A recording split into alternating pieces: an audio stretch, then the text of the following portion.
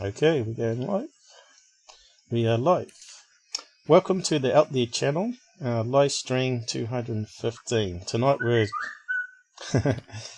covering the Men in Black cases, or part 1 of Men in Black cases. There's probably a lot more that we can talk about another time. Let's see, it's glitching there. So we'll just kick off the intro and just a few checks. Here we go. Hopefully it's playing.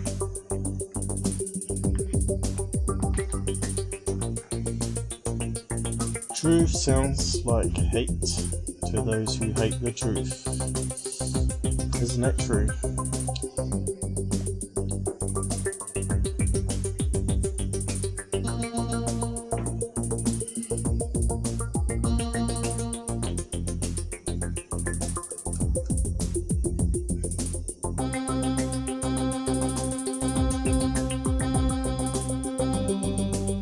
We've not had Earl on for a while.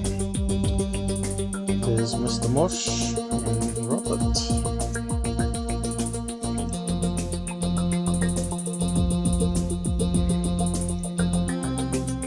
There's the alien Greys. These sneaky buggers.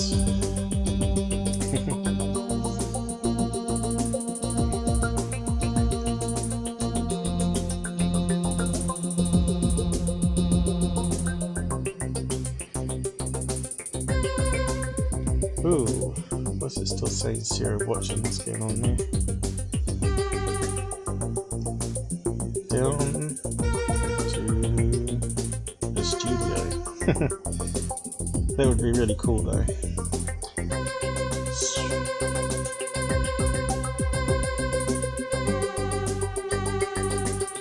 They'd be prepping in America with the Iran stuff happening.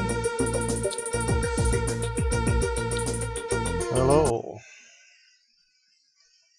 Renee's on the side. Good to be back. Be civil on the side. Do not swear. You can help it. And please like and share. And have fun. We always have fun. Let's see. We've got Robert up there, but he's lower in his chair today. So we can just see a pair of headset. But that's alright, as long as we can hear it. I just have to mute that monitor so I don't echo. There we go. So how's it sounding on there? Alright, Renee? Let's see. So, as I said, we're doing Men in Black cases. We'll be going from the very first case of them, and also the person that popularized it, made it popular. So yeah, and then we got some, what is it, Mothman after that? Yeah, the Mothmen Prophecies, yeah. And then we got some strange cases from Kentucky, or at least one case anyway, while we're in the same area.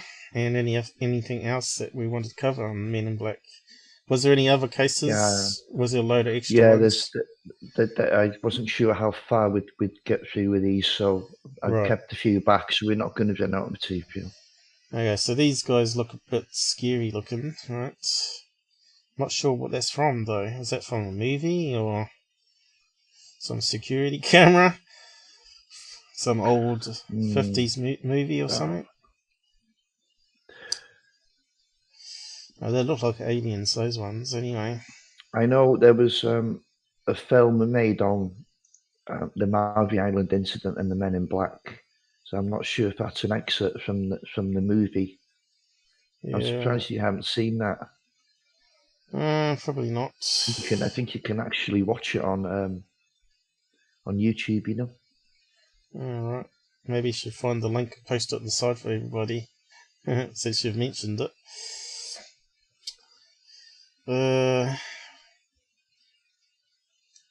What channel was that on? History or something like that, was it? Oh no, it was much older than that. And let's just type up the heading here. To the OT channel. Renee's asking where his wrench disappeared. Well, don't blame me for that. Yeah, I've pulled back all the mods rights and only given it to people that's regularly on to help out with the channel now. And that basically is Robert at the moment.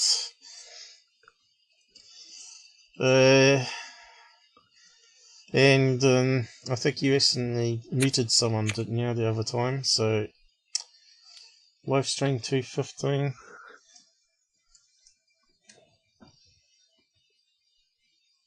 Men in black, or I suppose I should put the full word. Black cases. So yeah. Also, there was one I missed out. Mr. Bender, is it? Yeah, Albert Bender. The person that popularized it. Oh, yeah.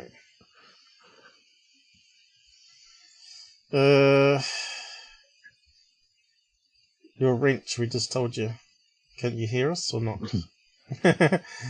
I've pulled back all the wrenches from people, and I'll give it to the ones starting fresh again that are trustworthy and do help out when the side chat gets busy.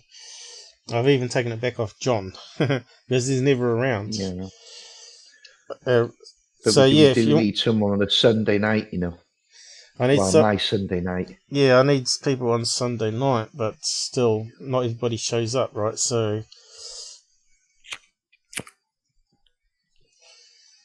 it's a shame that you can't sort of give rights to people to post links, though. That shouldn't be like a moderator. That should be like a link poster or something like that, right? But that's all right.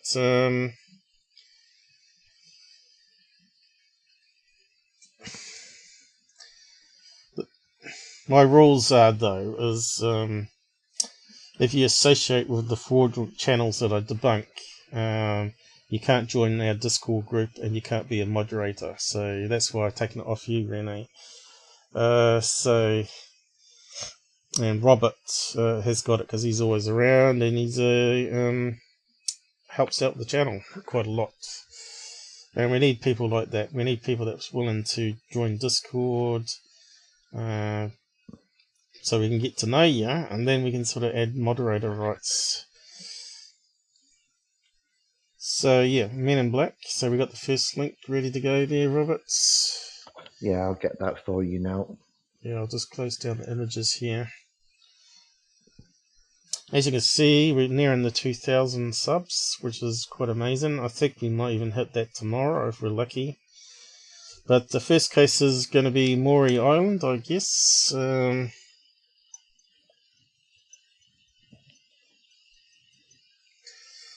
Which is in America, which is, as you can see here, it's just above Oregon, Washington State, which is just above California. And it's just a little small island here in between another island by the looks of it. What's that one called? I can't see a name. Belfair? Is it? Maury Island, Vashon Island. So it's actually two islands together there, like with a little driveway between. And that one's called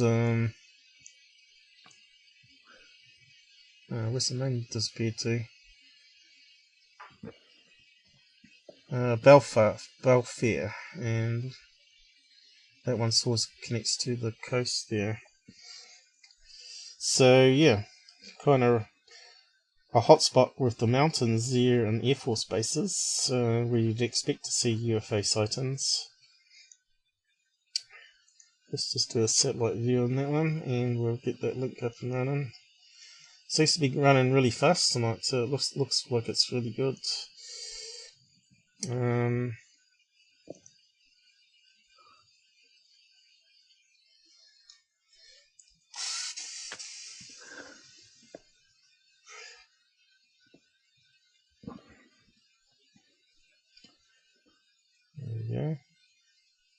I've seen those before. But they weren't UFOs. They're actually little buildings that you have in the forest, isn't it? Let's see. You said it was straight. Is that the straight you were talking about there? Yeah, the Paget sound or Paget sound. I think that's what you'd be looking for. But I can't quite see the name of the sound there, though. Doesn't seem to have it written on the water. It's got a bridge going across there. So you wouldn't know whereabouts they were near the island? The boat was offshore here, this side here, was it? Tacoma, they were based. I didn't quite catch that. What was the name? Place name? Tacoma, but don't spend too much time on this, Paul. It's not important, you know. We're not covering the actual UFO event today, just the incident with the men in black. Right. Yeah. So let's see. Does the font need to be up on that one? We'll get reading that. But we need an outline of the case anyway, so we understand circumstances under which these guys appear. So this is not going to guys that happen. Yeah, this ain't going to be, just making sure it's clear, this ain't going to be the full in-depth Maury Island case that we've done with previously. This is going to be an overall one. We are going to do Maury Island again because Hangouts corrupted our lives that we did on that, so we're going to repeat it anyway and do it better, hopefully. So where do we start from? Several weeks after? I'll just see if it works first. It's done some updates today too, which may have improved things or made it worse. Let's see. Maury Island UFO incident and the first Men in Black, 1947. Sound alright there to me.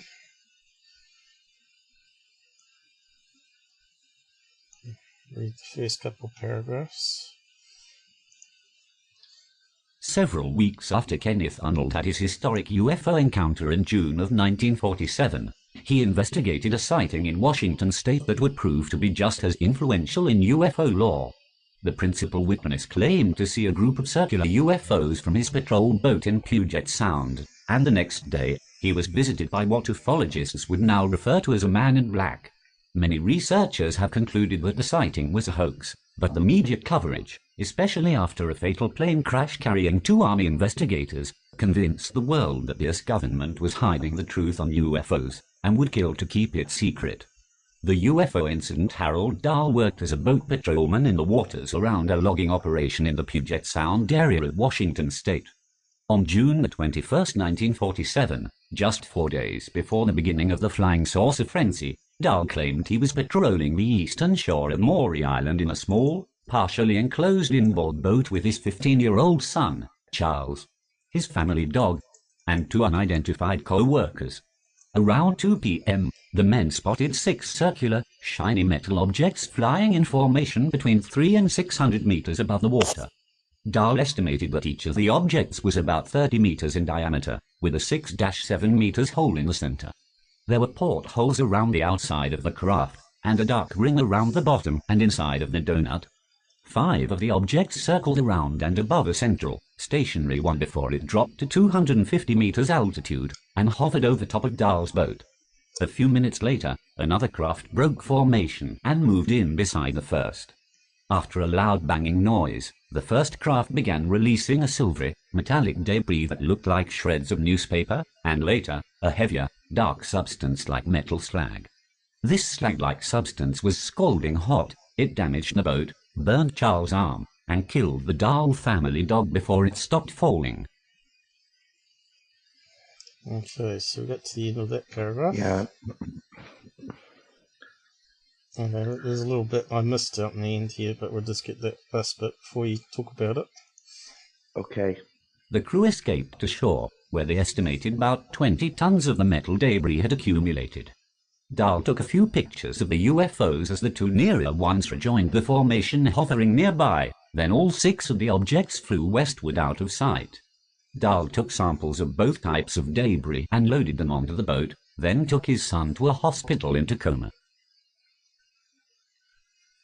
Yeah. Yeah, so those photographs never did surface in the end. We've only got Dahl's and Chrisman's word for that, and certainly in the case of Chrisman, he was not to be trusted.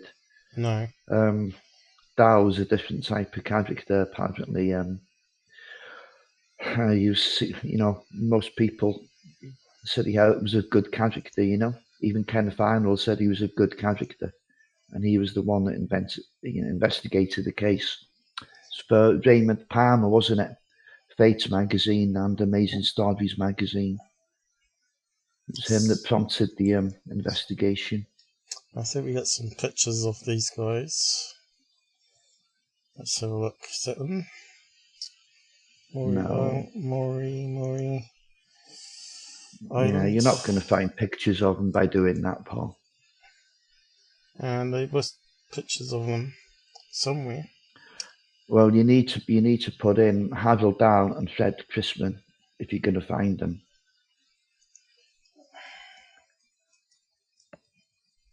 I don't think we need the pictures.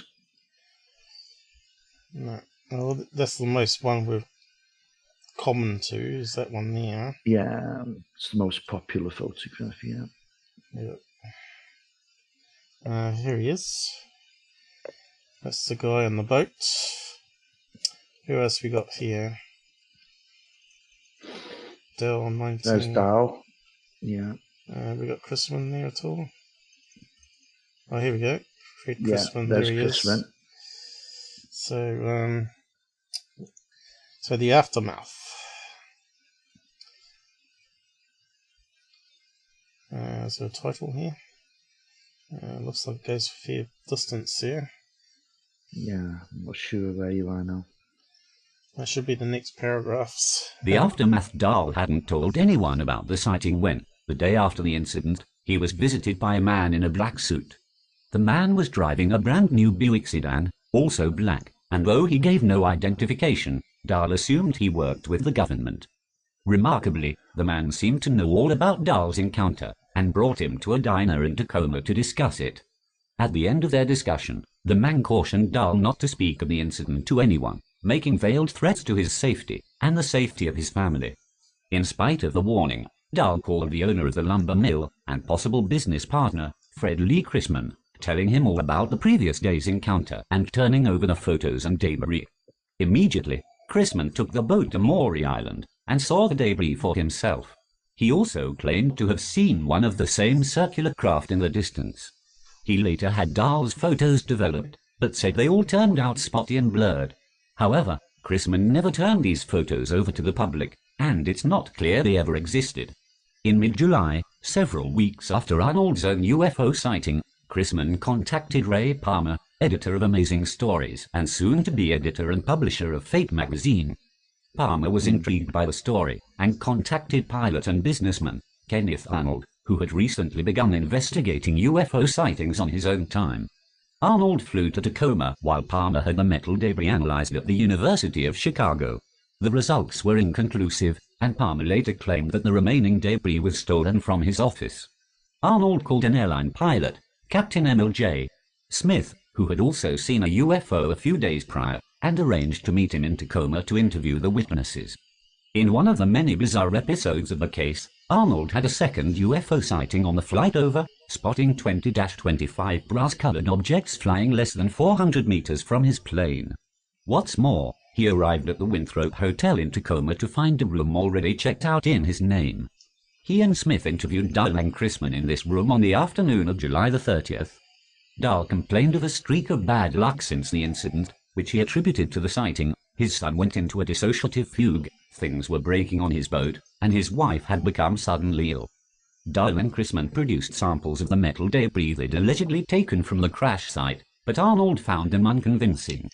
Suspecting a hoax, Arnold contacted U.S. Army counterintelligence, and the next day, counterintelligence officers, Lieutenant Frank Brown and CPT William Davidson joined the men at the Winthrop Hotel. Brown and Davidson interviewed Dahl and Chrisman once more in the same room. During this meeting, a local reporter began receiving anonymous calls describing the interview in detail and naming all the individuals present. No one has ever determined who the informant was, but he made 4 more calls in the following days. Chrisman gave a box of debris samples to Brown and Davidson, who returned to McCord Air Base. They flew out the next morning, but soon after, their engine caught fire. They crashed their plane and died about 130 kilometers south of Tacoma. The newly formed Air Force launched an investigation into the entire episode, concluding that the sighting was a hoax, that the plane crash was an accident, and that the debris was ordinary slag from a nearby aluminum smelter, though they found none of it in the wreckage. Once again, an anonymous informant began calling the local papers within minutes of the crash site being found, and even named the victims 12 hours before their identities had been publicly revealed. The informant claimed that the plane had been shot down with a 20mm cannon, and that similar attempts had been made on the lives of Arnold and Smith. Dahl and Chrisman immediately began backpedaling on their stories, and denied that the samples were connected with their UFO sightings. 2 days after the crash, Dahl claimed the whole sighting was a hoax, and stopped pursuing the case completely, although he later said he only did this because he feared for his safety. Arnold claimed that on his flight back from Tacoma, he had to crash-land his private plane after discovering that the fuel valve had been shut off. Yeah, there's a lot there to go over. So, yeah, there's an awful lot going on.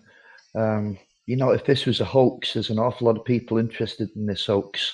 Some powerful people. I mean, already now you've got 2 men dead. Whether it was an accident or not, people were crying wolf. Either the plane was shot down or the plane was sabotaged. Either way, they ended up dead. And they weren't the first casualties. Well, the first one was a dog, of course. Yeah, but if that's to be believed. And then you had the 2 airmen, Brown and Davidson. Yeah. And then you had those 2 reporters who said there was a cover. They ended up dead as well. So there's 4 dead already. Plus Arnold's plane was sabotaged, but he managed to crash land it in the field. So we sort of there's a lot of stuff there which has been debunked after the fact, but it doesn't mean that the men in black that they talked about there seem to know too much. Like it was one guy in a black suit.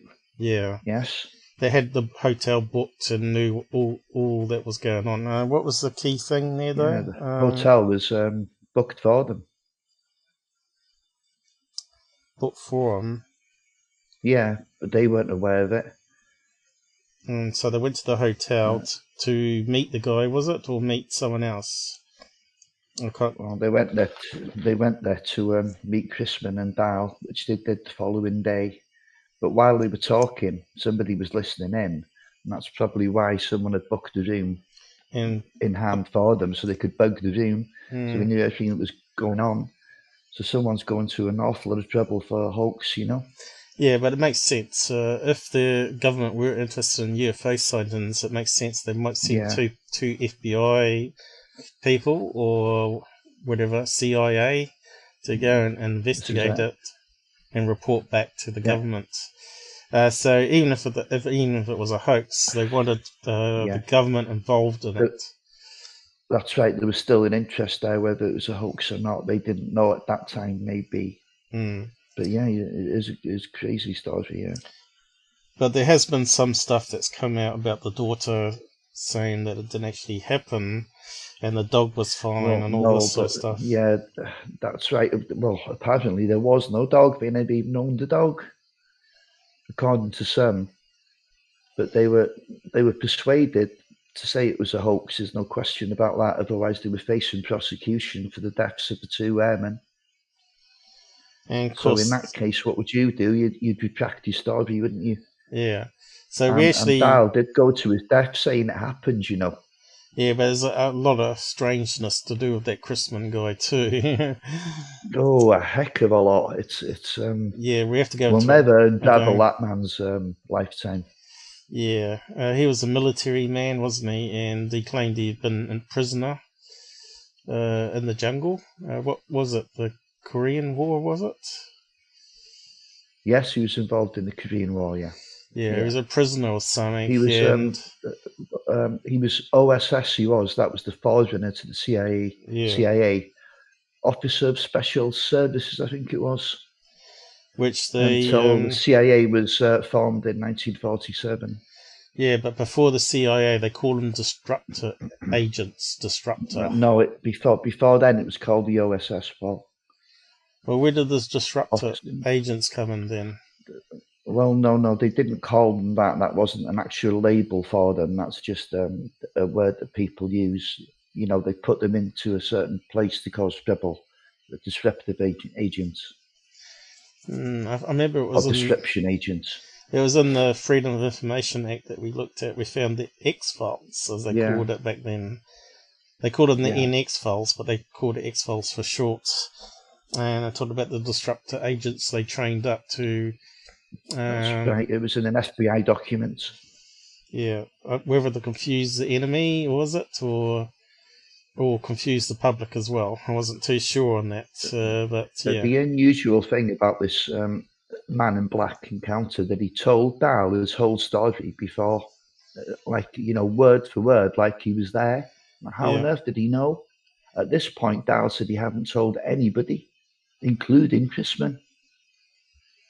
Yeah, they knew the names. It's really hard to get your head around. It is. Yeah, it's a complex case. Of course, the president, what was the president then, was interested in it? Truman, Harry Truman. Harry Truman. So, makes you wonder why he was interested in this particular case, though. Yeah. Well, if you believe in the MJ12, this was the year when they were formed. Yeah, we were touching on that earlier. And also, of course, it happened, was it a couple of weeks after the Roswell crash, was it? Yeah, so they say, yeah. But we don't know the exact timeline. No. So, and I think the MJ12 documents are all a little bit dodgy. But I think a certain group did exist that was very similar to MJ12. If it wasn't actually MJ12.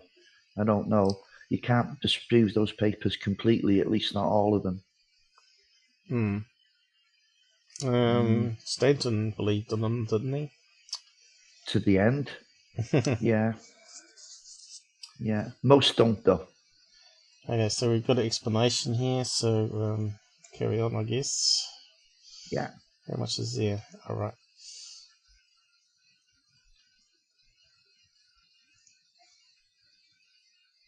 Explanations after the anonymous leaks. The Maury Island story broke out in the regional news, and reporters speculated that the B-52 crash may have been related to the alleged saucer debris in its cargo.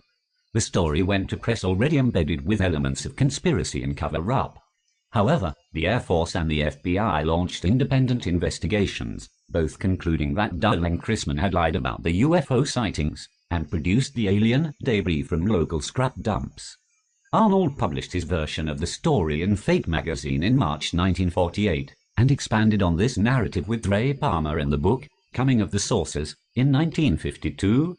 Arnold suspected a hoax, but he also suspected secret government involvement. As several researchers have pointed out, there are many reasons to believe that the Maury Island sighting was a hoax. First, it was not reported until after Arnold's sighting had already made UFOs national news, even though it allegedly happened before. Dal's own wife accused him of lying, and his two children have both since said that the event never happened. Neither of the other two crewmen who allegedly saw the saucers were interviewed, or even named. Chrisman had previously sent a letter to Ray Palmer claiming that he was shot with a ray gun in a cave in Burma during World War II, but didn't disclose this to Arnold. Furthermore, he was widely thought to be a conman or a CIA agent. He was later subpoenaed in the JFK assassination for his relationship to one of the suspects. The fact that he contacted Palmer first makes it seem as though he was seeking publicity or compensation. Arnold, Smith, and Air Force investigators all inspected Dal's boat and determined that the damage was not consistent with the story. Finally, no one other than the principal witnesses found debris on the beach, even though Dal and Chrisman both said that there had been 20 tons of it present. But even if Dal and Chrisman lied, Someone still had to book Arnold's room in his name and leak precise details of the hotel room conversations and the plane crash. Some have speculated that the government's involvement in the Maury Island incident was a counterintelligence operation, with the possible collaboration of Chrisman. A government agent may have tapped the room of the Winthrop and booked it in Arnold's name to make sure he used it. Another agent could have listened in from outside and relayed the content of the meetings to the press, spinning a story of government cover-up. Why government intelligence would have wanted to propagate such a conspiracy theory is unclear, however. Alright. Yeah, so he was involved, Chrisman again now, with the JFK shooting, and I can tell you now, the Warren Commission, who investigated that assassination, had one hell of an interest in him, you know. Chrisman was said to be one of 3 tramps that were arrested at the scene, although it was proven because Chrisman was going by all kinds of pseudonyms.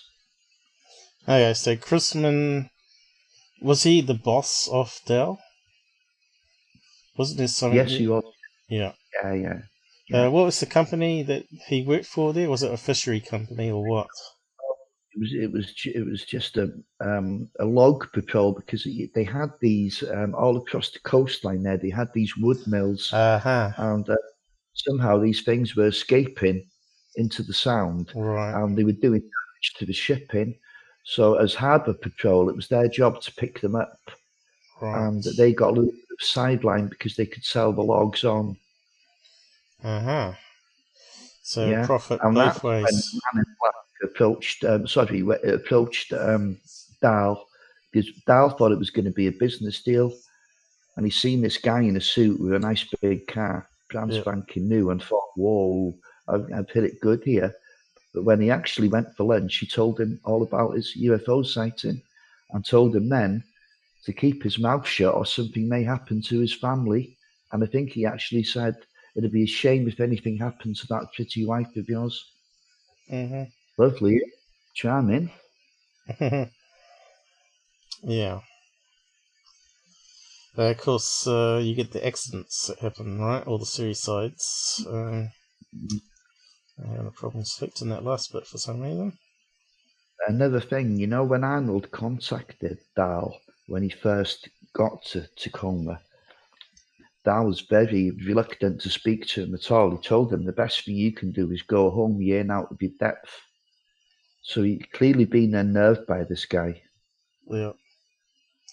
We got a retraction there. Alright, so read out the last bit here. All the time people do a typo.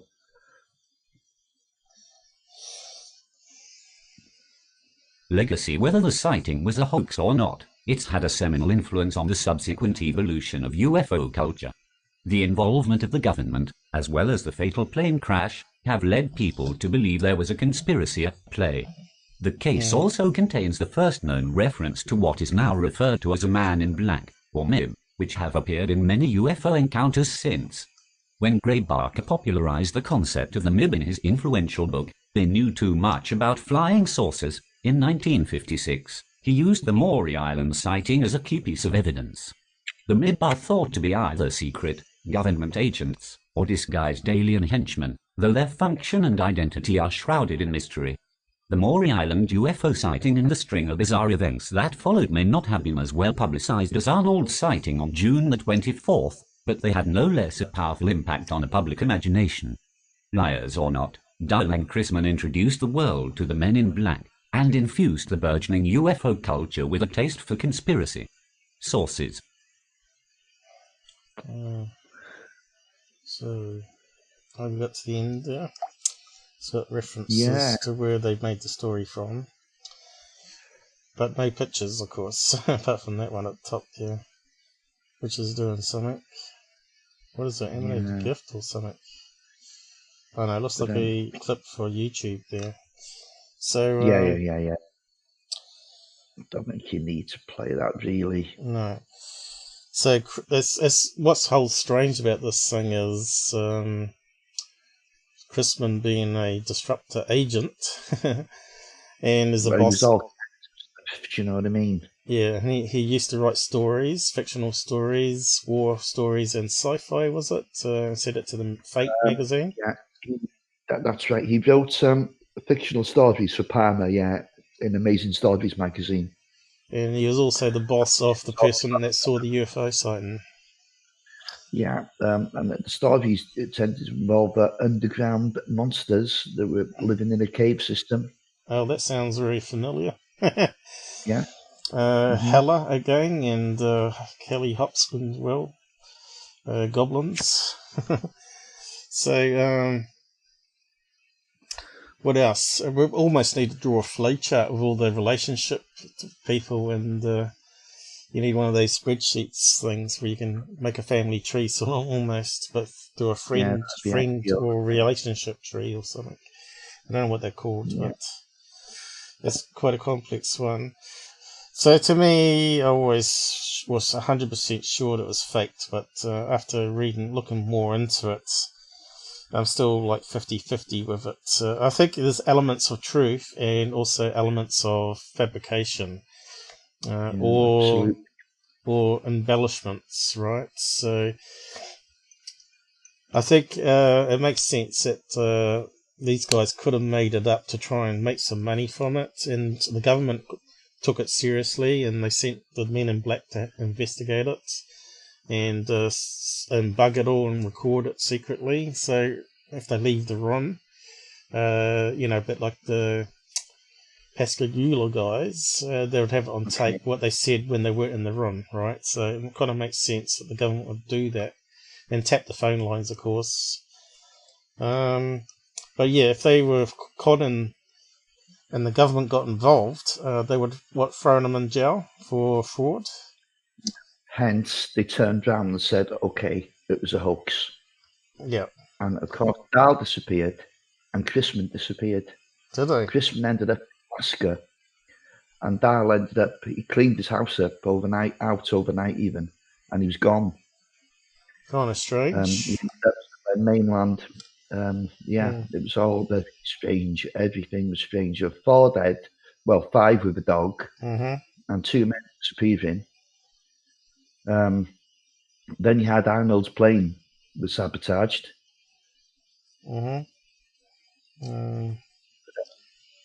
Arnold came to the conclusion that the only way that fuel line was turned off, was if he'd done it himself, and he had a funny feeling he'd somehow been hypnotized, programmed to do it, Also, unless someone get to the fuel line while he was taking a kit before he left. So the question is, why would they kill 2 innocent people and then jump out the plane with the slag or the debris that they had and replace it with some fake aluminium stuff or whatever from a smelter? Because they said they analysed it later, and it's definitely like a slag from a smelter that they used to have near the location. Wait there, Paul. The materials they had on the plane were never found. They were never found at the crash site. I thought they found some aluminium slag or what it's called. Apparently Chrisman was supplying 2 different materials. He supplied one lot of materials to Arnold and another lot to Davidson and Brown, the guys that crashed in the plane. So this is all getting a holy mess. Yes.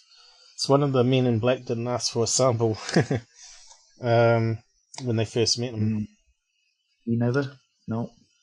Plus, if it was dripping through the boat, there would have been obvious boat damage. So, did they inspect the boats, Yeah, Arnold inspected the boat, and he said there was signs of damage and recent repair, but he was a little bit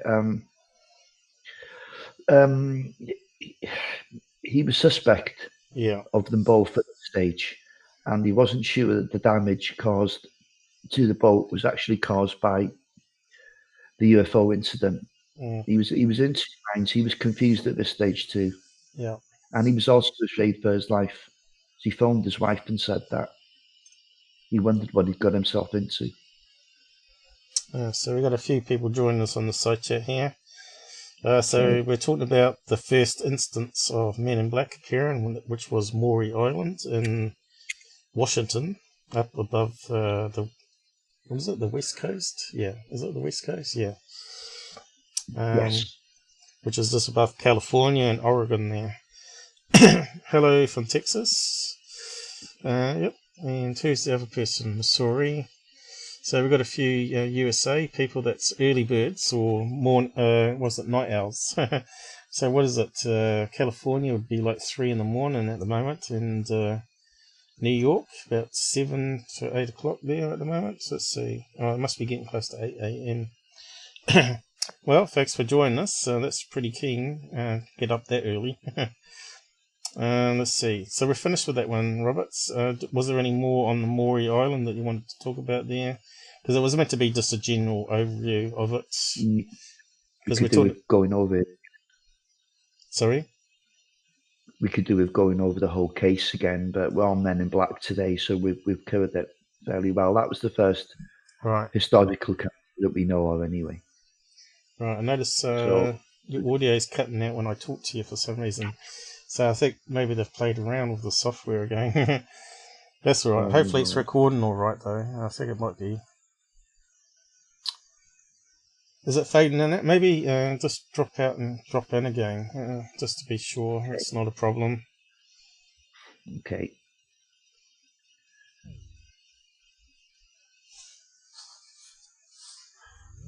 He'll be back in a minute.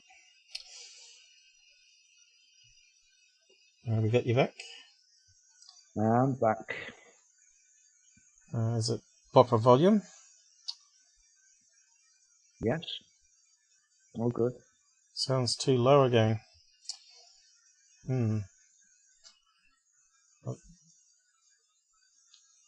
Well, count 1 to 5 for us. I'll just make sure it kicks in. 2, 4, 6, 8, 10. Okay. 10, 8, 6, 4, 2. Perfect.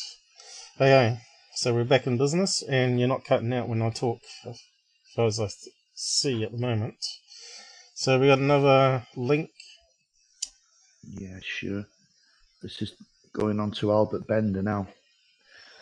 The bizarre life of Albert Bender. Is it the same one I've got here? I don't know. It's the Wikipedia one. Oh, I've got the wrong one here. That's for Sunday's one. What's that doing there? Oh, this guy here. Oh, you go for Wikipedia? I got Wikipedia, that one. Yeah. Yeah. So already got it pinned. Alright, so here's a picture of him. So, do you want me to read out what the Wikipedia says, or are you going to describe what's here? Well, no, I mean, if you want an introduction to this person's life, there's no better one than Wiki for this guy. Alright. Yeah, so go ahead. So, this guy here is the one that popularized Men in Black story with another crazy story. So, this would be, what, the second instance of the Men in Black in that case? I'm not sure it was, because this is pushing forward now, isn't it, to the early 60s. So there was some in between, but there's tons of them, you know. Okay. Albert K. Bender, June the 16th, 1921, March the 29th, 2016, author of the 1962 non-fiction book Flying Saucers and the Three Men, was one of the most influential ufologists of the 1950s-60s. He served in the United States Army Air Forces during World War II. He was obsessed with the UFO phenomenon and became a UFO researcher, founding the International Flying Saucers Bureau. In 1965, he founded the Max Steiner Music Society. Okay. Early life. Yeah. So, I wonder if he went on a bender. Isn't that the thing where they go out drinking, drink themselves silly, a bender? Is that terminology now? Early life. Albert Bender was born on June the 16th, 1921 in Dutier, Pennsylvania. 1. He lived with his stepfather. Bender worked as a factory clerk. He was drawn to the supernatural. He fashioned haunted house decorations and horror movie scenes on his walls. 2. 183. He attended high school in West Pittston, Pennsylvania. 1. Bender was even featured in a newspaper article when he was 18 for writing to people all over the world. He wrote letters to correspondents in various countries including Peru, England, Romania and Japan. These letters were up to 20 pages long. His goal was to collect things from different countries, like coins or sand, through writing his correspondences. 3. During high school he was also part of the American Youth League and was elected the junior vice president in January 1941. 4. And was also elected national treasurer in October of that same year. 5. He visited Ottawa, Ontario, Canada for 1 week in August 1941. 6. He moved from Pennsylvania around 1944. 7. To express his thoughts, he kept a journal and wrote spook plays. 7. Bender was Protestant. 1. Bender enrolled in the United States Army Air Corps during World War II in 1942. He was stationed at Fort George G. Meade as a dental technician and later transferred to Langley, Virginia.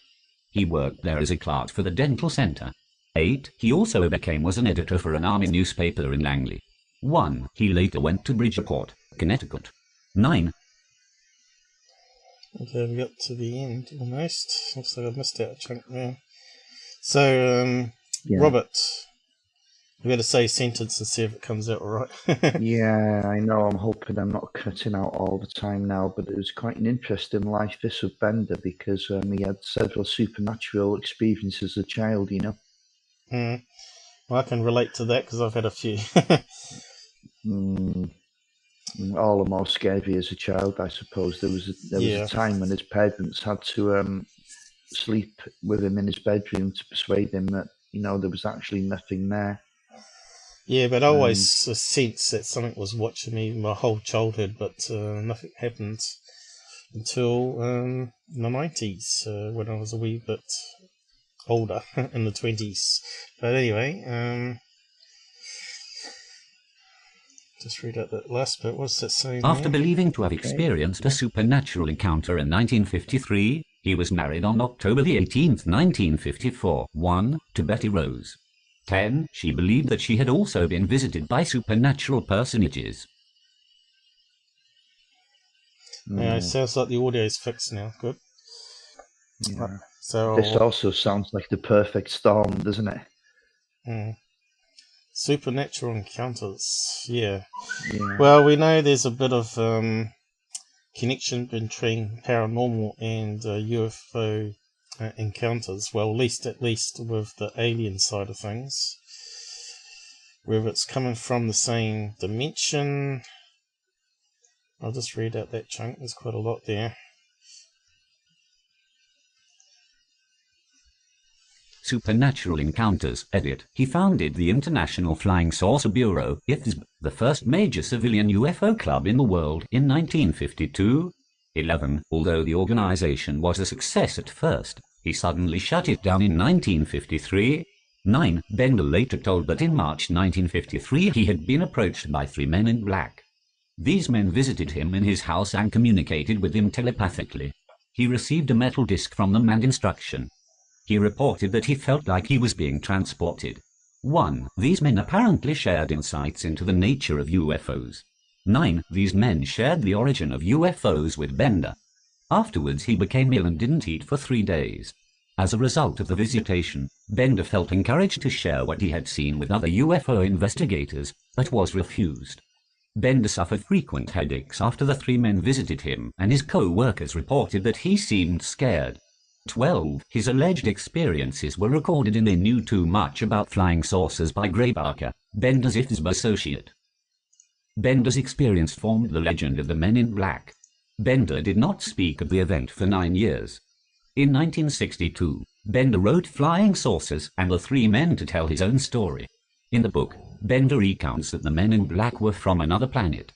Barker published his book, but there is speculation that Bender's experience was only a dream.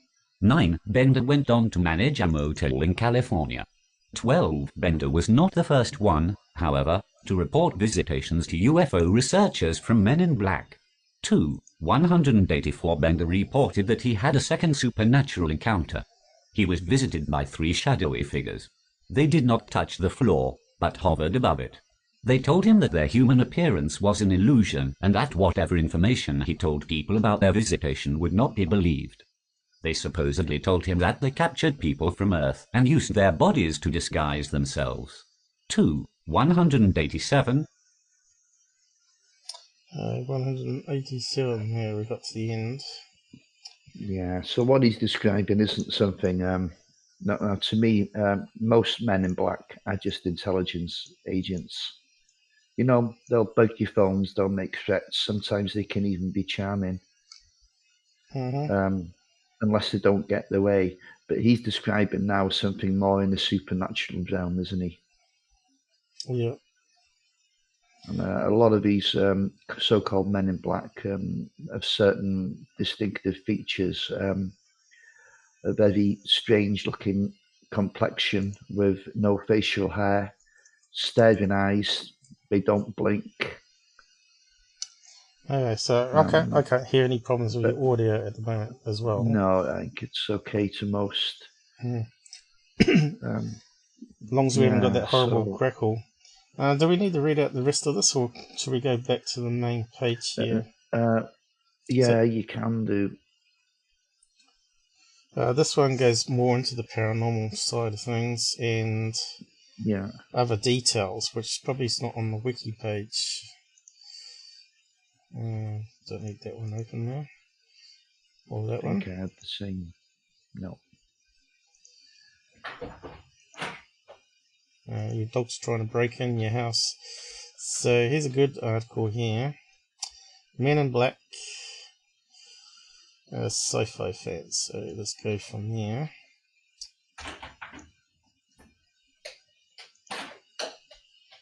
Sci-fi fans will readily recall the brilliant Twilight Zone episode penned by Rod Serling, The Monsters Are Due on Maple Street. This television fantasy postulates the frightening results of an alien visitation and its impact on everyday Americans.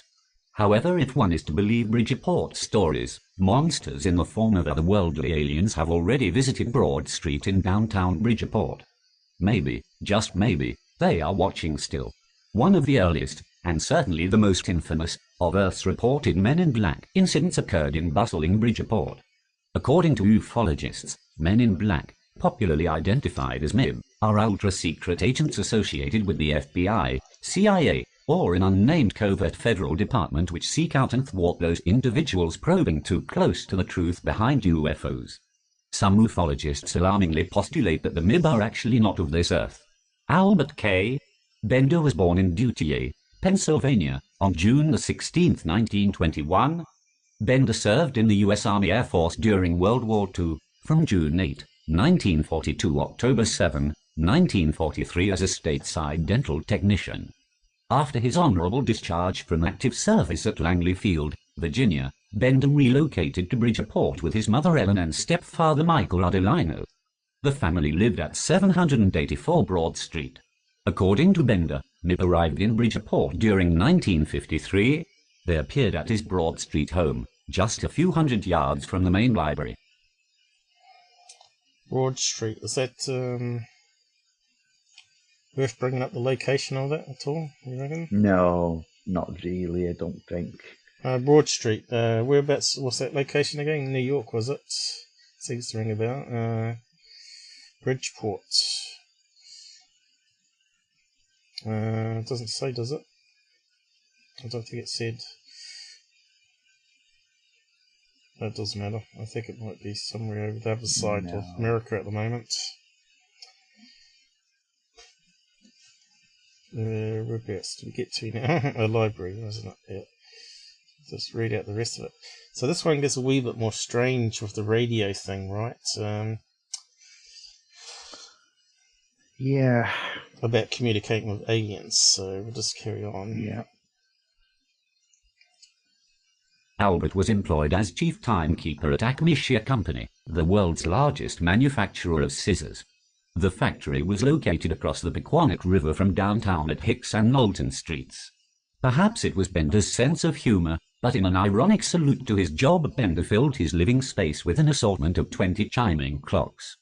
Every 15 minutes, half hour and on the hour, 784 Broad Street resounded with the ding of bells, bells, bells. But the cacophony of ticking timepieces and alarms were merely a small part of Bender's eccentricities. The timekeeper enjoyed his privacy living in the attic and its small connected den of his stepfather's 3-story Broad Street home. At some point when Bender entered his late 22nd, Albert adorned his realm with a collection of monstrosities. Faux skulls, shrunken heads, and his own original, outsider art. Should friends stop over, Albert made sure to complement the atmosphere with unnerving sound effects featuring thunder, sobbing and hissing noises on his record player. Enamored with ghost stories and horror movies, the terror connoisseur claimed his blood flowed with ancestral witchcraft. Fittingly, Bender dubbed this attic room his Chamber of Horrors. Albert's unique appreciation for the supernatural coincided with a rash of well-publicized flying saucer sightings in the American West during the late 1940s, prompting Bender to form one of America's nascent UFO organizations. In 1952, the Park City resident organized the International Flying Saucer Bureau. World War I flying ace and CEO of Eastern Airlines, Eddie Rickenbacker, became an honorary member. Albert Einstein declined the invitation. The Bureau's 600 worldwide members, with Bender as president, were dedicated to furthering the study of these mysterious craft. Its headquarters were located in Albert's Bridgeport home. One of the group's most enthusiastic members, Max Kringle, also worked as a timekeeper at Acme Shear. He served as IF's vice president and assistant director. Kringle lived in Stratford. His home was in one of Lordship's new Cape Cod-style houses along Stratford Road, between Heartland Street and Airway Drive. Shortly after its founding, the IFs reached out to members around the world through a quarterly journal, Space Review. The newsletter shared stories of UFO sightings and offered theories about the origins of these seemingly inexplicable objects. So yeah, I plugged it in the map there while it's reading. Of course, this case is on the other side of America, in New York. So I was correct. So there's apartments. So how do we add another one on here? It used to have a thing, didn't it? Huh? It used to have a click thing down the side. Why is it not showing that now? What have I done wrong? Yeah, it's plugged in. Not too sure. It used to be able to plug in. I don't think we need a street view to get to the bottom of the case, really, do we? No, right, it wasn't too far away. Hereford Street. And something there, was it? Oh, they got a nice sandy beach there. So I wonder if Bender was a Freemason. I couldn't find anything to suggest that he was. Alright.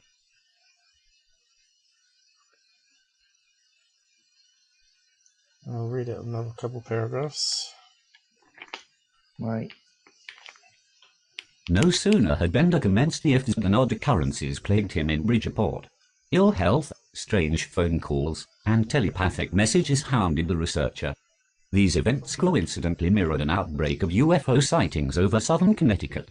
In addition, Albert felt as if he was being watched. November 1952, at a local movie theater, Bender realized a strange man with glowing eyes observing him, and while walking home along Main Street, Albert was shadowed. On a separate occasion late one night on Broad Street, Bender reported he was telepathically hypnotized and levitated. But the worst phenomenon was the sickening odor filling his attic. The stench of burning sulfur. Sequestered in his Broad Street home, Albert blended his UFO research with mental telepathy. To further his experiments, Bender prompted readers of Space Review with an audacious request: memorize and silently recite, on a particular day and time, a form letter penned by Bender.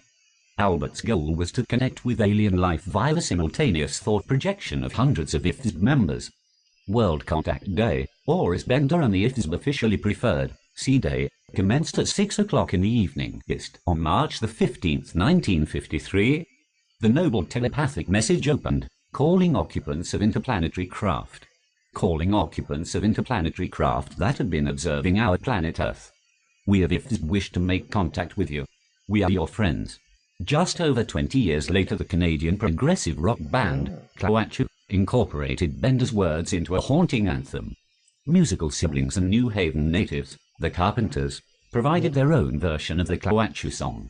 World Contact Day is still observed by UFO enthusiasts every March the 15th. I didn't actually know that about the Carpenters. I thought it was the lyric I Dave wrote. didn't know. I've learnt something there, Paul. Yeah, I learnt something there too. I bet Shelley knew that though. So, it's always one smartass. yeah, I wonder how the Carpenters read about it though. Must have gone around all the magazines or something, surely. World Contact Day. Well, his book, Flying Saucers and the Three Men, it was called. It was quite a seller, you know? Yeah. Carpenter song. Interesting. I'll be looking at that song in a whole different light from now on. Yeah, I didn't know it had some truth to it. There's a good lyric, actually. Yeah. I can hear the song in my head now. Me too. But we're old buggers, so we'll read out the next couple of paragraphs, I'll get it right. It's a big story, though, isn't it? Yeah. Bender's message did not go over well. His rooms continued to fill with the smell of sulfur, and he was telepathically ordered to cease delving into matters that were not his concern. A yellow mist gathered in the attic.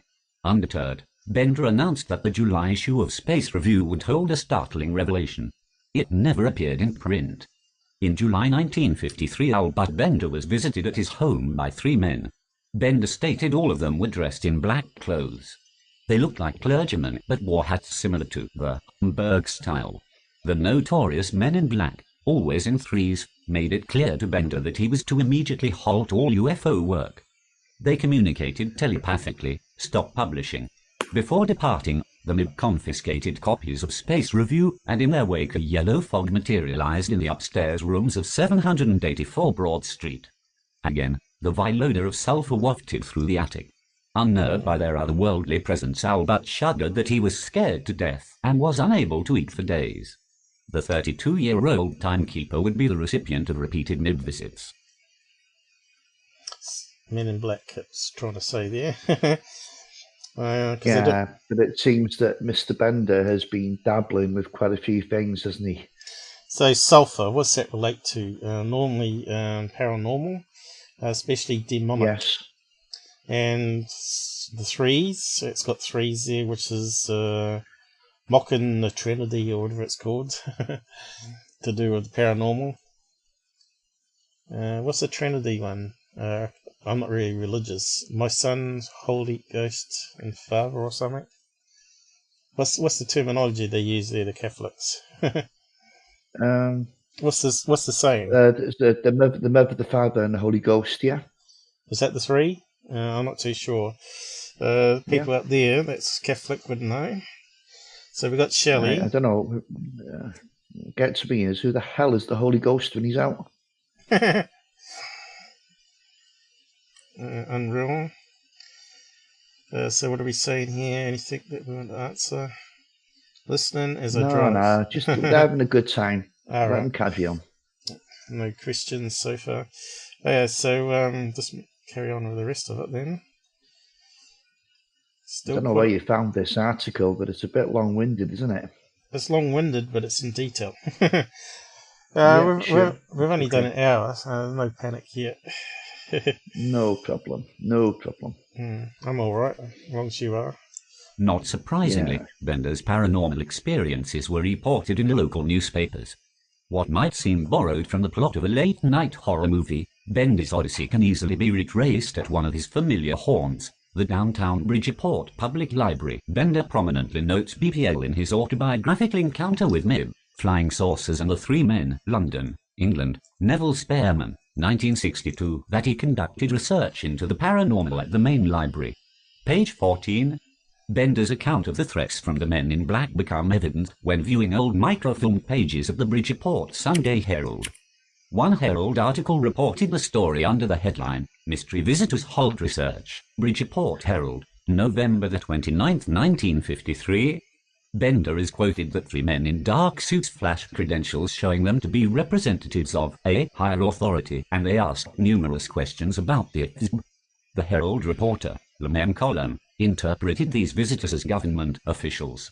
It was only years later, when the passage of time apparently lessened his anxiety, that Bender explained that the MiB were not of Earth. The telepathic messages, headaches, his being stalked, and of course the surreal warnings by authoritarians in black suits, compelled Albert to shut down the International Flying Saucer Bureau. A year and a half after founding the UFOS, the final issue of Space Review was released in October 1953. It included a cryptic message and warning: the mystery of the flying saucers is no longer a mystery. The source is already known, but any information about this is being withheld by orders from a higher source. We would like to print the full story in Space Review, but because of the nature of the information we have been advised in the negative. We advise those engaged in saucer work to be very cautious. In 1956, fellow UFOS member Gray Barker penned the book They Knew Too Much About Flying Saucers. In these pages, Barker detailed Albert's Bridgeport experiences and introduced the world to the evocatively menacing phrase, Men in Black. A decade after his own brush with aliens, Bender chronicled his strange personal story in a bizarre expose entitled, Flying Saucers and the 3 Men. Albert stressed how the dark-suited visitors were mind-manipulating silencers. Abandoning his forays into the supernatural and UFO research, Albert Bender departed Bridgeport and relocated to California 3 years after publishing his autobiography. Albert Bender passed away at the age of 94 on March the 29th, 2016. That's a good age. Yeah, he did live to a good age. I read that book, you know. Did They you? knew too much about flying saucers. I'd read it years and years ago. Was it any I have good? difficulty to be calling it on that, but that's how I first knew about Albert Bender, you know, when you mentioned him to me. Mm-hmm. And his claims about Antarctica, he was one of the first to publish stuff about Antarctica. And of course, that terminology of Men in Black comes from him, even though the first instance was Maury Island. They didn't refer to him as Men in Black, this men in suits. Yeah. So he's the one that coined the phrase Men in Black. So, yep. So he's important to the story. So what was that about? Indeed. What was about the other he's stuff? He's certainly an interesting character. There's no question about it. But he's been dabbling in stuff, hasn't he? Yeah. He's trying to summon up devils, you know, by the sound of it. Yeah, but we're not too sure. You know, he may as well have played the Ouija boards. Yeah, but I'm not too sure if that's opening a portal to communicate with aliens as well. Exactly. Or that's what he's trying to do. Or are the demons and spirits interdimensional aliens? So that's always been a question, whether the aliens are internal or external. Well, it's kind of scary, isn't it?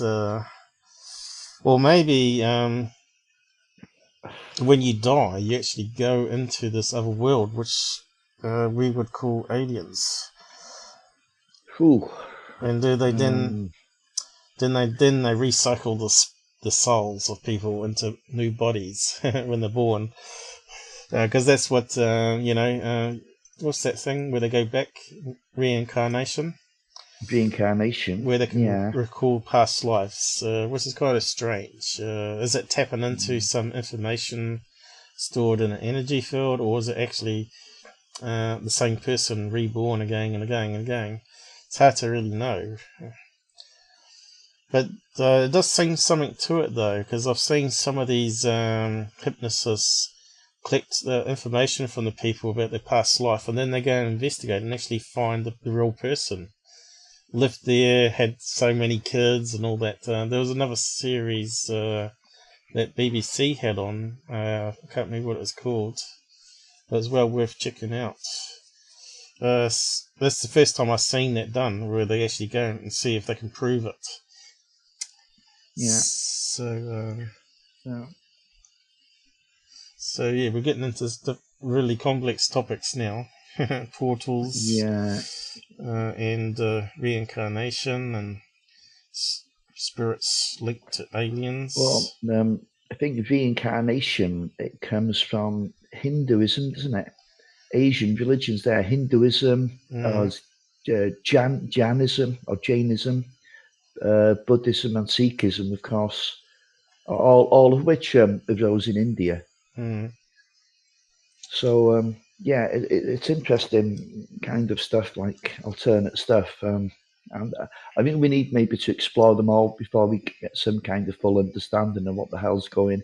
Because in the Western world, I mean, we're a bit lost on those kind of things, you know. Yep. So we'll just carry Maybe on. we're missing something. Well, we're always missing something. That's why we're always reading this stuff Hell yeah. and making the connections as we keep on going through the years. Sadly, the house at 784 Broad Street no longer stands.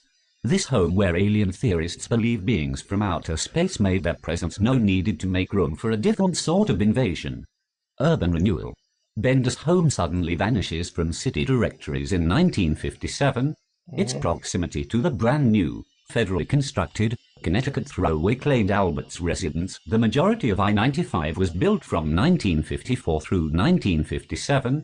Afterward, the State Street redevelopment project, roughly 1962 to 1968, raised practically everything except the Bridgeport Public Library building south of State Street, between Main Street west to Lafayette Boulevard and down to the throwaway, in other words, Albert Bender's neighborhood. During 1967, the Southern Connecticut Gas Company's parking lot absorbed a swath of Broad Street, including the former backyard of the Chamber of Horrors. Bender's portal to the beyond was forever closed. Was it just a coincidence that the government bulldozed Bender's residence? For those conspiracy-minded readers, one could choose to suspend disbelief and mull over the possibility that this urban destruction was part of a vast government plot. It's fascinating to ponder, even from a sci-fi perspective, that all evidence of the MiB and Bender were eliminated from the Bridgeport streetscape. Just don't tell anyone I mentioned it. CT, Connecticut. Looks like there's more than one Broad Street in America.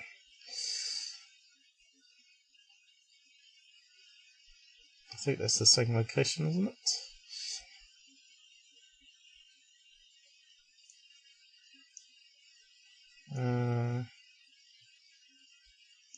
Looks like the same location, I think.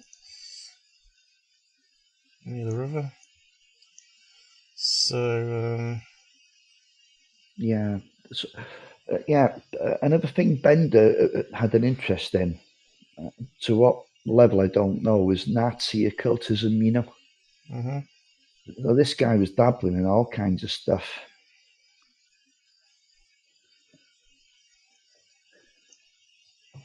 So it's a fair wee way up from New York there, though. So let's zoom down to where his house was. No? No one's interested in that, Paul. No one's interested in that. I can't It's get not it even there anymore. Yeah, I can't get how close to the water is. You know how they talk about paranormal activities boosted by water, and maybe what's underneath the ground are called quartz crystal. So yeah, could be something to that. I'll probably be covering more on that on Sunday, actually. More stuff in Kentucky. So read out this last bit here. Okay. What else we got down the bottom? I think that's it. So let's see what the rest of it goes. What, if anything, really transpired within the walls of 784 Broad Street? Could events be explained by Albert Bender's mental state? Was the Bridgeport resident hallucinating? Did the stress of managing an international organization and publishing the Space Review generate a sense of paranoia and trigger a nervous breakdown? Some might say Bender's experiments opened a door to an occult force. Others shudder at the thought of demons. Or, as ufologists avow, it really was aliens. Take your earthborn or celestial pick. Whether the MiB arrived from Washington, D.C., were born of Albert Bender's imagination, or were transported here by alien science, one of paranormal history's most bizarre, worldwide, phenomena traces its origin directly to downtown Bridgeport. It would be appropriate to commemorate Bender's legacy with an historical folklore marker at the site of 784 Broad Street. To borrow and retool an observation made by the Nobel Prize-winning Danish physicist Niels Bohr, anyone who is not shocked by what happened in Bridgeport has not understood what happened in Bridgeport. Of course, Bohr was commenting on quantum theory, but his words could readily apply to a different subject of scientific inquiry, namely, who, or rather, what, may have visited Bridgeport. Only Albert Bender knows. Now he is silent. What's quite interesting about this case, though, the men in black said if you want to communicate, use a AM radio, I think it was, which was what's pretty common back then, and just put it between stations so you get the static thing, which you see on modern ghost hunters now, where it's flipping through stations, and they're able to communicate in the static noise. So we've heard that quite a lot on paranormal shows, and also most of them use it, don't they? And but they've tried to improve on the technology. They call it the ghost box, where it flips through a lot of channels very quickly, and you get a word that goes across like 10 stations, which shouldn't happen, because if it was someone chatting on the radio, you should only pick up little syllables of each of the stations. So there might be something in it. You see these god helmets that use static, and they hear voices in the static, which was on the Hella series as well, Hella 1 and 2. I thought the series 2, where they did that with the helmet, was quite interesting. It seemed almost like they were answering the questions. Another series that uses that sort of technique is Kindred Spirits, a paranormal show, and that one guy's asking the questions where the other person can't hear, but only can hear static and words appearing. And I think Kindred Spirits was on tonight, so you can go and check out that one, but they use it then, Series 4, Episode 1. And sure enough, it repeats a lot of the stuff in that show, which they then can go and look up and prove that it actually happened on that location, which is quite interesting. So does that prove that it actually works? Could well be, you know. That's the sort of thing I like to see. It's where people can actually back up what they hear on thing, because people are saying it's like what do you call it? Pareidolia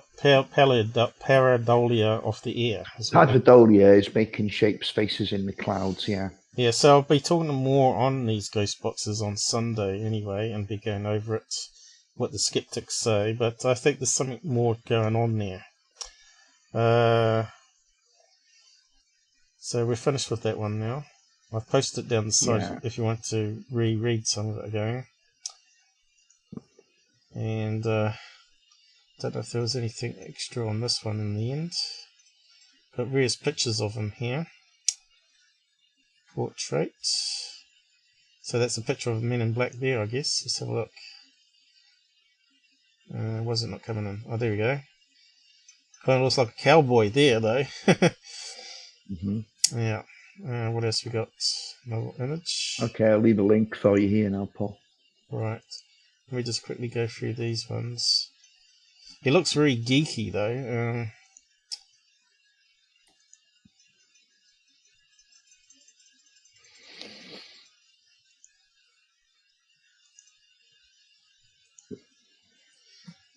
Right, this is probably where the carpenters got it from. He actually made it in quite a lot of articles here, by the looks of it. Well, he certainly wasn't so geeky that he didn't do his war service, you know.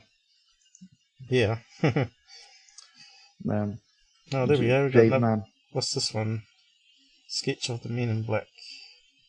Yeah. What's that around the outside, though?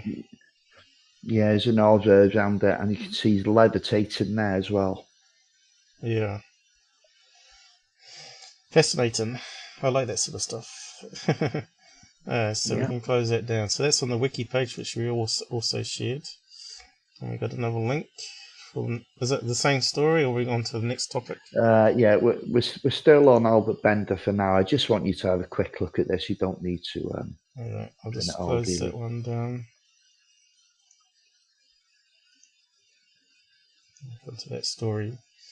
Is that the same one I've got bookmarked though? No, probably not. No. We'll get there. Oh, we're onto the N word. It's forbidden. Don't be silly, Paul. It is. I'll never get monetized. The secret NC base, UFO base beneath Antarctica. Yeah, so this is the kind of stuff now that Bender was. This is what he was knocking out, in his UFO book, amongst other things. So the guy's got a hell of an imagination. This is not evidence based at all. And do you know who's actually promoting his book constantly? Is Linda Moulton Howe. Oh no!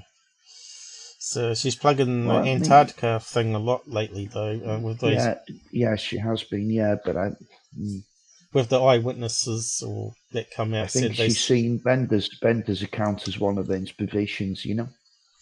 Yeah, but if he's never visited the location, and just said he saw it from his mind's eye or whatever, how can you believe what he says? It's like you can't believe what he says, can you? No, it's like remote viewing. It's like partially correct, but not entirely correct, right? Plus, even so, we can't discount there not being some sort of crashed alien ship down there or base, because as you can see, there's a lot of snow there. And no, absolutely, I don't rule anything out. No, I don't rule it out completely. There's always been rumours. There's the thing with Admiral Byrd and that expedition, wasn't there? Although I think a lot of the stuff there has been twisted and embellished. Yeah, it's been fabricated. Difficult to know what's going on. The Admiral Byrd stuff is all fabrication stories. Yeah, I'd say so. A lot of people validated a lot of that, which I've covered in an episode, debunk episode about Admiral Byrd. But yeah, obviously there's a lot of volcanoes, and there's still active volcanoes down in Antarctica, and you're going to get these big lava tube holes, which everyone says are alien base entrances. But let's say like 1 million years ago, right, a UFO crashed there and the snow covered it up. It could be something like that he might be sensing. I won't discount it completely, but yeah. I don't think there's any activity down there currently, because I think it would have been detected by now and probably seen from space. So you want me to read out this one, do you? Yeah, there was a lot of reports though from science expeditions that were down there, that you've seen craft coming out of the ice. I think they're quite some legitimate stuff there, but we'll have to have a look at that another time. Is that multiple witnesses that you're talking about there at the same time? Yeah. Good caliber witnesses as well. Yeah. Do you want me to read out this, or just look at it?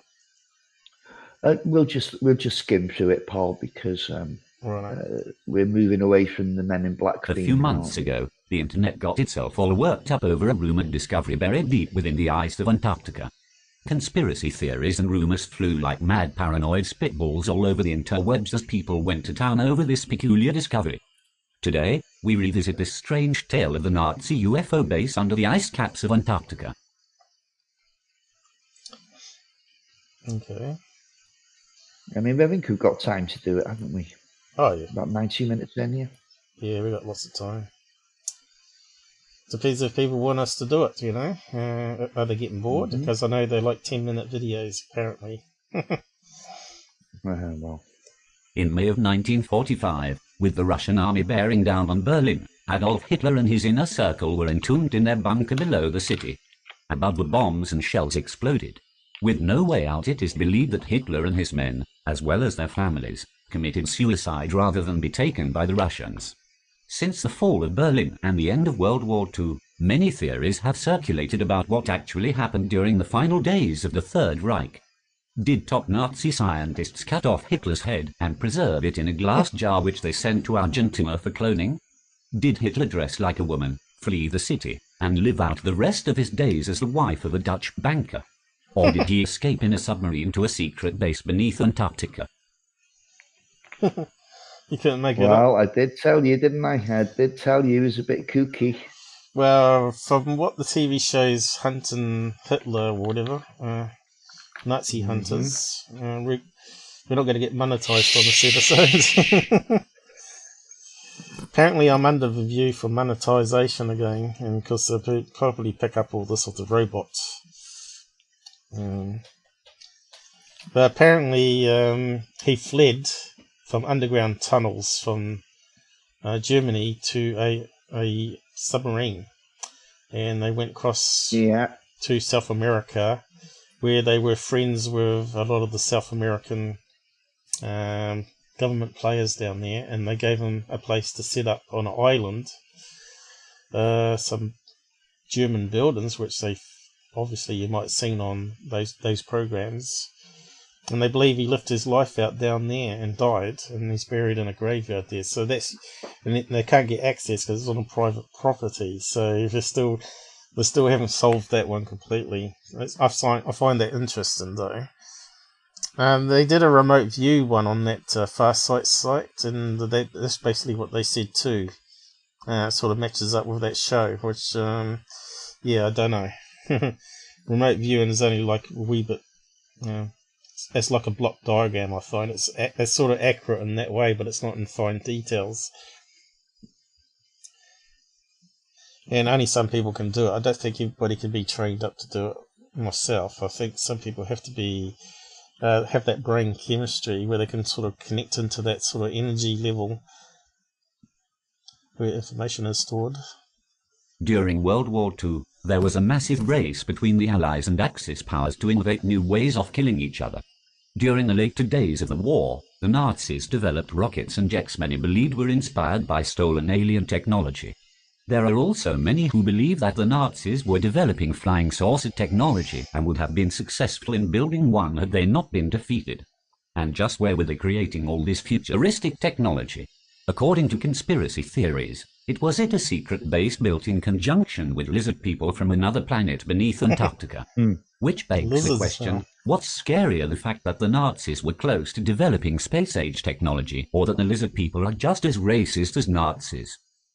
I did have a link to my channel. They want to link to my episode on that. So I would have thought lizards would have liked the hotter climate, But then again, if you think about lava tubes and a lot of thermal activity under Antarctica, it's actually mountain ice there. It's got underground thermal water there, so it would be hot enough for so-called lizard people. But I think it's warm enough for people in the lava tubes to actually live without having to worry about heating it and stuff.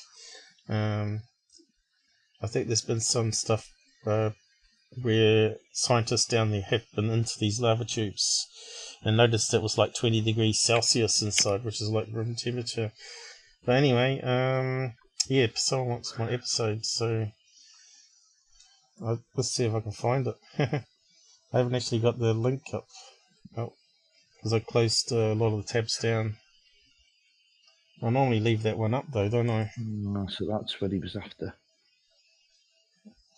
About the pilots, not too sure. About going down the Antarctica, you mean? Yeah, I'm not sure. I can't even type my channel name. I thought I had it bookmarked. Twitter comes up, BitChute comes up, but not YouTube. Oh yes it does, is that it? Hey, maybe they fixed the algorithm now. It's funny how it's third in the list though. You'd think Google would be at the top. So you want to search on Antarctica. There is actually a good PDF where a guy researches all the timelines, which is on the episode in the description. I can't even spell it right, can I? Antarctica. Is that right? It looks right.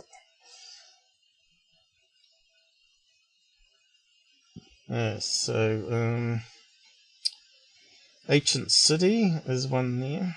Also, security. I was trying not to mention his name. What else we got? Where's the original one? It hasn't come up for some reason. But I will post a link to that one anyway. I think that one's about the ice fortress, isn't it? Showing on third phase of the moon, so I debunked that one.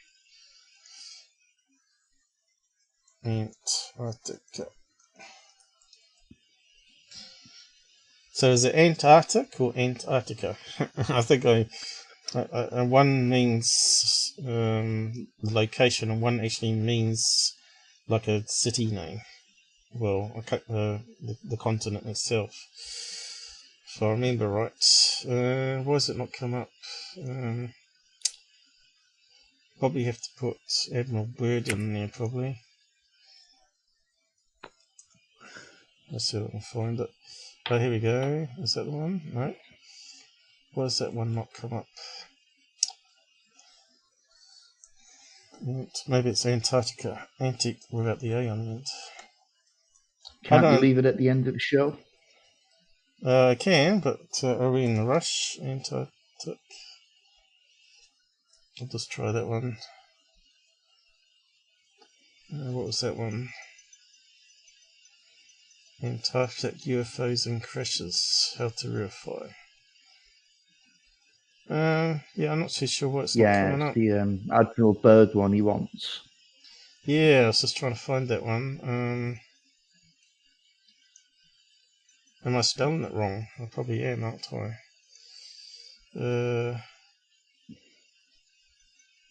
Let me have a look at your spelling. I think the spelling's off. Antarctic. Stick an A on the end. Yeah, I tried that before. It used to come up. I think maybe Google's stuffed around again.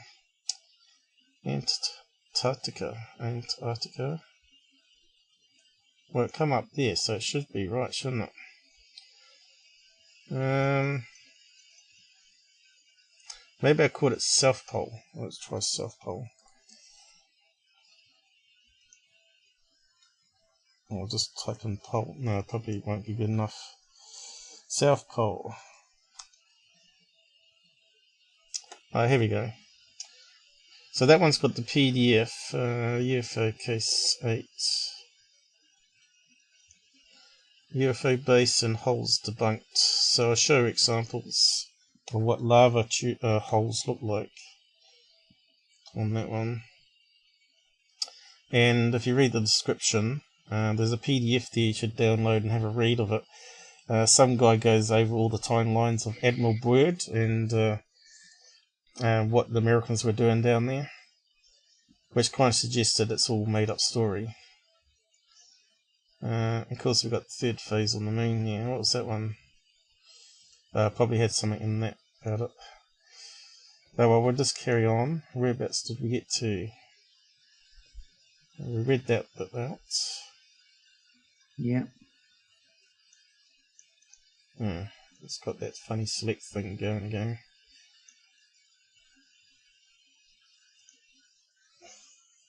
The theory of a military base beneath Antarctica has been around for years. In 1962, Albert Bender wrote Flying Saucers and the Three Men. An Air Force veteran during World War II and founder of the International Flying Saucer Bureau, Bender believed that he was abducted by aliens on several occasions during the 1950s. During one abduction, Bender claimed he was taken to a secret underground facility in Antarctica.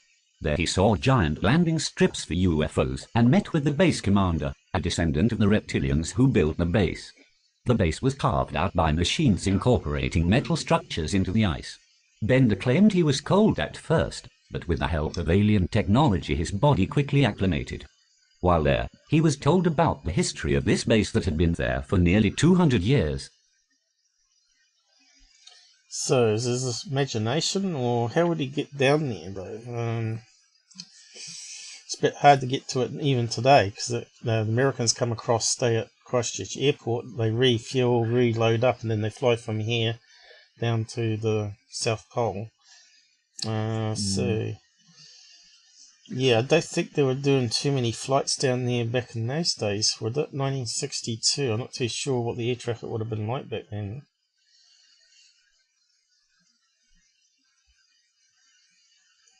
I suppose Linda Moulton Howe's got all the information about how he got down there.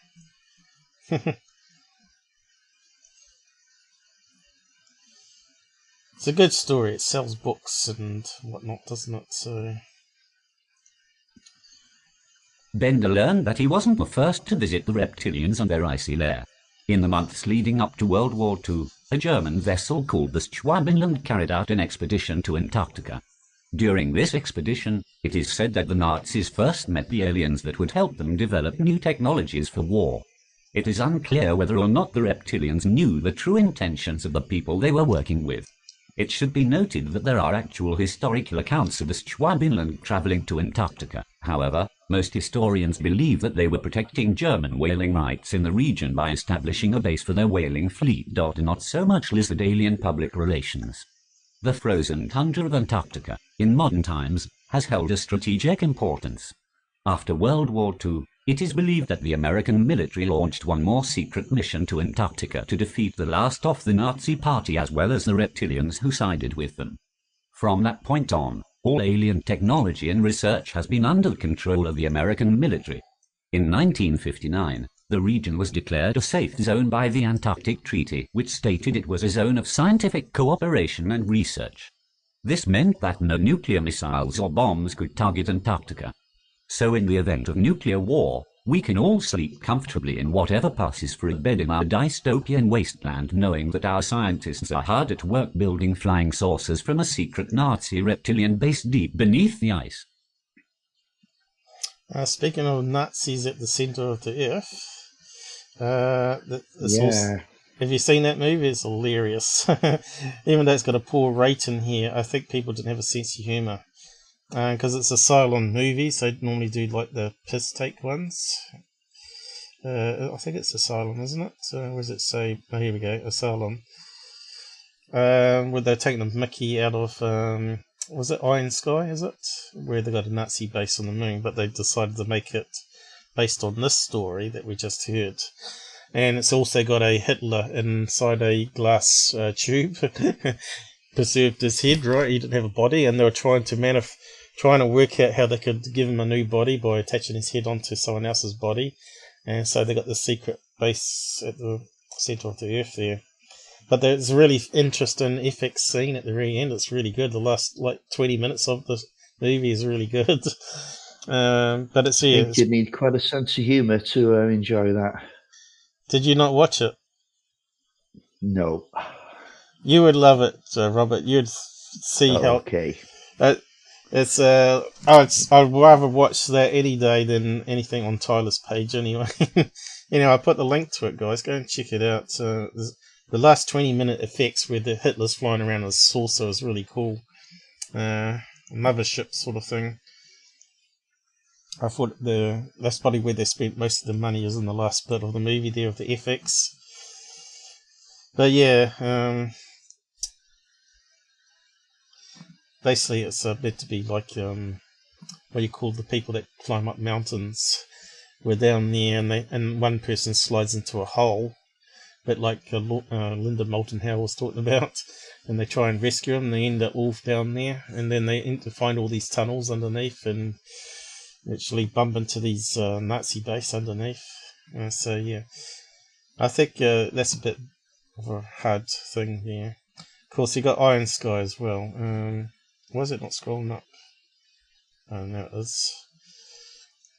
Iron Sky, isn't it?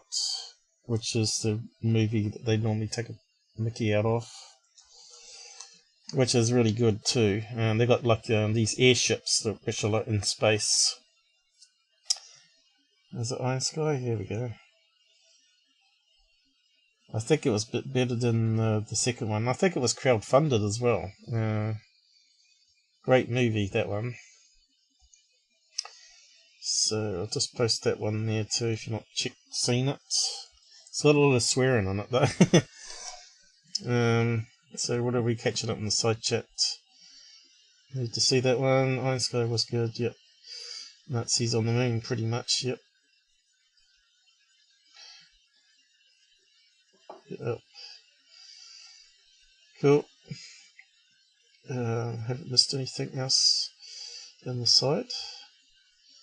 I sort of try and skim read it as best I can. Sunday's live was pretty active.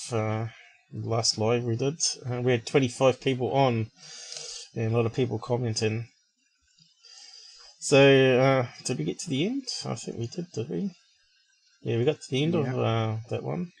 Yeah, I've got a new link for you now. Right, so you haven't posted it yet.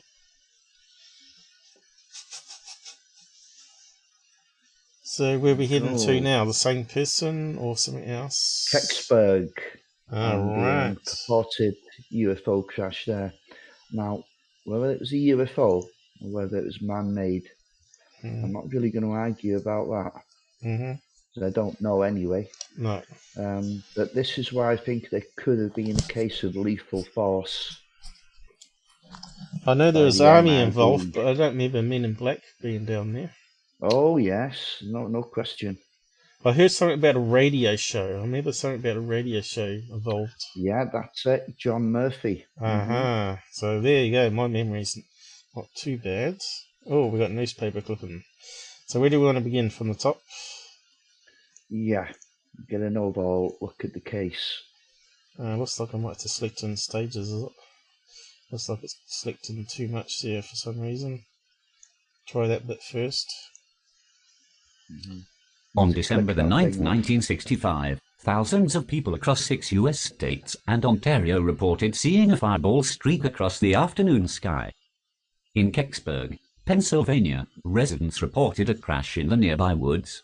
US military personnel arrived shortly thereafter, sealed off the area, and were allegedly seen later removing a large object in a flatbed truck. So we're all familiar with this story, I hope. Yeah. TV shows love these cases. They keep repeating them over and over again, but they never add any new facts to it. They don't link it to other cases. But we try and do a wee bit more than what the TV shows do. Official statements the next day attributed the fireball in the crash to a mid-sized meteor and asserted that nothing had been recovered from the woods in Kecksburg. But over the years, witnesses who arrived on the scene before the military moved in have described seeing a bronze-colored, acorn-shaped object roughly the size of a VW beetle bearing markings that resembled Egyptian hieroglyphics. Spectators claimed they'd been forcefully turned away by armed military personnel when they tried to approach the site for a better look, and stories circulated about men in black-style officials turning up at the homes of Kecksburg residents and warning them to keep quiet about what they saw. The intrigue and conflicting accounts surrounding the Kecksburg incident have predictably spawned a number of theories, one of the most popular, of course, being that it was an alien spacecraft that landed in the woods that afternoon. Others posit that the object was a piece from a Russian satellite, in particular, the spacecraft Cosmos 96, which re-entered Earth's atmosphere that same day following a failed attempt to reach Venus, a misfired missile, or a time-traveling Nazi aircraft. Yeah, talking about the Glock. Yeah, the bell. Yeah. Whatever it was, somebody wanted to cover it up. I don't think there's any question of that. I think someone suggested maybe the bell actually allowed time travel, and it went into a time in the future, which was that particular day, where it suddenly showed up. But why would it be displaced from where it vanished from? Is the question. Why wouldn't it show up in the same place but in the future? So yeah, I'm a wee bit sceptical of it being a time-travelling spacecraft from the Nazis myself. So am I.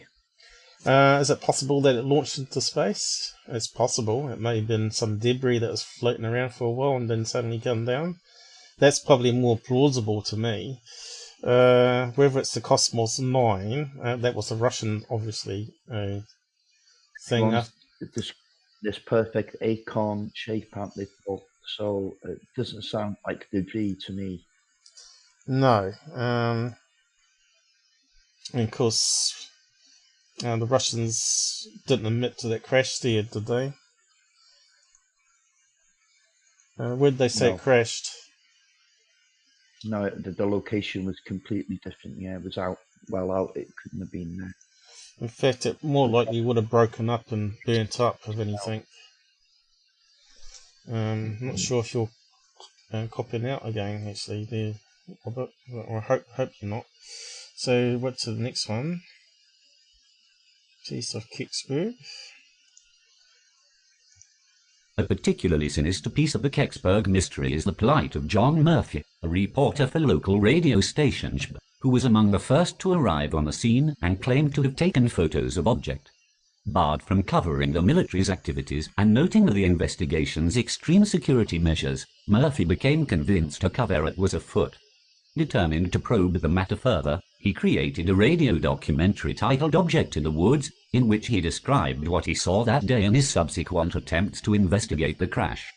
But before the piece was aired, government officials allegedly visited Murphy's home and confiscated his photos.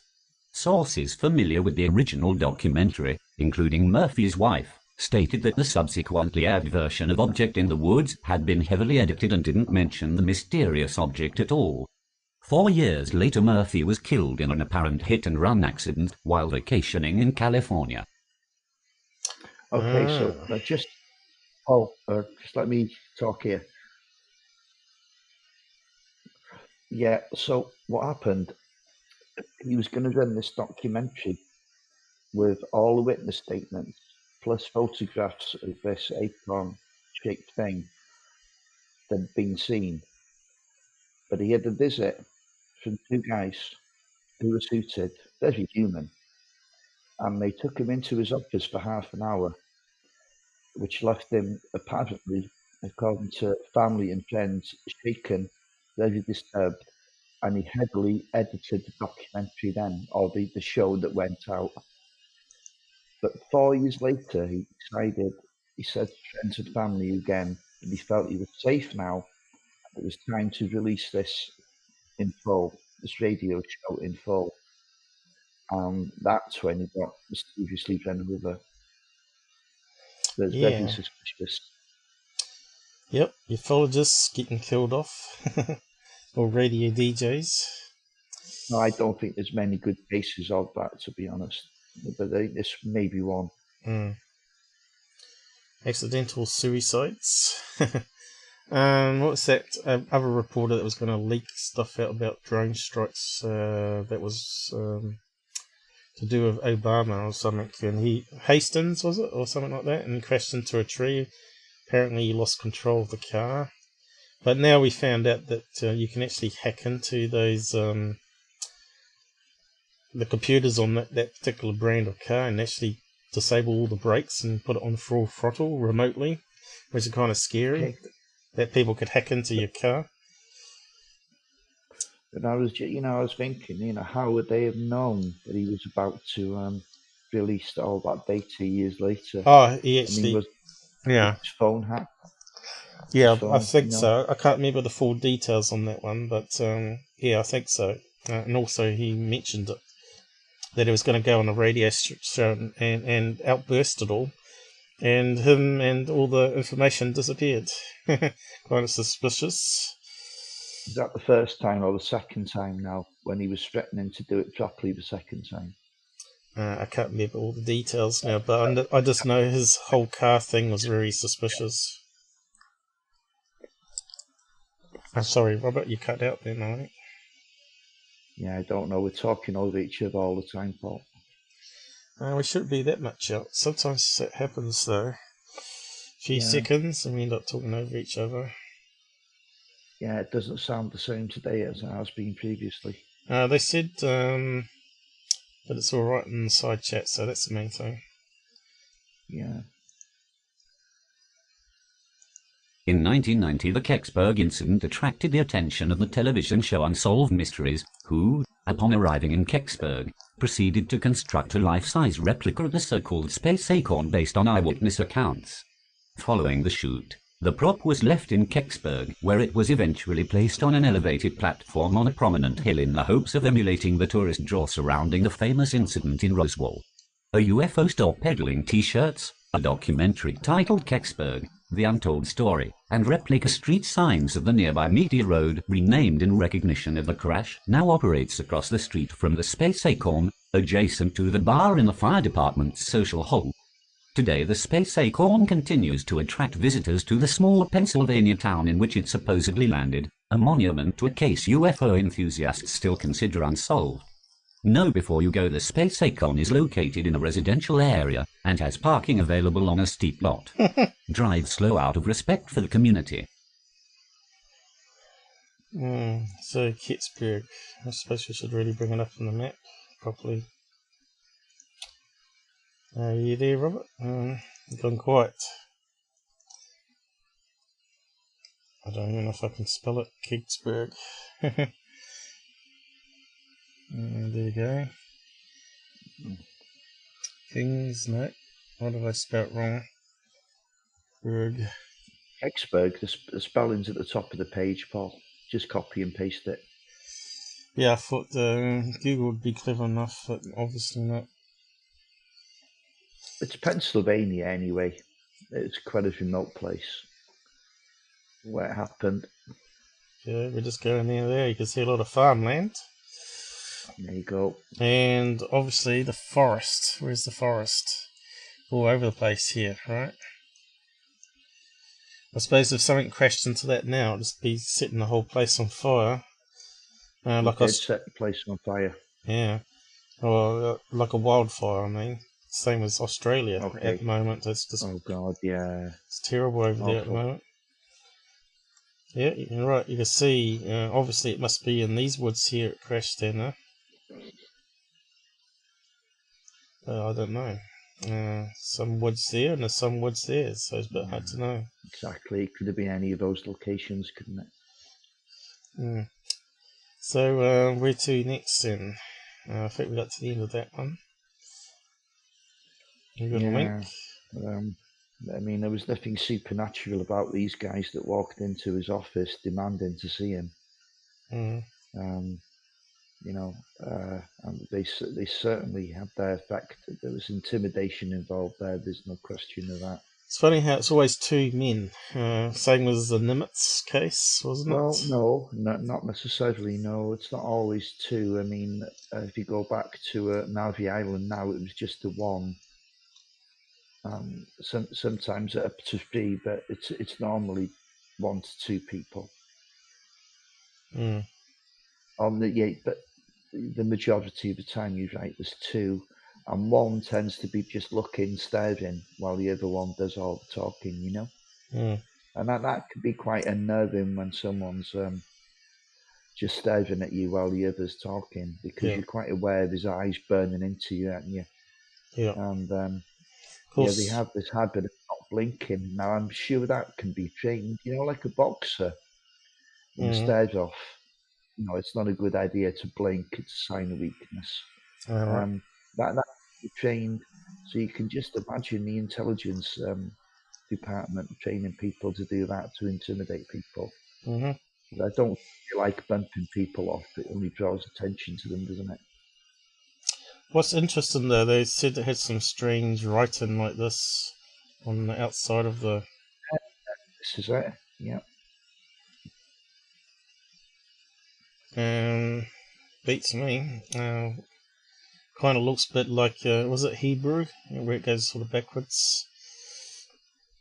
If that's accurate, I don't know.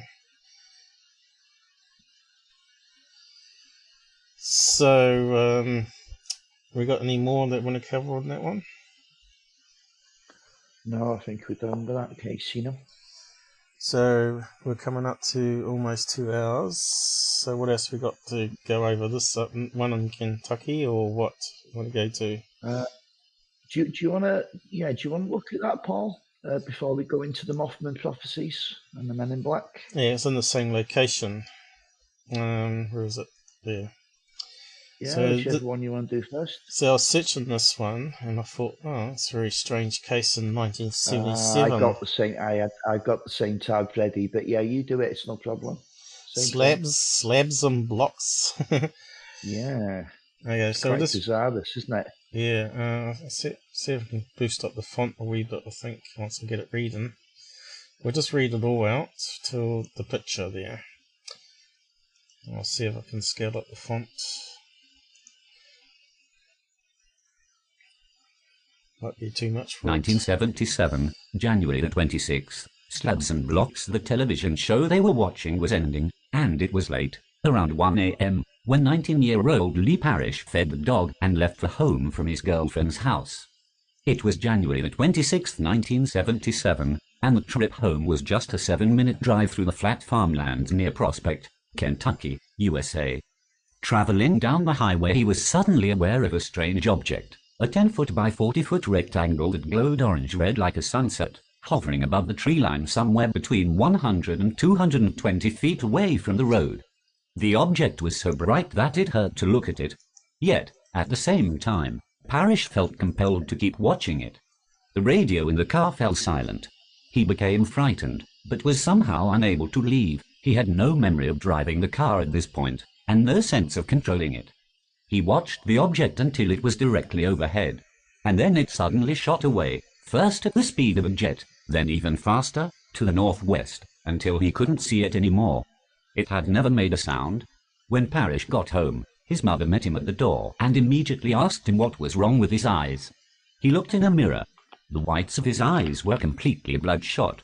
He also discovered it was 1:45 a.m., which meant he spent about 45 minutes making the 7-minute trip from his girlfriend's house. Parrish had trouble sleeping that night for the simple reason that his eyes hurt whenever he shut them. The next day his mother contacted Lawrence Allison, a local hypnotist that was known to have worked with people trying to remember details of UFO sightings. She did this both because she was worried about her son and because Parrish was worried about the length of time lost in the trip. Allison, with permission, also asked that 2 local UFO investigators be included for the purpose of documenting the events, Don Elkins and Carla Rueckert. Lee Parrish and his girlfriend, as well as Elkins and Rueckert, came over to Allison's home that evening. After getting Parrish to a hypnotic state and talking him back to the start of the incident, Allison instructed the young man to simply explain what was happening to him as he relived the events of the night before and told him he would remember these events when the session was over. So, for around a half hour, Lee Parrish explained the events of the previous night as Elkins and Rueckert took notes, everyone just listening for the moment. The night before, as already known, after he left his girlfriend's house that night, Parrish saw a strange orange-red object that hurt his eyes and he couldn't look away from.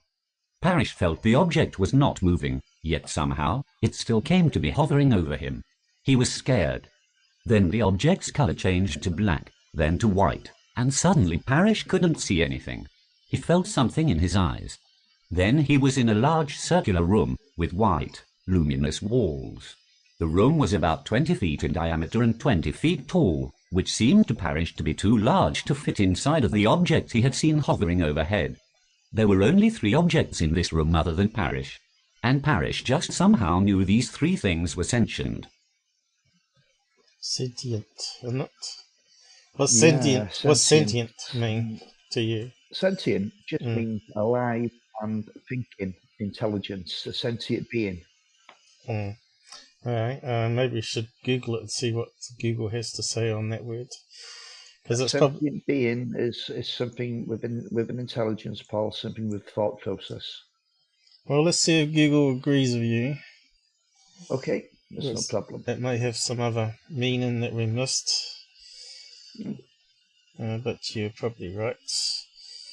Able to perceive or feel things. Okay. She had been instructed from Sentient birth. life forms. Body feel of all sentient life forms. Doesn't say much here, does it? No, but that's the gist of it. Responsive to or conscious of sense of impressions, having or showing realization, perceptive or knowledge, aware.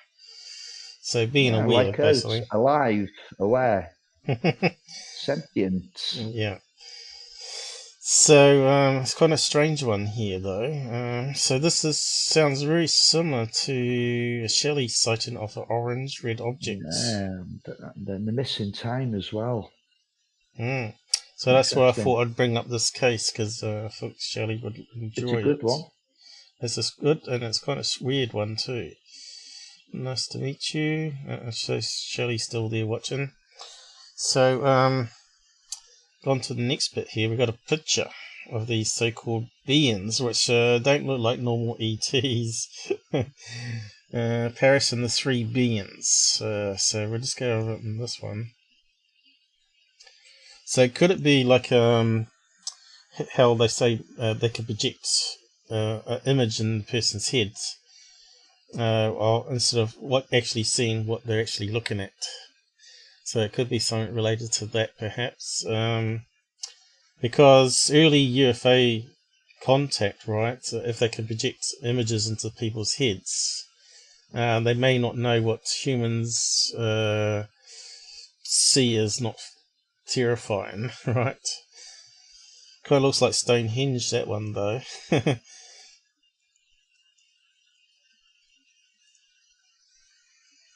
On his left was a giant black slab shaped like an army silhouette target, jug-shaped, with a relatively small head. This slab, which Parrish called simply the Black One, stretched almost to the ceiling of the room, and had one appendage projecting from it, a sort of handless arm with one joint. The surface of this being looked to be rough and smooth in patches. The limb was all rough. The Black One moved slowly to Parrish and started to touch him with its limb on his side and back, which gave him an unpleasant set of sensations, both cold and burning at the same time, and he felt as though he was vibrating. Parrish showed distinct signs of distress during the hypnotic session whenever the Black One was going to touch him again. To Parrish's right side was a red block that was a little shorter than he was. This, too, had one limb projecting from it, with no joint. The shape of this being was rectangular, like a tall box. Parrish felt as if this red one was a bit frightened of him, and it seemed to hesitate to approach him at first. The red one touched Parrish on his shoulder once, and then on his head, just above the ear, in the hairline. When it touched him, it felt like he was being poked with a needle, but this quickly passed, and Parrish found he wasn't particularly scared of the red one. During this odd examination, Parrish felt cold, and the room they were in seemed to be rocking like a boat on water, back and forth. In front of Parrish this whole time was the third being, the white one, which Parrish somehow just knew was the one in charge. It was about Parrish's height, 6 feet, and he was aware it was watching him as the other two were touching him. Its body was like a square block that curved to an arch shape, with an actual separate head of sorts, which was just another block. It also appeared to have 2 limbs folded flush to its body. The arms were never used or moved. This being glowed. The red one, after it touched Parrish's head, backed away from him and then seemed to either merge with or vanish behind the white one. Parrish felt that it had done its job, and therefore left. The white one then started to make a noise similar to someone brushing their teeth or using sandpaper, a rhythmic scraping sound, and the black one had started to back away from Parrish at this point. This is also when Parrish noticed that he was no longer feeling cold, but rather warm instead. So you can see, strange indeed. Tell me about it. Could they be robots? It's possible. R2-D2 shaped one there. Looks like an ATM, one of those portable ATM things that they put outside banks. So it still goes on a bit here, so we'll just carry on.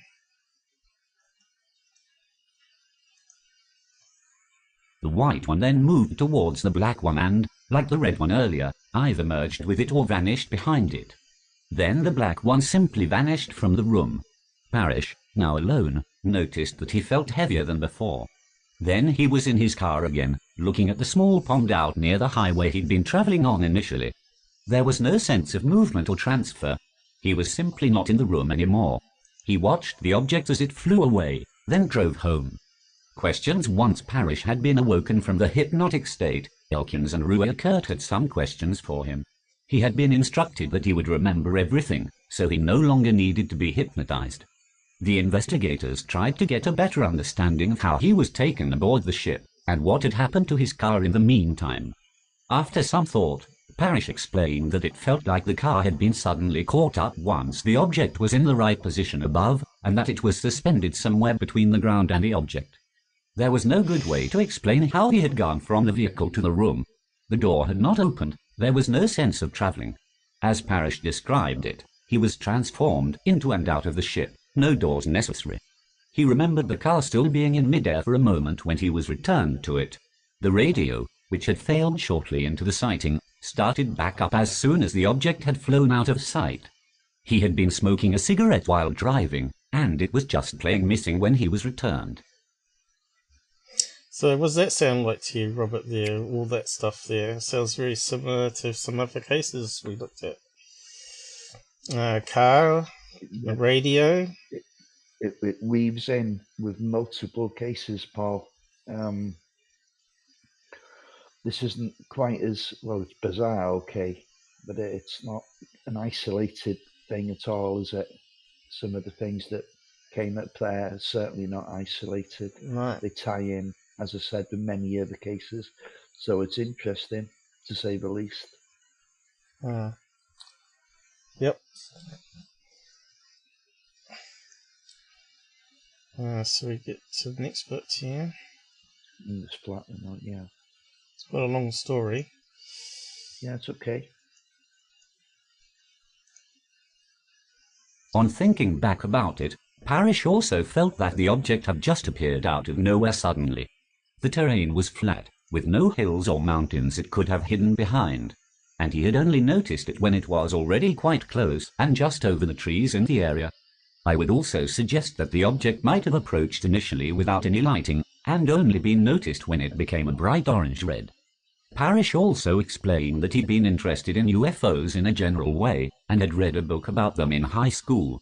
He had also been interested in psychic phenomena, and had experienced some odd phenomena he felt were related. The only example he gave was that he had willed an outdoor light to turn on, and it had, even though it was unplugged at the time, and his girlfriend stated she had witnessed this event.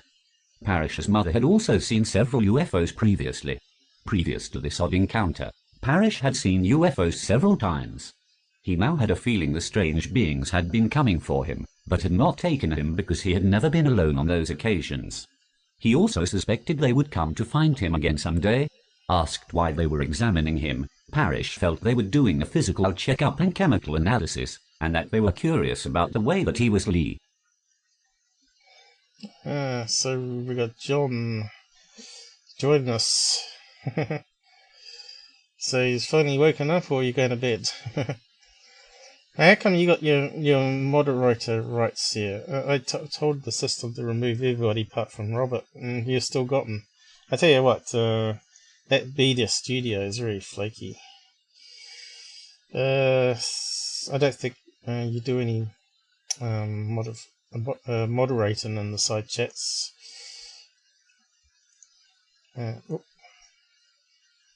Now, where did I get to? There was it. So it's a really strange case indeed.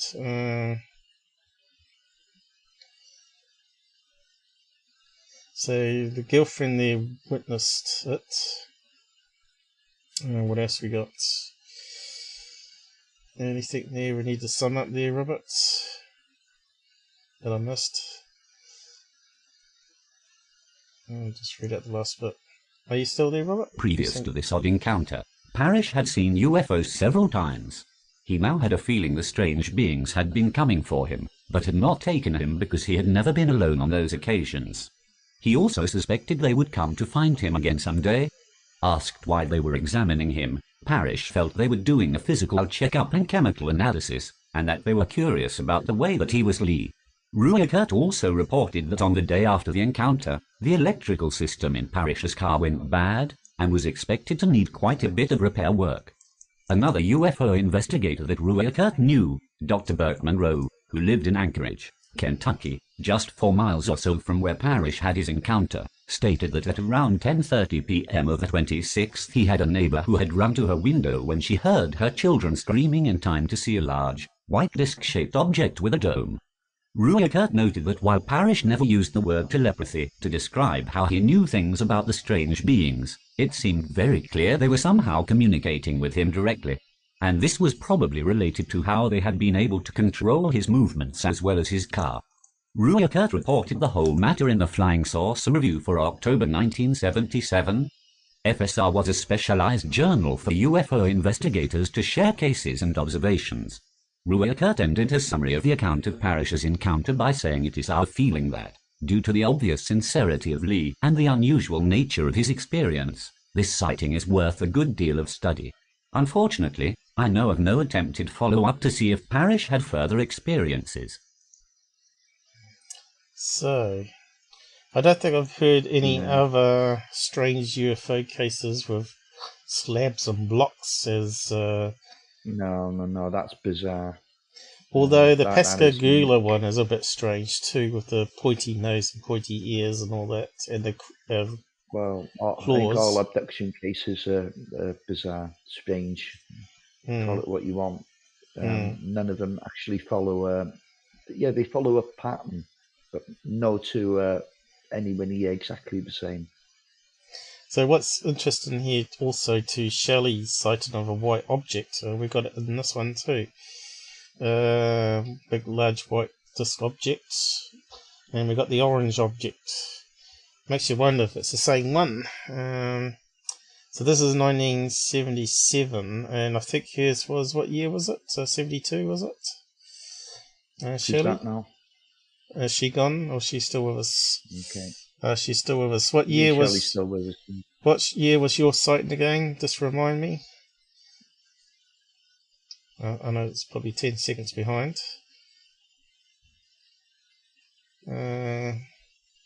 Face of high strangeness. Yeah, what year was your sighting of this white object with the orange ball, where it was firing stuff up? If you're not seen Shelley's story, we did a initial chat with Shelley about and got her on voice to talk about it on one of the live streams. I can't remember which one it was now, but it was probably a good 6 weeks ago now, was it? Or 2 months ago now? 78, Yeah. so it's a year after. Yeah. Okay.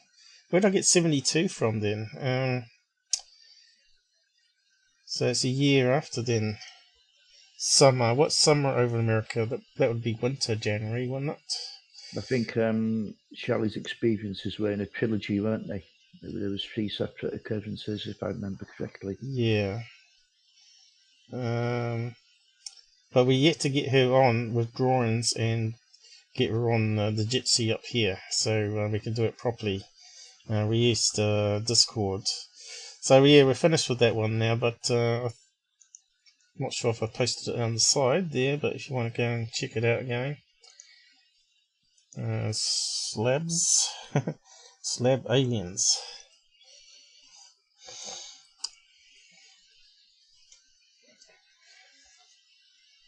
August 1978, so it's mid-year then. Yep. So it would be opposite to us because January is summer here, so it should be like opposite mid-year for you. Yeah, so that makes sense. Because I'm in New Zealand and Robert's in UK, and you're pretty much going into winter now, aren't you, Robert? How cold is it getting there now? We're in midwinter, Paul. Actually, we're actually having a mild period. Just have a quick check on the temperature here now. And it's actually 8 centigrade, which is very good for this time of year. So absolutely no chance of snow. But of course, it doesn't feel like that with the chill factor and the wind, you know. So that's 46.4 Fahrenheit to all the Americans out there. Well, here at the moment, I don't think anyone cares whether I need the heating on or not. At the moment, we've been getting like 33 C days in New Zealand, which is 91.4. At the moment, it's a cool day today.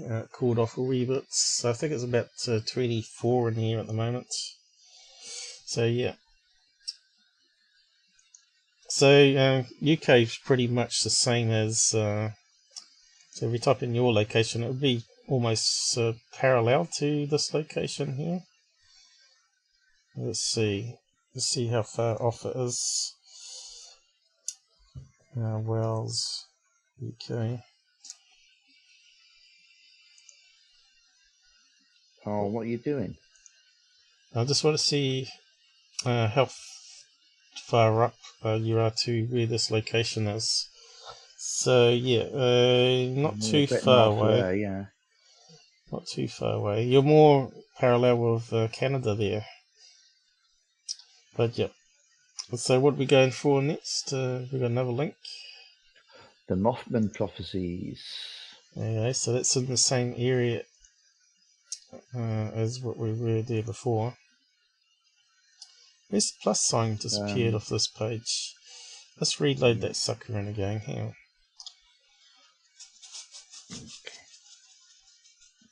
I'll just go do my normal thing. Oh, there it the is. doors after the dog. I just didn't see it. It's got a little plus there, isn't it? Alright.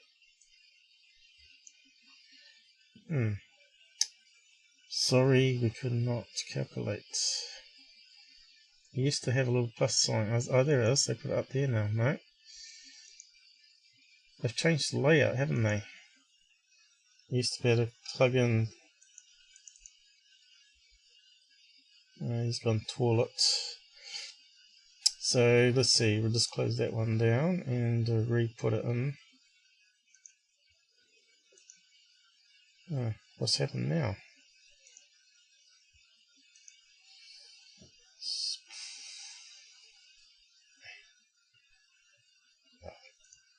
This is driving me crazy. Must have it on the wrong setting.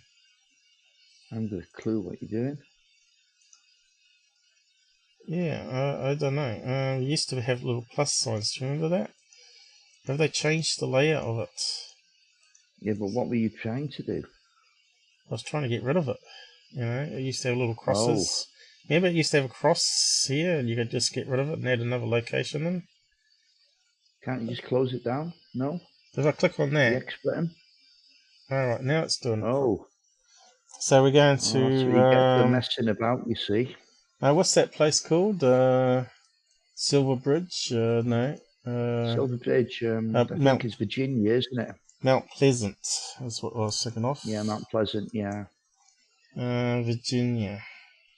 I think it is. Is it west or east? West I think Virginia. it's West Virginia. Yeah. So, is that the right place? Because I know there are two Mount Pleasants. There's one in Detroit, I think it is. Is that the right location? Washington? Yeah, that's it. Okay, you know. I thought it was closer That's to the this. one. No. Closer. You've got the right place, Paul. Yeah, let's go to satellite. And we got a link to post while it's loaded. So we covered some of this before, Mount Pleasant. In the Hopkinsville, Kelly Hopkinsville Goblin story with links to the Hopi Indians and Hella. So go and dig up that episode. It was quite a good one, I thought.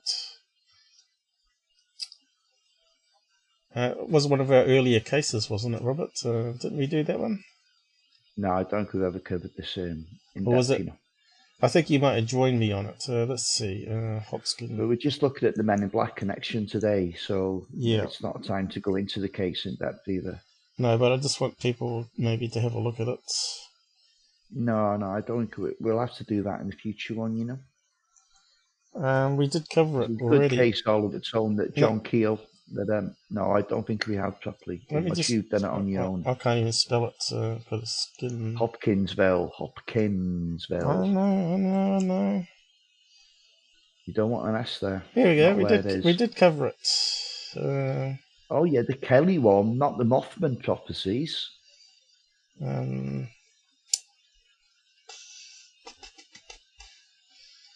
pretty sure we did cover it. The Mothmen Prophecies we're talking about now. Yeah, we did cover it. I'm talking about the goblins because it is in the same area. Yeah, we did cover that. We did cover Kelly, yes. Was it in that one? Yeah. I think. Farmgale incident. No, not that one. Doesn't say there.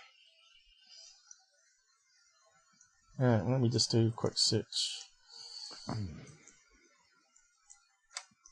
You need a K before the S, Paul. Here we go. When they attack, was it that one? Yeah, that was the one, wasn't it? Is that the one? That's the one. That's the one. I know we did cover it. So if you've not seen our earlier ones, because we've got some new people joining us, go and check out that one there. It was the Kelly Hopkinsville goblins, which had red glowing eyes, and it was up the road from the Mothman area.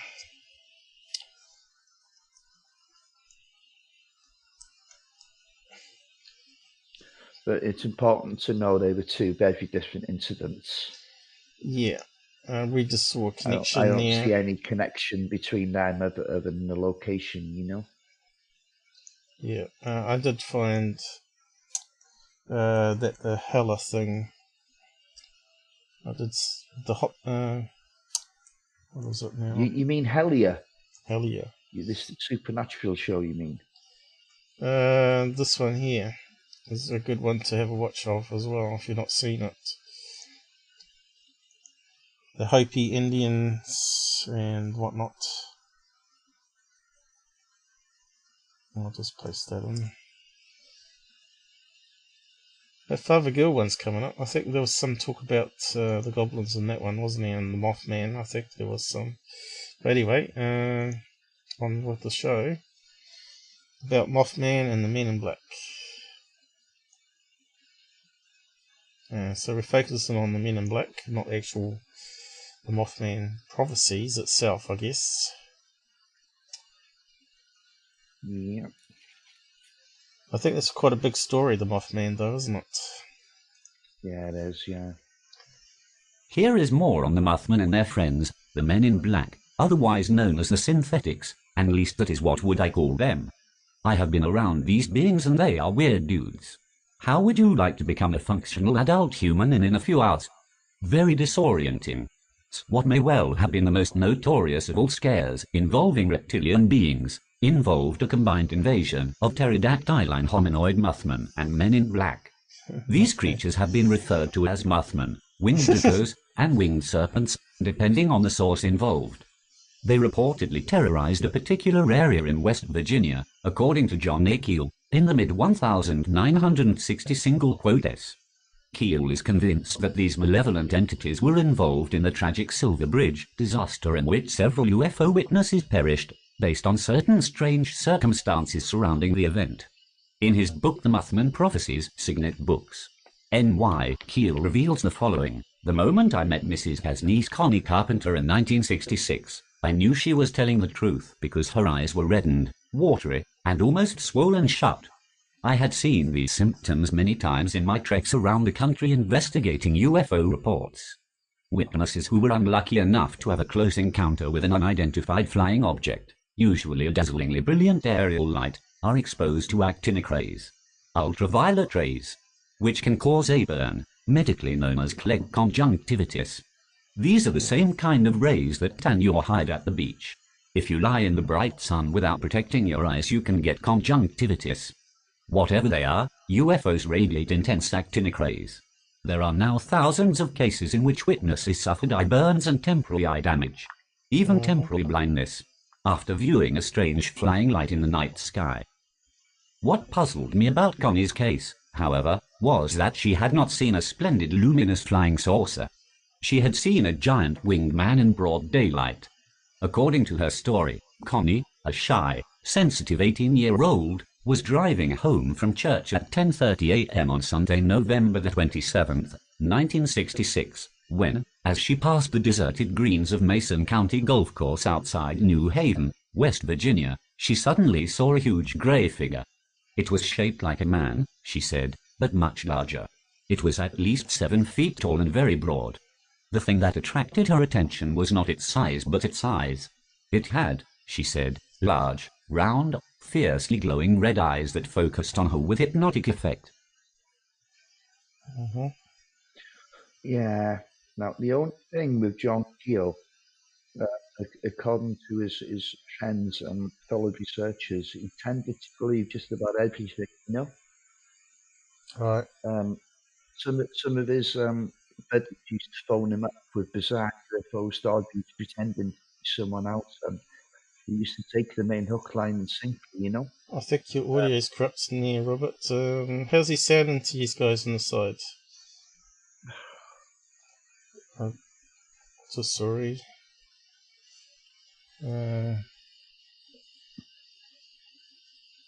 Just drop in and out again, Robert, just to be sure. Okay.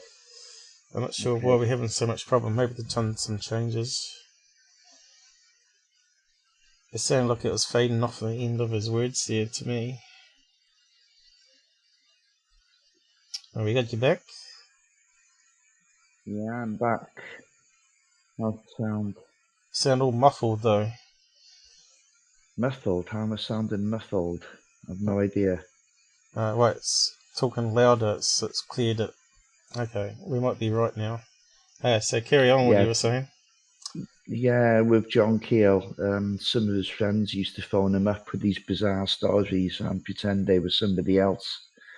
And when they revealed to him it was actually a joke, he had absolutely no censor whatsoever. He used to bite and he was, infuriated, and all that then was made them do it even more. So John Keel, as good researcher as he was, tended to be on the gullible side, and everyone was aware of that at the time you knew him. So Right. I'm just saying, when you're looking at these Mothmen Prophecies, you have to understand Keel's personality as well, because it was the whole thing is generally Keel's work. Yeah, Although I know. the witnesses that. Yeah, I know a lot of debunkers go to town on him. Yeah. Yep. Carry on. No. So it's just, as long as you take that into account, if you ever read his book, Right. so he was susceptible to be taken in by somebody who was telling him a few porcupines. So he's like a male version of Linda Moulton Howe then? Mm-hmm.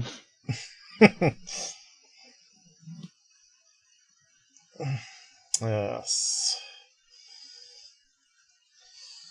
Don't you just hate people that make it more complicated to understand it by all the lies? It really annoys me. But I don't think all these people actually are trying to deceive people, rather than they just want to believe so much they're going to believe any witness rather than discriminate. Yeah. It's very unfortunate. Yeah. But once the story's told though of this eyewitness account, it's like written in history though. You never get rid of it. No. So it's legend in stone then. Yeah. So just carry on to the next bit. It's a wonder I didn't run off the road and have a wreck, she commented later. As she slowed, her eyes fixed on the apparition, a pair of wings unfolded from its back. They seemed to have a span of about 10 feet.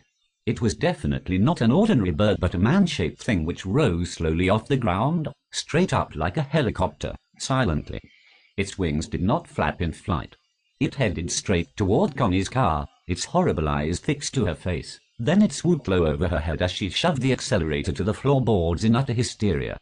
Over 100 people would see this bizarre creature that winter. Connie's conjunctivitis lasted over 2 weeks, apparently caused by those glowing red eyes. At the time of my first visit to Point Pleasant in 1966, I did not relate the winged weirdo to flying saucers. Later events not only proved that a relationship existed, but that relationship also is a vital clue to the whole mystery. Max's Kansas City is a famous watering hole for New York's hip crowd. In the summer of 1967, an oddball character wandered into that restaurant noted for its oddball clientele. He was tall and awkward, dressed in an ill-fitting black suit that seemed out of style. His chin came to a sharp point, and his eyes bulged slightly like thyroid eyes. He sat down in a booth and gestured to the waitress with his long, tapering fingers. "Something to eat," he mumbled. The waitress handed him a menu. He stared at it uncomprehendingly, apparently unable to read. "Food," he said almost pleadingly. "How about a steak?" She offered. "Good." She brought him a steak with all the trimmings. He stared at it for a long moment and then picked up his knife and fork, glancing around at the other diners. It was obvious he did not know how to handle the implements. The waitress watched him as he fumbled helplessly. Finally she showed him how to cut the steak and spear it with a fork. He sawed away at the meat. Clearly he really was hungry. Well, I don't know what you make of this, eh? What did we get to? Hungry. Crazy. Where's the hungry bit? Right, so we got this blurb here. It's quite a long one. I'll do that much Yeah. first. Yeah, looks like we've got a few people drop off again. I suppose they got to work or something. Where are you from? She asked gently. Not from here. Where? Another world. Boy, another put-on artist, she thought to herself. The other waitresses gathered in a corner and watched him as he fumbled with his food, a stranger in a strange land. A large white car with a faulty muffler wheezed and rattled up the back street in New Haven, West Virginia, where Connie Carpenter lived, and Jack Brown knocked at her door. I May, a friend of Mary's. His strange demeanor and disjointed questions distressed her and disturbed her husband, Keith, and her brother Larry. It quickly became obvious that he was not particularly interested in Connie's sighting of the man-bird the year before. He seemed more concerned with Mrs. Hare and my own relationship with her. We were professional friends, nothing more. What do you think? What would Mary do if someone told her to stop writing about UFOs? He asked. She'd probably tell them to drop dead, Connie replied. Most of the questions were stupid, even unintelligible. After a rambling conversation, he drove off into the night in his noisy car. Connie called her aunt immediately, puzzled and upset by the visit. He was such a very odd man, she noted, and he wouldn't speak at all if you weren't looking directly into his dark, hypnotic eyes. Connie, Keith and Larry not only noticed his long-fingered hands, but there was also something very peculiar about his ears. They couldn't say exactly what, but there was something. Another kind of man in black haunted Brooklyn, New York, in 1877 to 80. He had wings and performed aerial acrobatics over the heads of the crowds of sunbathers at Coney Island. A Mr. W. H. Smith first reported these strange flights in a letter to the New York Sunday, September the 18th, 1877. The creature was not a bird, but a winged humanoid form. This flying man became a local sensation and, according to the New York Times, September the 12th, 1880, many reputable persons saw him as he was engaged in flying toward New Jersey. He maneuvered at an altitude of about 1,000 feet, sporting bat's wings and making swimming-like movements. Witnesses claimed to have seen his face clearly. He wore a cruel and determined expression. The entire figure was black, standing out sharply against the clear blue sky. What's all that about? Is that a real person or is that... Yeah, I don't know. Strange story. Once these reports got out, were people playing pranks even there? A guy in a flying suit? I know the flying suits are a sort of modern thing where they jump off, like base jumping and then fly slowly downwards in the air currents. Yeah.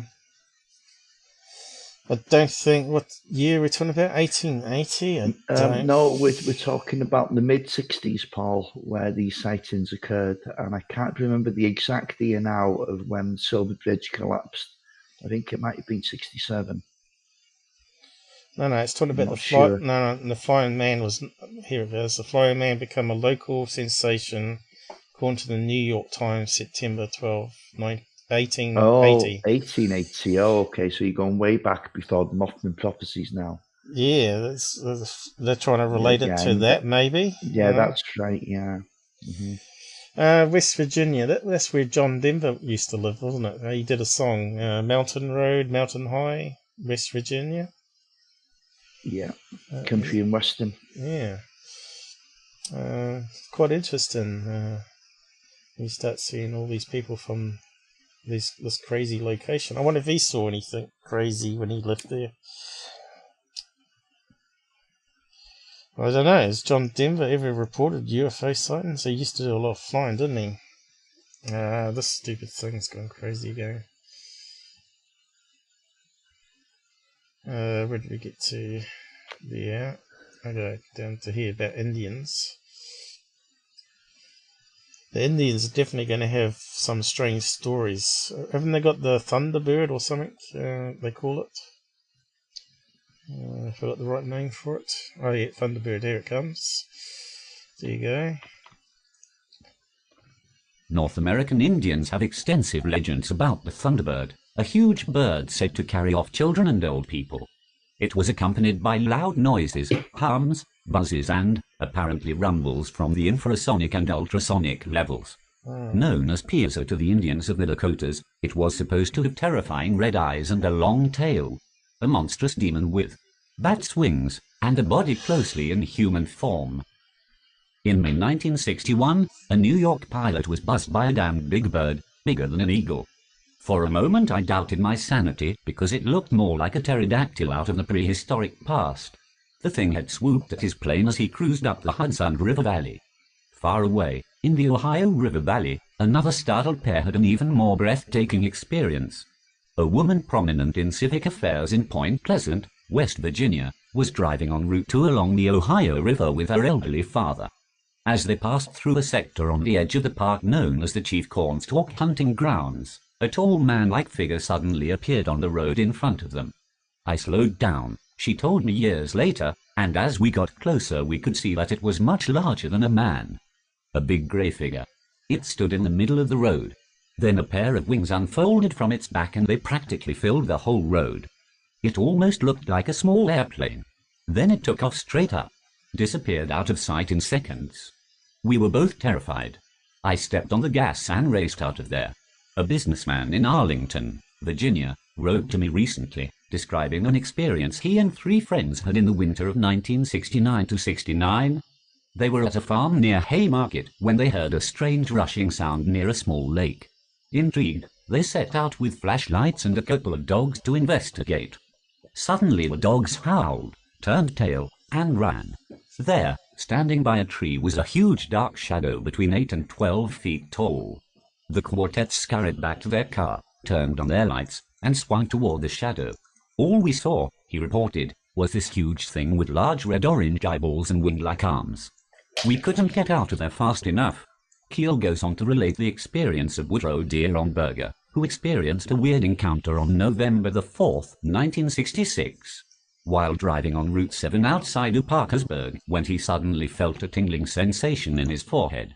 Then thoughts from a being that identified itself as in dried cold from the planet Lanulos began to spring full-blown in his mind.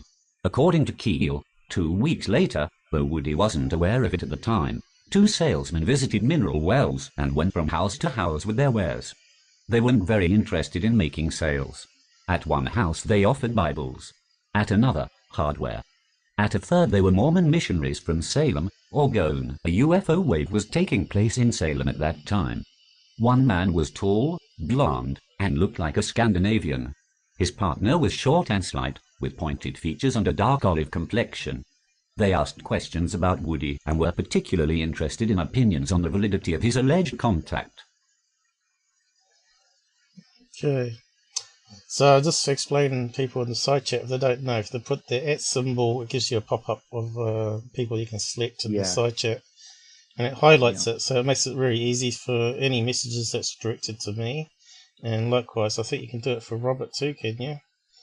Yeah, I don't see why not. And it should highlight it, I think. I'm not too sure if it's a different colour or not. Yeah, and maybe it doesn't otherwise work. you're likely to miss them, especially when the chat's busy. Yeah, when it's really busy, so we probably have to remind people about the @ thing. So that works across Twitter and Discord. So we got down to the last story here, I think. Is it? Oh no, still a few more. It was shaped like a man. Well, there's quite a lot of stories, isn't there? Yeah. Oh, hell yeah, it's a big compilation of stories.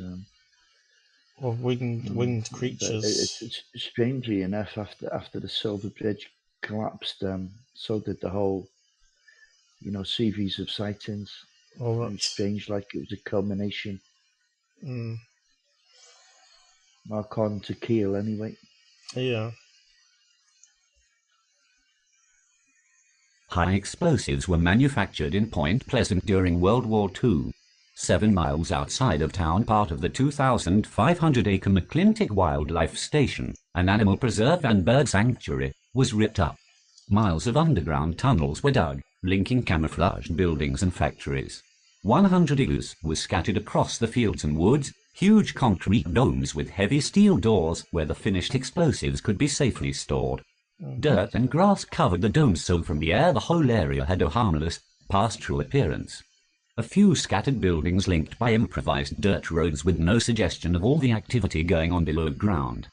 It looked like nothing more than what it was supposed to be, a haven for birds and animals in the Ohio River Valley. After the war, most of the explosives were carted away. The factories were dismantled. The entrances and exits of the tunnels were plugged with thick concrete slabs.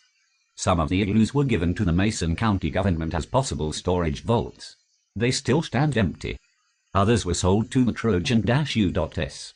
Powder Company and the LFC Chemical Company. Some were leased to American Cyanamid. At 11:30 p.m. on the night of November the 15th, 1966, two young couples from Point Pleasant, Mr. and Mrs. Roger Schrieber and Mr. and Mrs. Steve Mallet, were driving through the TNT area in the Schrieber's 1957 Chevy. They were looking for friends, but no one seemed to be out at night. All of the twisting back roads were deserted. The few homes scattered among the igloos were dark. Roger, then a strapping blonde 18-year-old, was driving. They aimlessly made the circuit of the roads around the igloos, returning to the old generator plant near the unlocked gate. As they pulled alongside the plant, Linda Schrieber gasped. They all looked into the blackness and saw two bright red circles. They were about 2 inches in diameter and 6 inches apart. Roger slammed on his brakes. "What is it?" Mary Mallet, a strikingly attractive brunette, cried from the back seat. The lights bobbed away from the building, and the startled foursome saw they were attached to some huge animal. It was shaped like a man but bigger, Roger said later. Maybe 6.5 or 7 feet tall. And it had big wings folded against its back. But it was those eyes that got us, Linda declared. It had 2 big eyes like automobile reflectors. They were hypnotic, Roger continued. For a minute we could only stare at it. I couldn't take my eyes off it. It was greyish in color and walked on sturdy man-like legs. It turned slowly and shuffled toward the door of the generator plant, which was ajar and hanging on its hinges. "Let's get out of here," Steve yelled. Okay. Roger stepped on the gas and they shot through the gates, spun onto the exit road, and headed for Route 62. At 7:15 a.m. on November the 25th, a young shoe salesman named Thomas Maury was driving along Route 62 just north of the TNT area when he noticed a tall, grey man-like figure standing in a field by the road. Suddenly it spread a pair of wings, Maury said, and took off straight up, like a helicopter.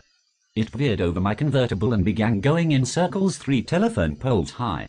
He stepped on the gas as the creature zoomed down over his vehicle. It kept flying right over my car even though I was doing 75. Mr. Maury sped into Point Pleasant and went straight to the sheriff's office, thoroughly panicked. "I never saw anything like it," he confided to Mrs. Hill later. "I was so scared I just couldn't go to work that day. The thing had a wingspan every bit of 10 feet. It could be a bird, but I certainly never saw one like it. I was afraid it was going to come right down right on top of me."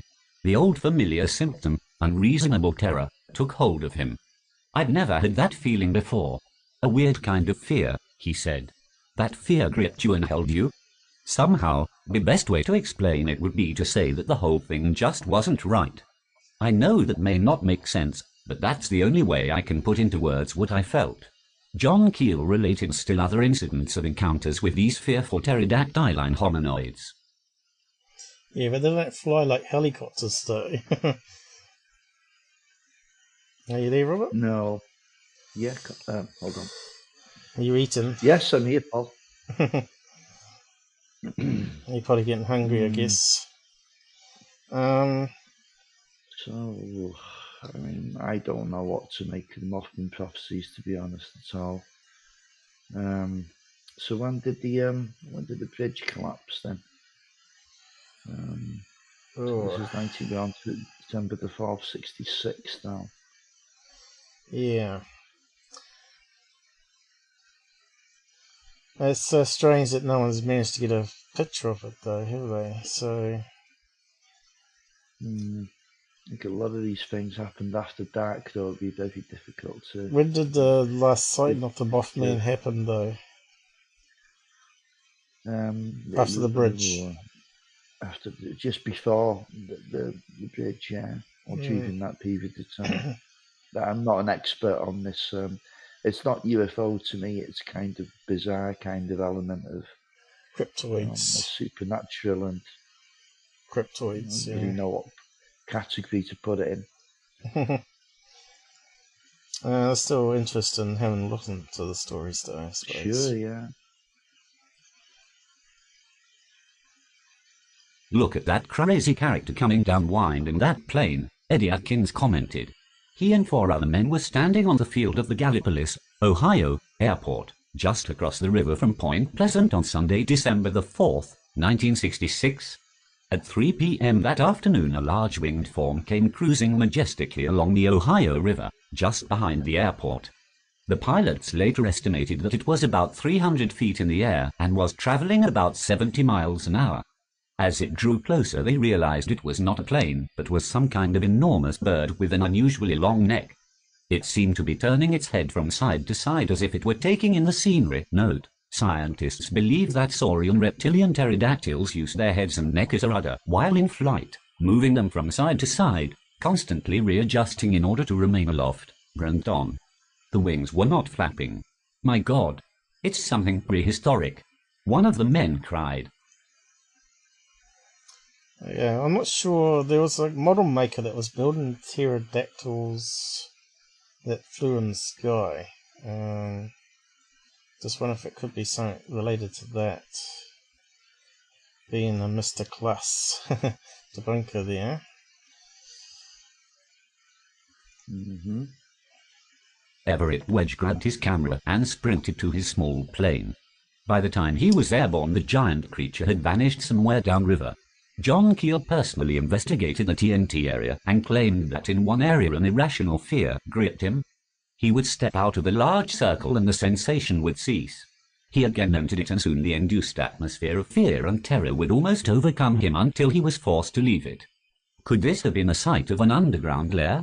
Remember, the entire area is honeycombed with tunnels which have for years been sealed off to the public. Keel related other accounts of encounters where witnesses saw these pterodactyline Mothmen, one of which entered one of the old buildings that led to the tunnels. Investigators followed the creature into the dome, but the winged reptile seemed to have vanished. Keel related other incidents involving the men in black, who seemed to have a definite connection with the so-called Mothmen, referring to the investigations of a fellow researcher by the name of Dan Rezine, he reveals. Yeah, so this network of caves thing, and some kind of, I don't know how you would describe it, some kind of a being, of entity surviving in these caves is quite popular with a lot of people, especially those that believe in cryptids. Yeah. I'm not really sure how we wouldn't have found them or found evidence of them by now myself. Yeah. Unless there's some kind of supernatural type entity. Unless I there's don't know. Some form of egg that hatched and it grew into a bigger bird. I don't know. Jesus, Paul. I don't know, but what happened to the bird after that now, after the attacks? Was there any cattle mutilations related to that Mothman at all? Because it would have to eat something, right? And if it was a pterodactyl in the area, it's going to leave some carnage. I don't think it was. I don't think it was a pterodactyl.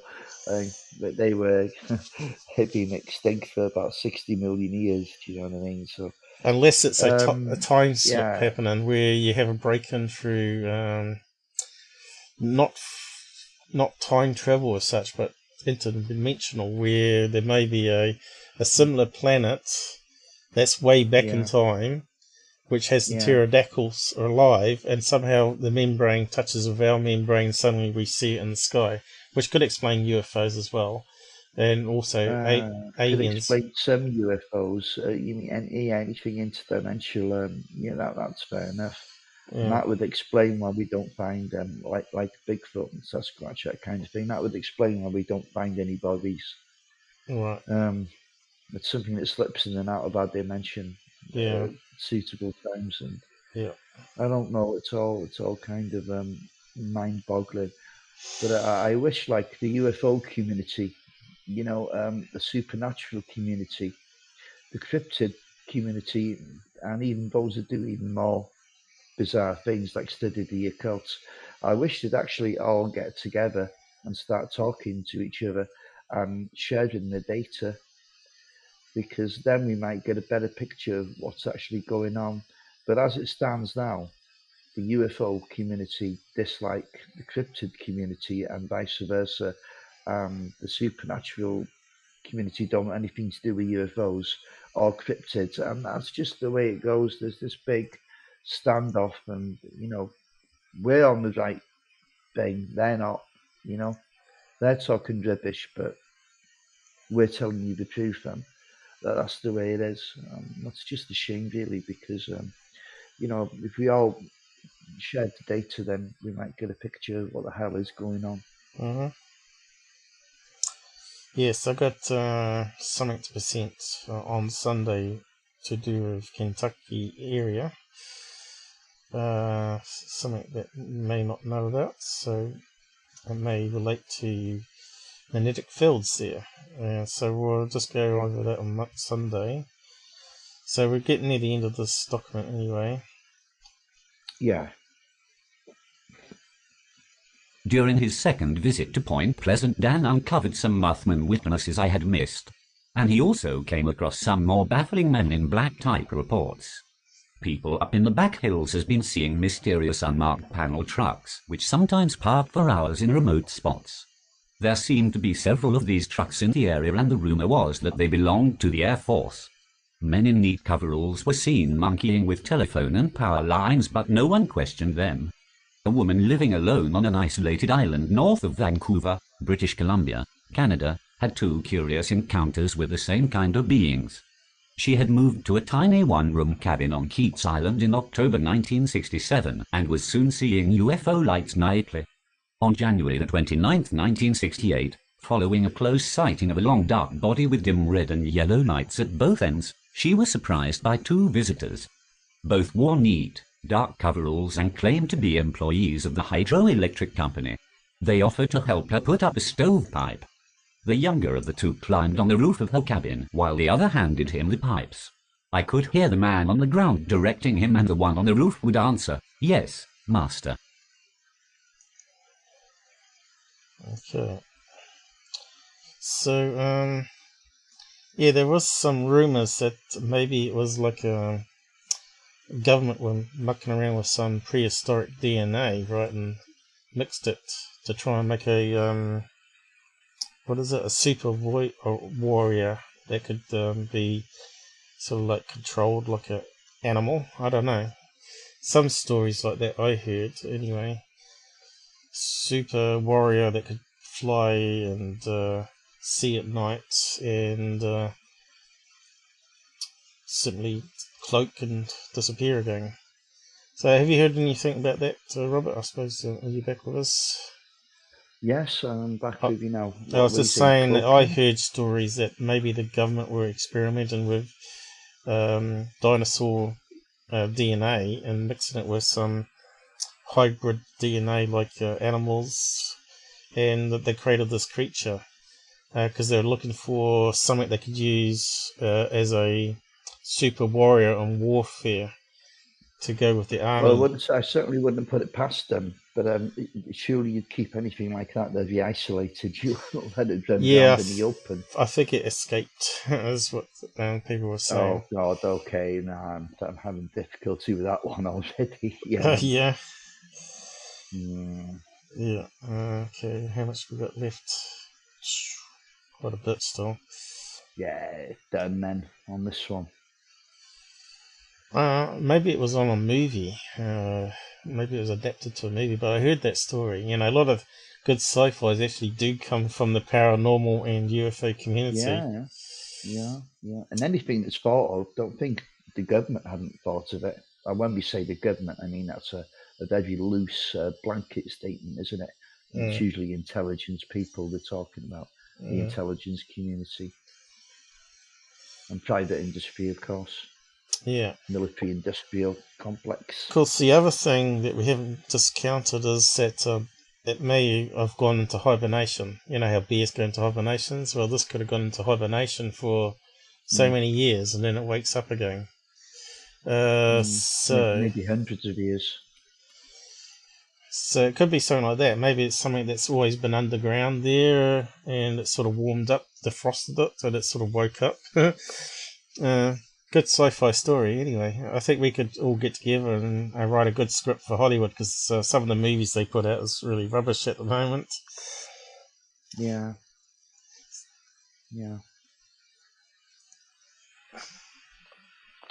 After the pipe was installed, the pair joined her for tea. They seemed a little stiff. When they left, she wondered how they had known she was there, because the cabin couldn't be seen from the road, and the stove was out when they arrived, so there was no smoke from the chimney. On May the 2nd, she again encountered 2 men. One was the boss, Hydro Man, in his neat coveralls, she reported. Canadian UFO Report, number 13, 1972-73. The other was different, younger and about 19-20. As I entered the path, the boss man indicated with his hand for the young man to get behind him. They got well off the path and waited for me, the young man a little behind his boss. The fellow stared at me as if I was some kind of freak. This time she didn't invite them for tea. One odd thing she noticed during both meetings was their slow, careful way of walking. They looked at their feet and stepped uncertainly. The next day a jeep came along the road, containing 4 men inspecting lines. Carelessly dressed, workaday men, none in coveralls. The boss wasn't obviously so.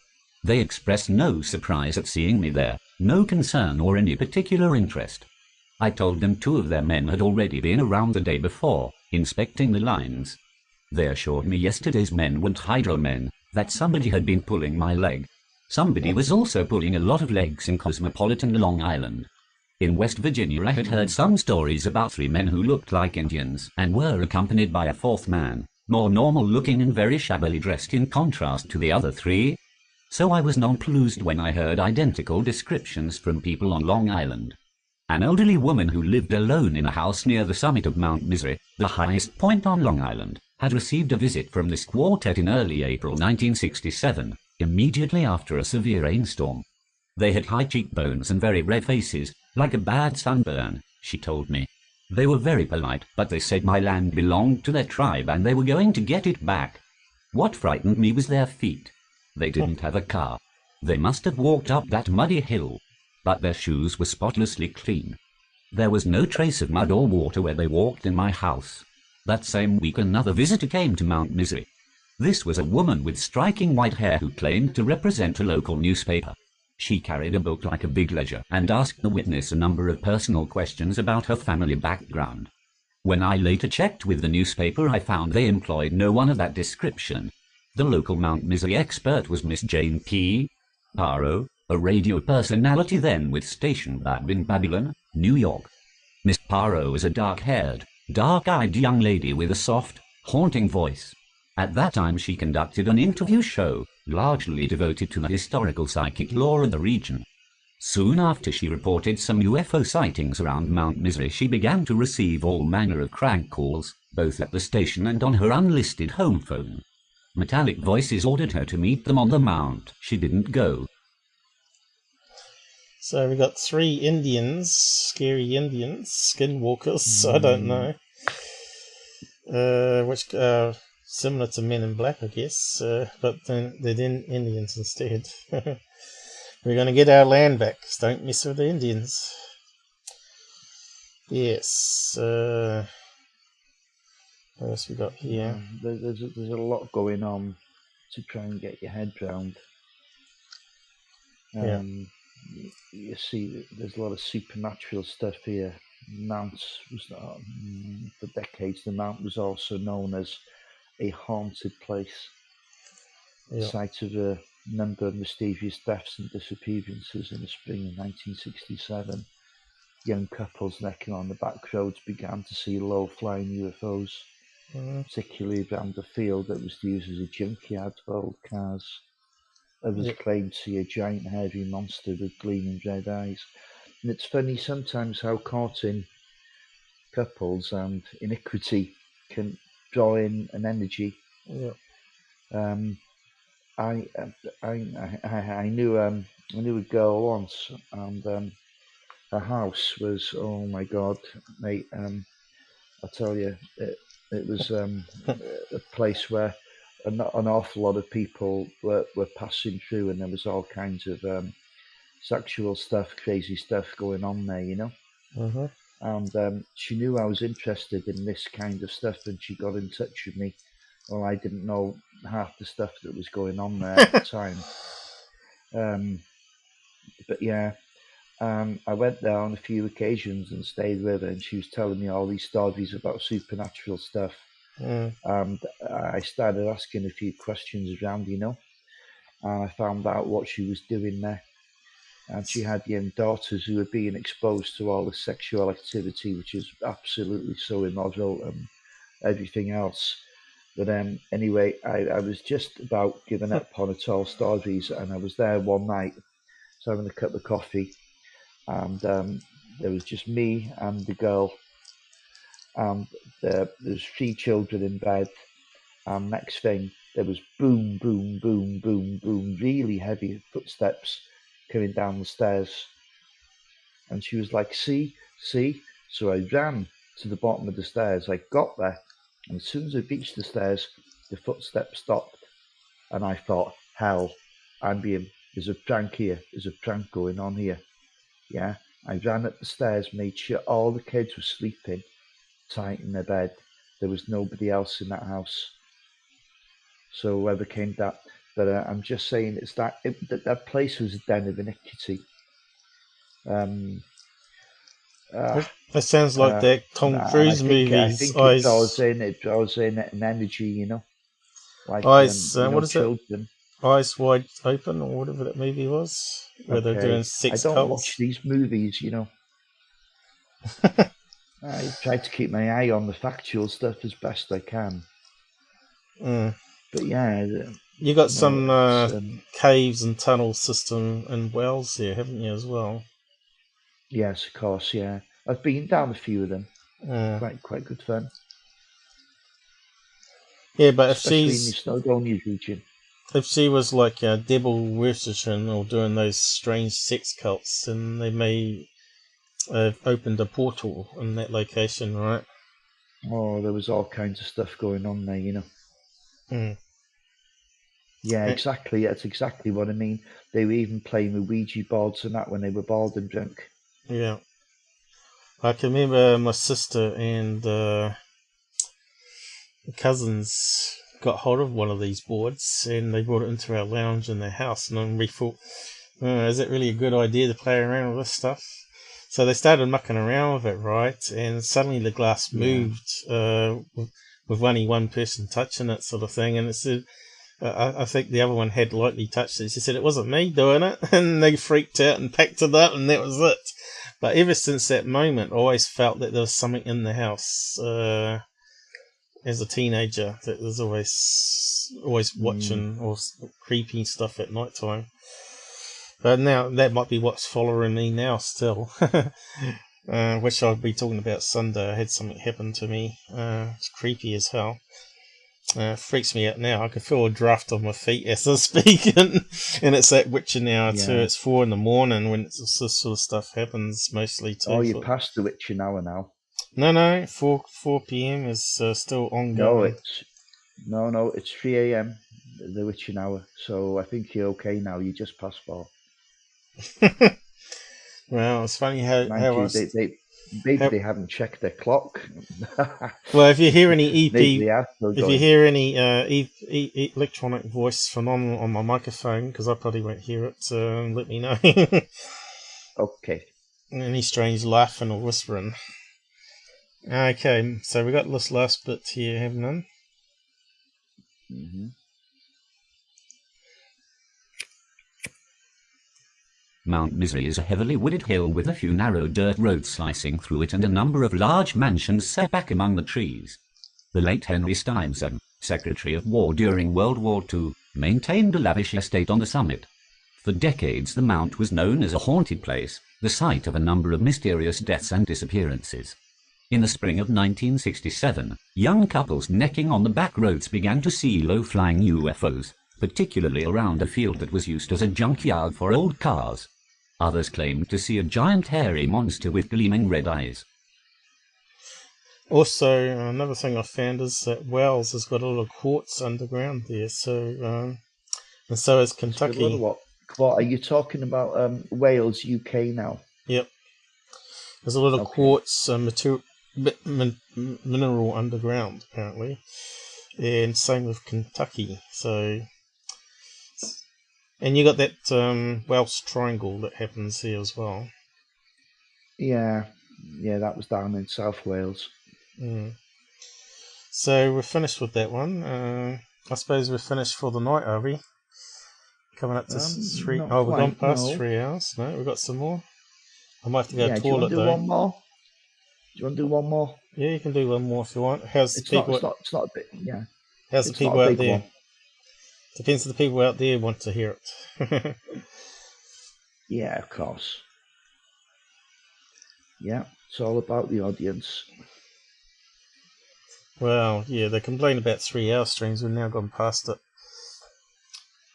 But I think the longest one I've done is almost 8 hours. And then we had lots of people on talking about all sorts of things. That was a fun night, though. Jesus, that's a marathon, that 8 hours. Wow. Not as bad as some people. Some people go for 20 hours non-stop. Yeah, well. That's just crazy, have to though. be in and out. You'd need a good few of you to do that. You'd need some people coming on that, that were fresh and start to stream all up again. Yeah, you'd have to have a really good topic that you go through. Yeah. Man, what's going on here? Coolinterestingstuff.com. Unexplained mysteries are set. Yeah, it's the Robert Richardson, Men in Black encounter. Was it was mid-60s, 1967, I think. Was it? Yes, it was 67. Yeah. Yep. That's from the movie, though, isn't it? Men in Black. You want me to read it out? Here we go. In 1967, Robert Richardson of Toledo, Ohio, struck an unknown object with his car. The object immediately vanished but left one small piece of evidence, an anomalous lump of metal. When Richardson sent the metal to a pro-aerial phenomenon research organization, he soon found himself the center of unwanted attention, though not the kind Halle Berry's driving earns her. 2 MiB agents driving a black Cadillac turned up on his doorstep. The men did not show him identification, and Richardson did not ask to see any. Their smart black suits were enough to imply that they were authority figures. It was not until the 2 men had left that Richardson began to think the meeting suspicious. He had told nobody about his experience other than his wife and the researchers at APRO. Furthermore, the Cadillac, which was a 1953 model but appeared to be in mint condition as if brand new, was marked with unregistered plates. I'll click on that. Yeah, that's a Buick, isn't it? Yeah, went to my magnification. Or is it a Cadillac? Didn't save my magnification. That's a Cadillac. That's the wrong car, is it? Not necessarily, no. But Buicks are one of the favourite ones. And Cadillacs as well. Okay. Usually with government plates. Well, I'll just read that out while I slip away. Okay. So it won't scroll, unfortunately. Let's go. 1 week later, 2 more men in black suits came to his door. This time they asked him to hand over the metal artifact. When Richardson told them that he had sent it to be analyzed, they said that he had better get it back and threatened to harm his wife if he did not. Richardson never did hand over the metal, but his wife was never harmed, a gambit I'm sure went over without incident in their marriage. The second set of MiB agents to speak to Richardson have been described as foreign, as have many MiB officers. They are quite typically olive-skinned, or possibly wearing makeup and having Asian, or perhaps Native American, features. Although this might not seem particularly unusual for government agents today, it certainly would have been odd back in the 1950s, 60s and 70s when the MiB were at their most active. Perhaps the strangest thing about the men in black would seem to be that their intimidation tactics rarely work, although there may be many cases in which people have been effectively silenced that we do not know about. Quite the opposite, in fact.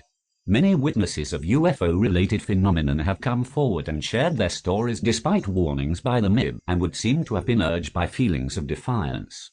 What's more, they are also able to add their MiB encounter to the story, convinced that the government is trying to cover up some dark secret. If they are, this would seem to be an ineffective way of doing so. Their failure to follow up on their threats is almost universal, and they rarely exercise the powers we know the actual U.S. government has at their command. This has caused some to claim that the MiB are in fact an anti-government organization, and that they use reverse psychology to encourage people to publicize their UFO encounters, and further accuse the U.S. government of orchestrating a cover-up. Other theories, however, claim that an alien force is behind the MiB, even that MiB agents may be aliens in human form. This would certainly explain a thing or two: the MiB's poor understanding of human interaction, for example.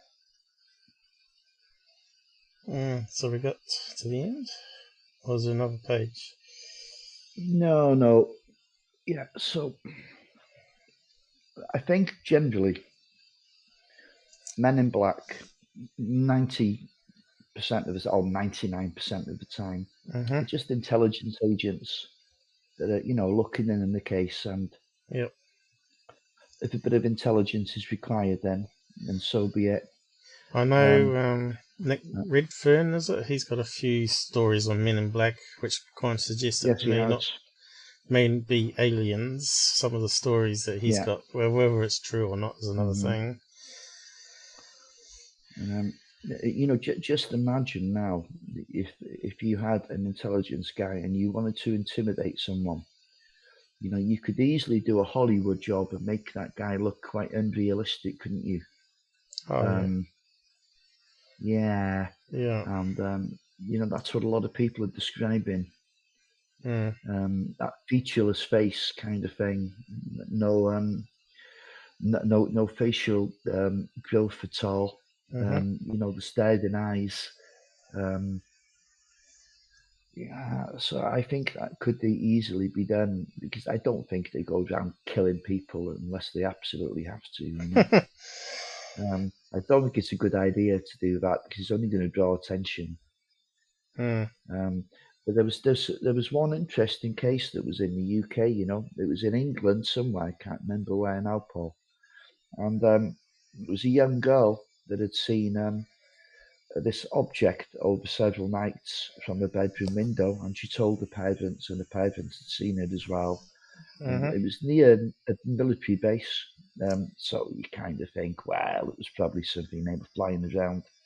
But anyway, she told her friends in school and what have you, but it never went to the papers or nothing. And the next thing, these people had a knock on the door, okay?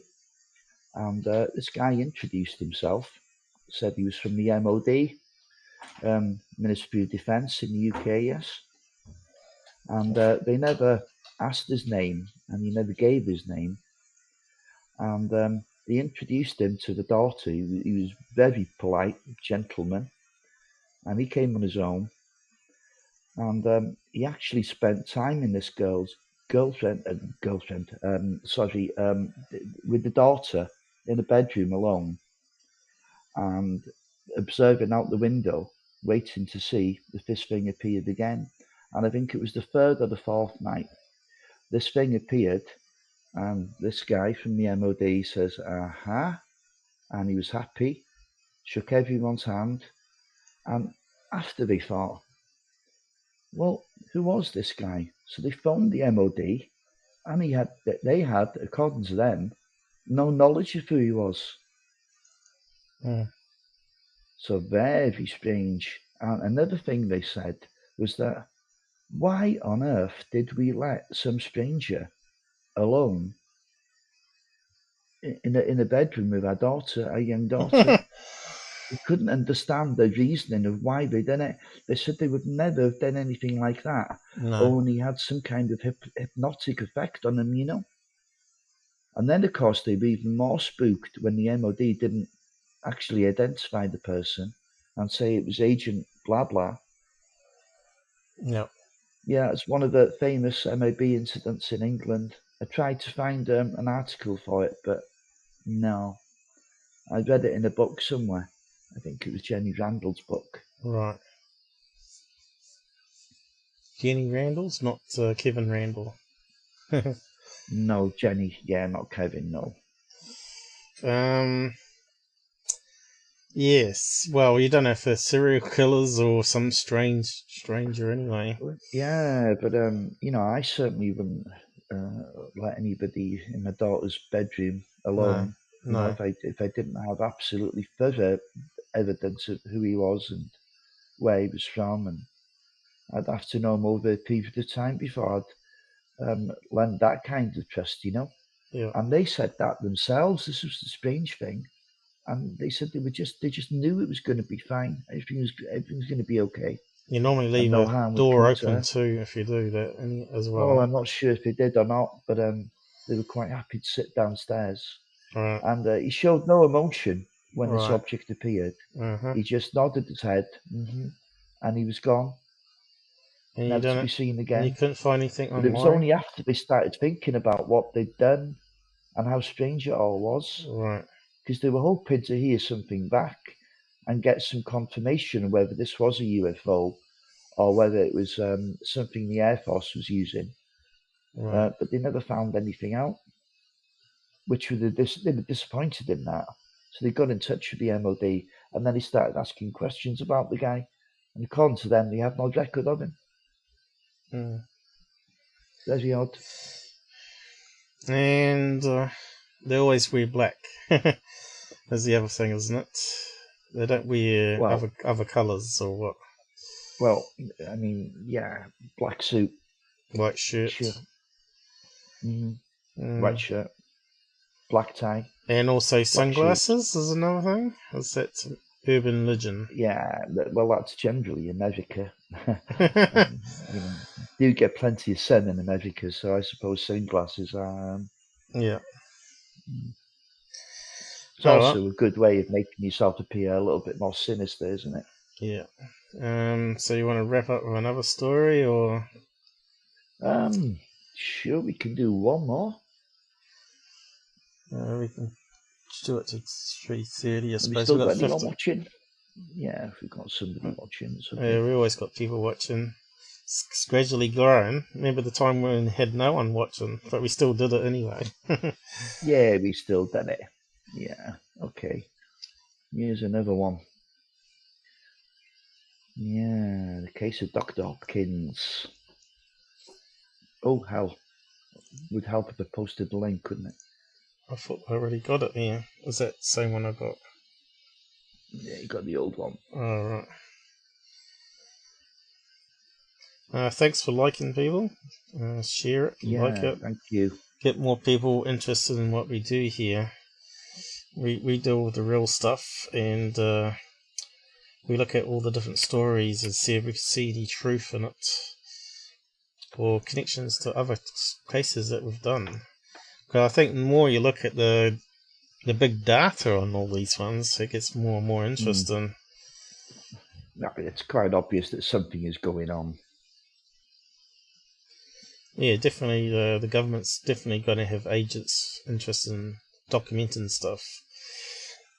Maybe for military reasons, safety and all that sort of stuff. Well, you call it, which the ATIP do, and what do you call it? What they call it, intrusion into the airspace. What's the terminology they use there? Incursions? Incursions, that's it. I was trying to think of the word. We've already done that one, haven't we? No, we haven't. We haven't. It's the same website, you see. Case of Dr. Hopkins. Okay. I thought that was the same guy that we looked at before, but... You might have seen a picture of him before, but we didn't cover the case. Yeah, that picture was with, what's his name? Bender. Albert Bender, yeah. So it may be just a similar case then, in that case. I thought it was Bender here holding up the Men in Black one. It doesn't actually say if it is Bender. I reckon it is. It could well be, I think that is Bender. I think that is Albert Bender, yeah. Yeah, that is. But this is a different case. Right. Okay. So we got a picture of this Dr. Hopkins. It's funny how it's similar to Hopkinsville. Anyway, I'll just read out that bit. Dr. Herbert Hopkins, a 58-year-old doctor and hypnotist, was acting as consultant on an alleged UFO teleportation case in Maine. One evening, when his wife and children had gone out leaving him alone, the telephone rang and a man identifying himself as vice president of the New Jersey UFO Research Organization asked if he might visit Dr. Hopkins that evening to discuss certain details of the case. The driver agreed. At the time, it seemed the natural thing to do. He went to the back door to switch on the lights so that his visitor would be able to find his way from the parking lot, but while he was there, he noticed the man already climbing the porch steps. I saw no car, and even if he did have a car, he could not have possibly gotten to my house that quickly from any phone, Hopkins later commented in delayed astonishment.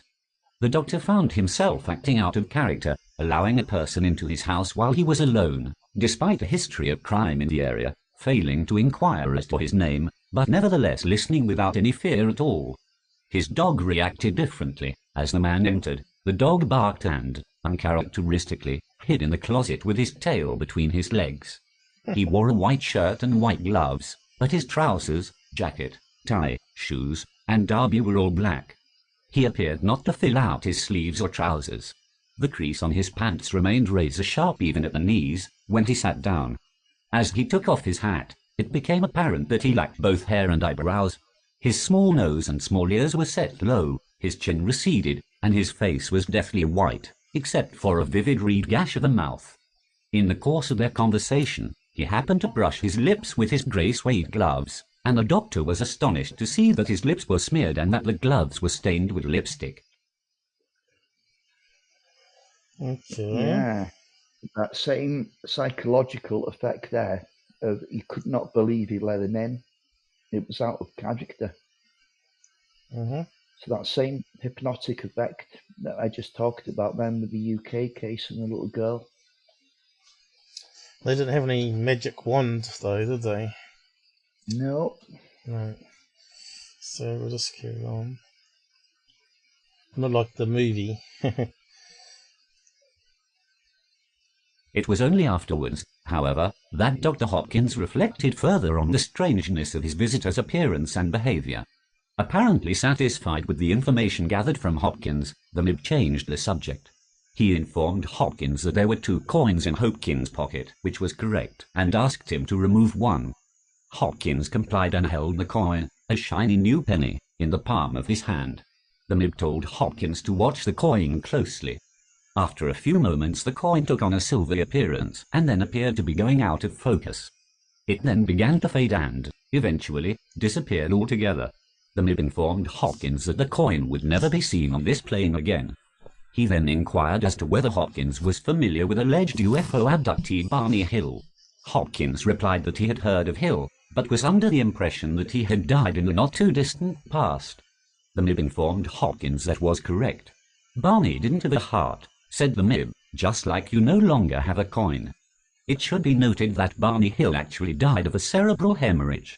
The MiB then gently suggested that Hopkins destroy any material he had related to the Stephens case. So we're talking about silver pennies. Strange one, isn't it? So this is like a magic trick. Now, surely, I don't know how you could do that. It was in his own hand, wasn't it? Didn't, what's his name? Schrieber. Didn't he have a coin one? It was meant to be a Men in Black type figure with said he's from the future or something. Did you mean Whitley Schrieber? Yeah. Oh, okay. Do you remember that one? Yes. There's definitely something along those lines. Yeah. I don't know if we can find it or not. We'll have a look after. Something about the coin, anyway. I kind of vaguely remember the story, but yeah, it was quite interesting. Dr. Hopkins saw a bright light shining up the driveway, brighter than an automobile headlight, and bluish-white in color, although no light had been present when he had arrived. Rushing to the kitchen window, the doctor looked out to watch him, but the light was gone. He ran out onto the front porch, but saw no car leaving. Not only that, but the stranger walked in the diametrically opposite direction to the way he had arrived, not towards the driveway, but towards an impenetrable hedge.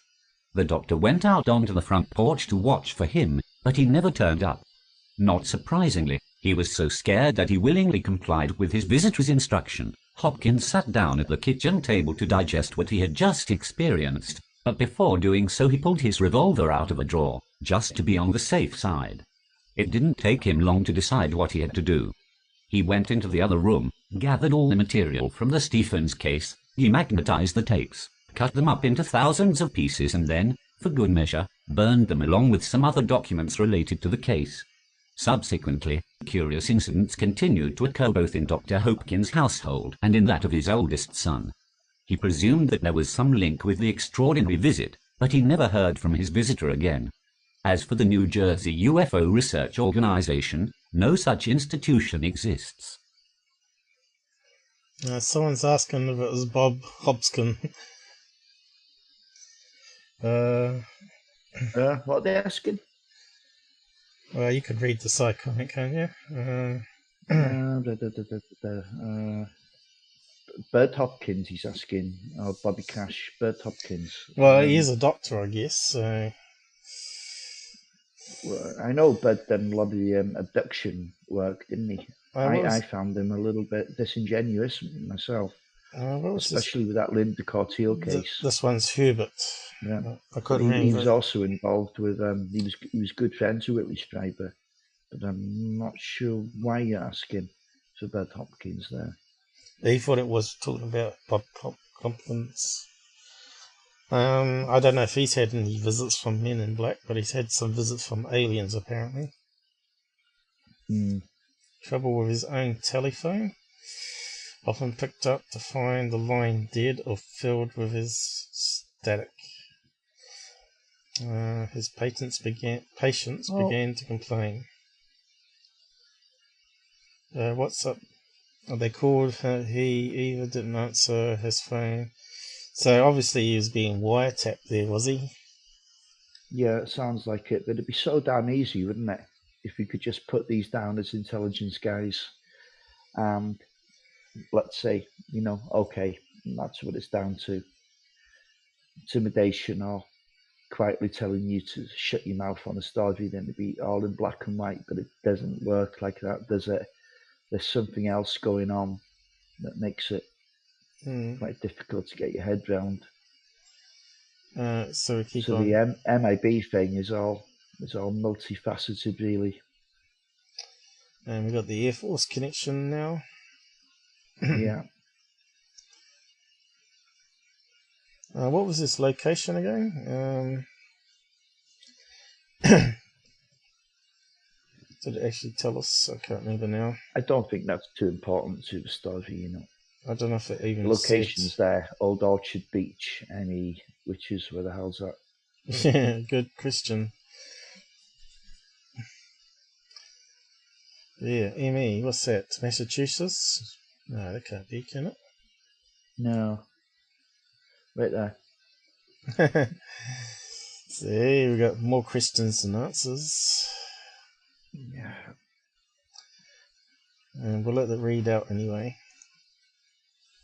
Yeah. The concrete nature of the phenomenon was accepted by the United States Air Force, who were concerned that persons passing themselves off as USAF personnel should be visiting UFO witnesses. In February 1967, Colonel George P. Freeman, Pentagon spokesman for the USAF's Project Blue Book, told UFO investigator John Keel in the course of an interview, mysterious men dressed in Air Force uniforms or bearing impressive credentials from government agencies have been silencing UFO witnesses. We have checked a number of these cases, and these men are not connected with the Air Force in any way. We haven't been able to find out anything about these men. By posing as Air Force officers and government agents, they are committing a federal offense. We would sure like to catch one. Unfortunately, the trail is always too cold by the time we hear about these cases. But we are still trying. But were the imposters referred to by Colonel Freeman and Dr. Hopkins' strange visitor similar in kind? UFO sightings, like sensational crimes, attract a number of mentally unstable persons who are quite capable of posing as authorized officials in order to gain access to witnesses. And it could be that some supposed MiBs are simply pseudo-investigators of this sort. One particularly curious recurrent feature of MiB reports is the ineptitude of the visitors. Time and again, they are described as incompetent. And if they are impersonating human beings, they certainly do not do it very well, arousing their victims' suspicions by improbable behavior, by the way they look or talk, and by their ignorance as much as their knowledge. But, of course, it could be that the only ones who are spotted as imposters are those who are no good at their job, and so there may be many more MiB cases that we never learn about simply because the visitors successfully convince their victims that there is nothing to be suspicious about, or that they should keep quiet about the visit. Yeah. Yeah, ME is the abbreviation for Maine. Ah, right. It did say main and blurb. We're just getting too tired now to 4:30 a.m. Yeah, Whitley. Did you have a search on Whitley? How do you spell his name? Whitley. Yeah, surprisingly, he's wrote some other books since Communion on black magic and all. God, Well, I didn't realise. was it the Men in Black? I know there was a webpage that told the story about a penny. I think he's got his own website where he publishes little clips of what's in the book. He's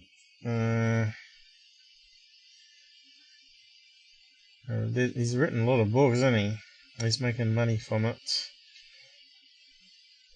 So he's got a book called Greys now, huh? Greys. So that was the one there. He's got another one called The New World. So I'm on the fence about Schrieber. Black magic. But I mean, yeah. Okay, we got a rational wiki on him though. I wonder what they say He about him. summed it up quite well. Yeah, A New World is about the world and reality. About the world and reality is not what it seems. Schrieber doesn't have the answers or hardcore proof for some of his extraordinary claims, but makes the point that describes the phenomena in a nutshell. Nobody knows. It's just there. And I can't agree with that anymore. I mean, I can't agree with it any more than what I do. It's absolutely, it is what it is. There's something there. It's just that we can't pin it down. Yeah. I don't know if we can find the thing about the penny. No, I don't think that'll be deep within the book, you know. You're not going to get an article just on that. So this guy says it's BS. A unique case in the field of woo-woo, as they call it. Who uses that term? Dave Scott will not. Yeah, hold on. Is that a Wikipedia article or something? Rational Wiki. Oh, God, what do you expect? Paul, it's going to debunk anything. Yeah, but you got to listen to what they're saying about it so you can debunk of anything. Yeah. They do raise good points occasionally. So yeah, we got to sit in the middle and sort of listen to both sides. Yeah. So I mean, if you look at Rational Wiki's treatment of the Roswell case, you'll see that they're absolutely full of shite. They're making tons of mistakes in the timeline of what actually happened. Schrieber, and they keep using the word myth over and over again, like a subliminal effect, so it gets imprinted on your mind. It's really crappy tactics. I thought this one about the penny though and the time travel would have been made into a movie though. Maybe he wanted too much money from the movie makers to do it. Yeah, I'm not too sure what the story was now, but I know I've heard about it. Yeah. I mean, I've read the book years and years ago, Communion, so it's not too fresh, but it reads more like a horror story than it does an abduction story, but it's both. Yeah, that's right. But yeah, there's a lot of stuff going on. Sure, it was a penny, but maybe it was a coin or something, or a quarter, something like that. So the American coin. Don't have the wrong I year don't know number. if we're going to find it on the fly like this, Paul. Might do. Okay. Wasn't it a year in the future on the coin or something? But then again, people can fake those, can't they? Someone out there might know. Missing time? 1:45. No. Perhaps it was a dime or something. And Americans have different names, don't they? Coin.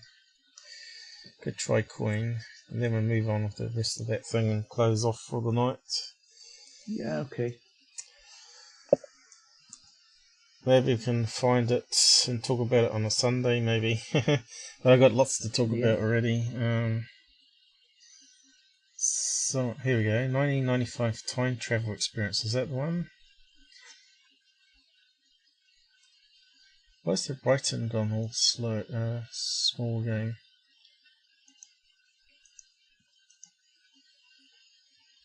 Involved the journey. Visitor to replace alien. Could be that one. Yeah, beats me.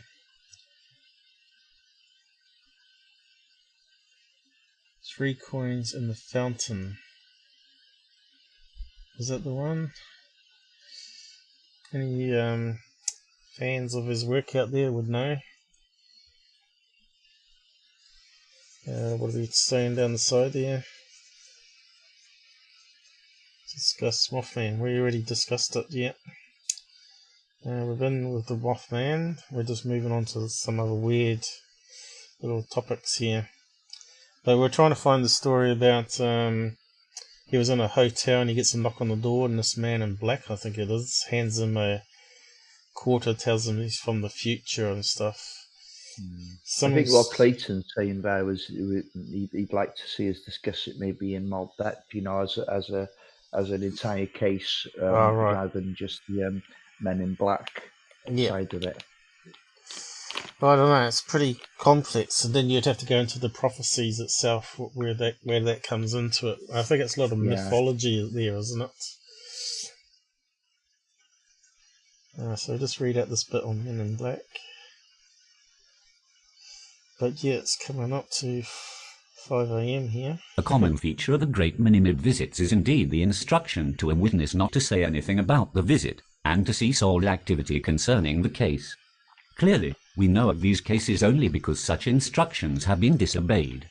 One Canadian UFO witness was told by a mysterious visitor in 1976 to stop repeating his story and not to go further into his case, or he would be visited by 3 men in black. I said, "What's that supposed to mean?" "Well," he said, "I could make it hot for you. It might cost you certain injury." A year earlier, Mexican witness Carlos de Luz Santos had been stopped on his way to a television interview by 2 large black limousines. One of the occupants, dressed in a black suit and Scandinavian in appearance, told him, "Look, boy, if you value your life and your family's too, don't talk any more about this sighting of yours." However, there is no reliable instance of such threats ever having been carried out, though a good many witnesses have gone ahead and defied their warnings. Indeed, sinister though the MiBs may be, they are notable for their lack of actual violence.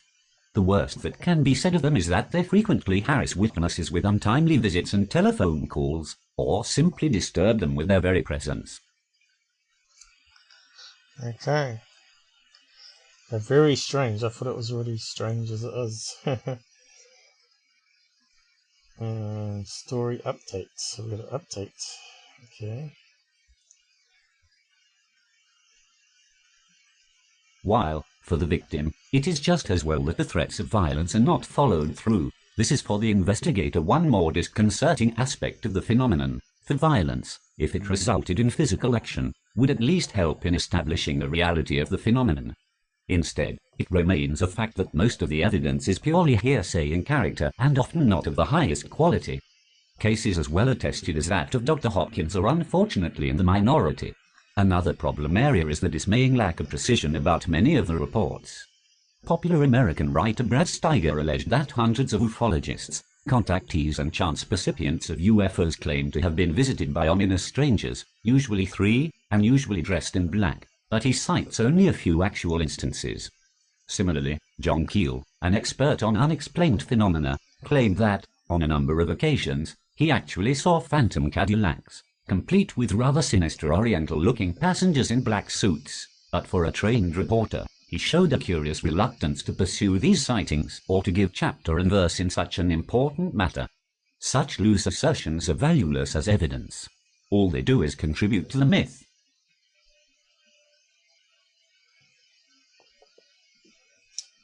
So it's finished. So what do we got left? I was just doing one more quick look for that Schrieber one. On the 24th of September 1976, only a few days after Dr. Herbert Hopkins' terrifying visit from a MiB, his daughter-in-law Maureen received a telephone call from a man who claimed to know her husband John, and who asked if he and a companion could come and visit them. John met the man at a local fast food restaurant and brought him home with his companion, a woman. Both appeared to be in their mid-30s and wore curiously old-fashioned clothes. The woman looked particularly odd. When she stood up, it seemed that there was something wrong with the way that her legs joined her hips. Both strangers walked with very short steps, leaning forward as though frightened of falling. They sat awkwardly together on a sofa while the man asked a number of detailed personal questions.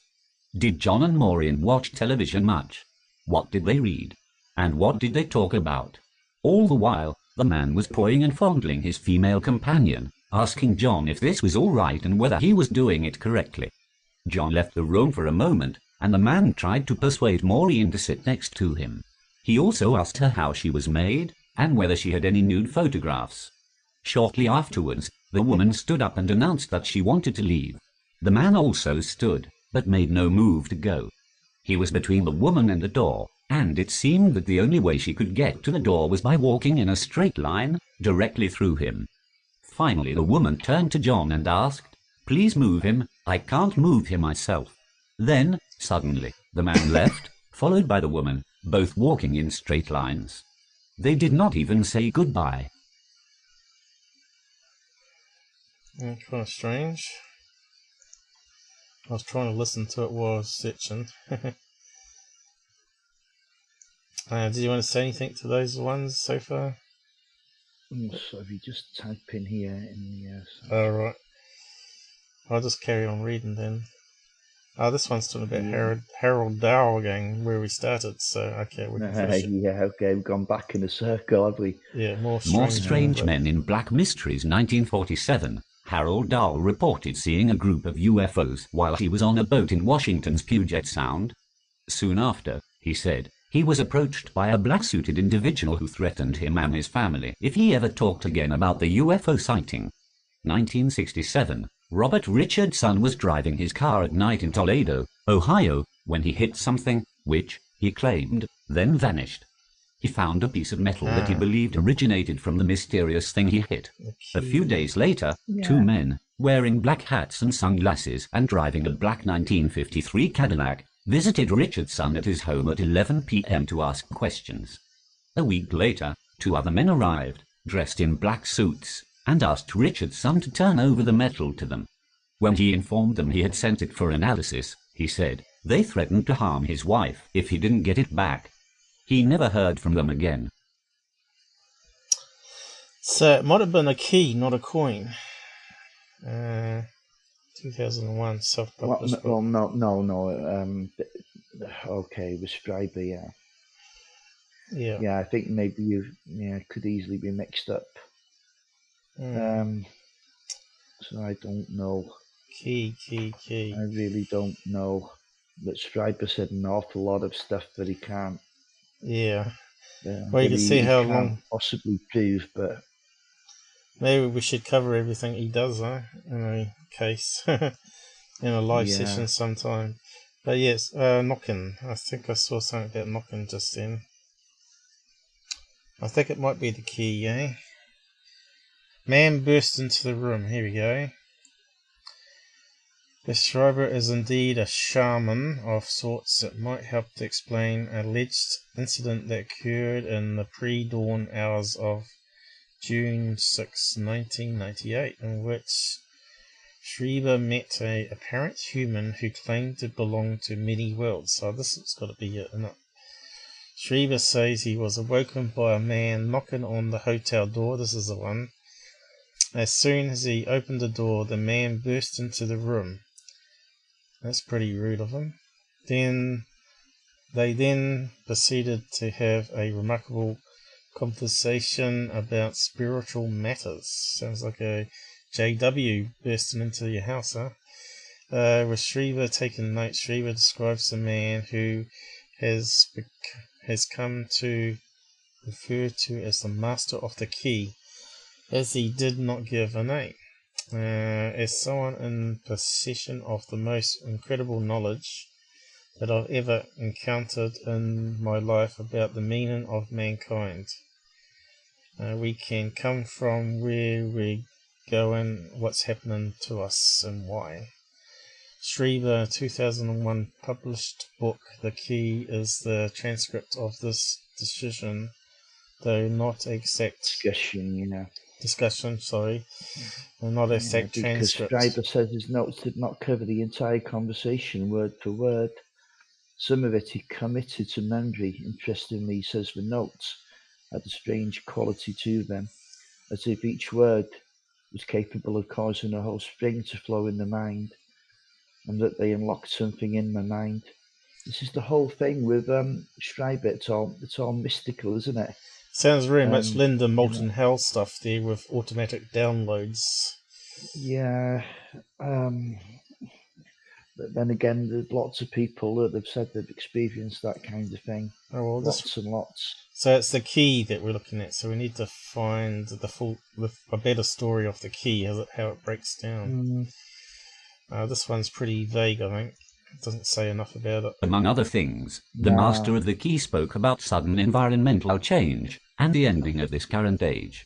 There is, he said, a great cycle of climate change, involving sudden shifts back and forth from ice ages to temporal periods. There you go. It's Although this cycle is natural, it has been sped up by human activity, and we are about to enter a new ice age that will lead to the extinction of mankind, or to a massive reduction in population.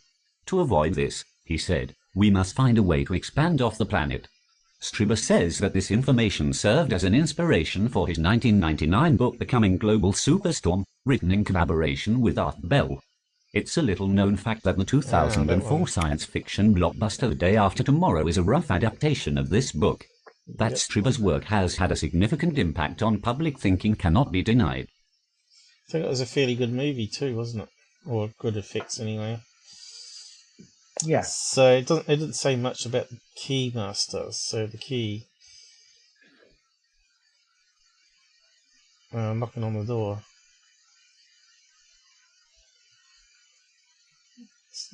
So it sort of starts there. I sort of started at the bottom there, didn't I?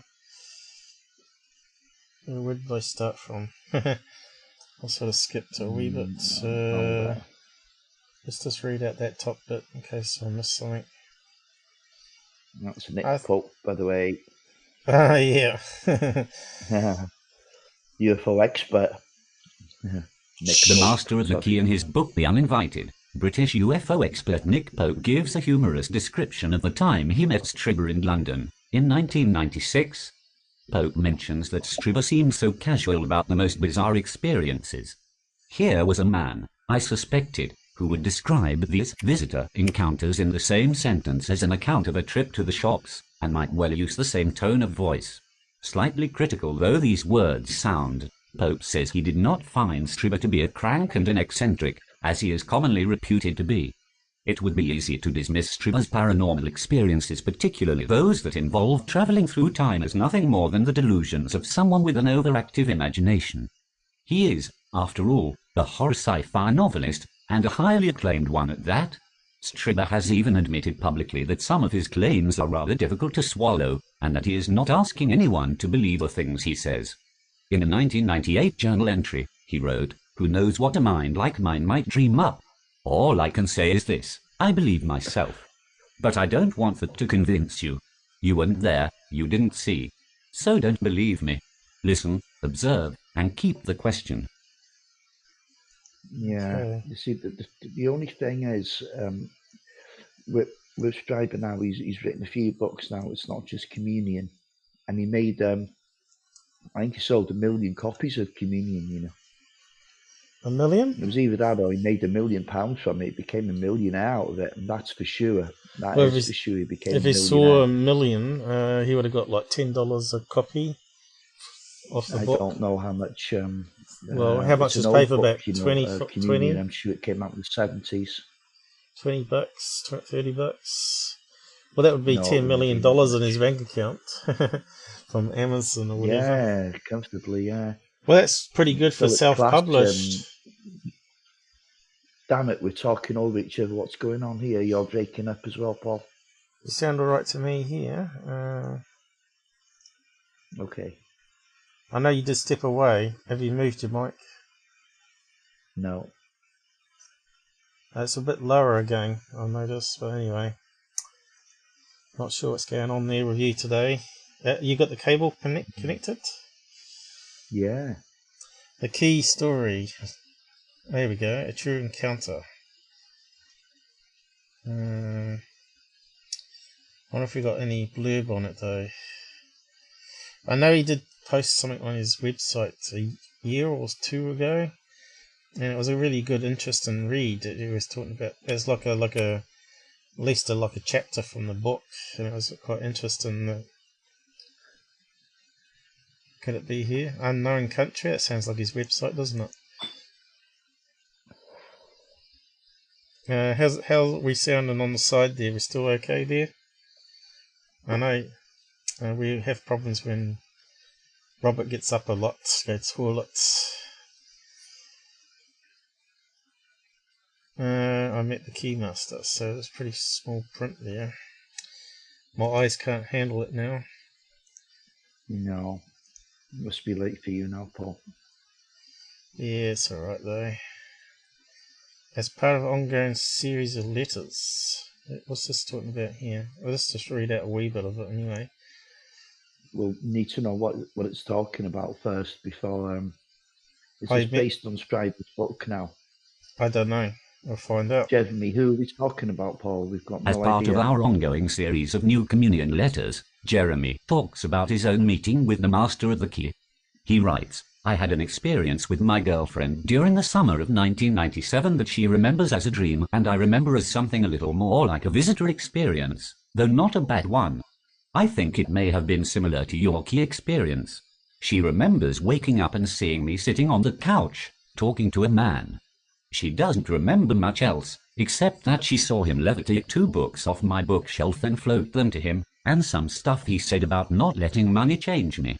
I remember a good bit more, although nowhere near all of it. The first thing I remember, actually, is being aware that I was sitting naked on my couch talking to a man, who I seemed to know very well, though I don't know how I knew him. I suddenly began to realize, I think, that this wasn't a dream and I was totally naked. I used to sleep this way. I remember him immediately handing me one of my pillows from my couch so I could cover myself, and I did. He then began asking about whether I believed in aliens, and I said yes, absolutely, and I talked on about how obvious it all was and how there was obviously a serious cover-up going on, etc. I also remember my responses seemed to please him, because his eyes glimmered, like he was proud of me. I don't remember what he was wearing, other than his shoes seemed cool to me. He may have been wearing dark slacks. Anyway, he then immediately asked me what I thought of Atlantis, and I said, I think it's a bunch of crap. At the time, I didn't believe in Atlantis or past advanced civilizations, though I very much do now. Anyway, I remember the look in his eyes again, and he looked every so slightly disappointed. I then said, after reading his expression, that I could be wrong. He didn't respond to this, though, and he immediately asked me another question, which I don't remember. Yeah, that's an interesting story. I'm not sure what it's all about, though. Yeah. Hey, listen, You want Shelley is just, it'd be a good way to finish off as well. You know the video that went viral of the two MAB guys walking into the hotel. Yeah. You want to show it on the live at the end? Yeah, I suppose could we do this could. right at the end, yeah. Have you got a link I to was it? actually going to bring that one up if we had time. Yeah, that's the 'Cause it picture I is start. spooky. That's the picture I used on the thumbnail today, on today's live show. Here we go for time. We're going up to 4 hours now. Yeah, I'll tell you, it's like I'm in a time slip here. It only seemed like 4:30 not long ago. So you got a link coming, or do I search for it? I can do that. Let's see if I can search it. Well, you search for it, and I'll read out the rest of this here while we're searching. Okay. Because that story's quite interesting. In fact, I only remember bits and pieces after this, and they may be out of order. I remember him telling me that the world was about to end, and me getting this dark, sinking feeling in my stomach. I asked him how, and he told me it was the environment. I then remember whining and saying that people were changing and recycling more, etc., and he only said, gently, that it's not enough. I remember crying at this point, really sobbing. And he told me that we could do something to change it, but it was up to us and we may not make it.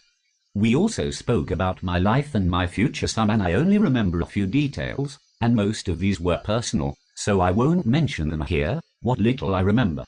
During this conversation, at some point, I also remember him telling me that we needed to follow the signposts.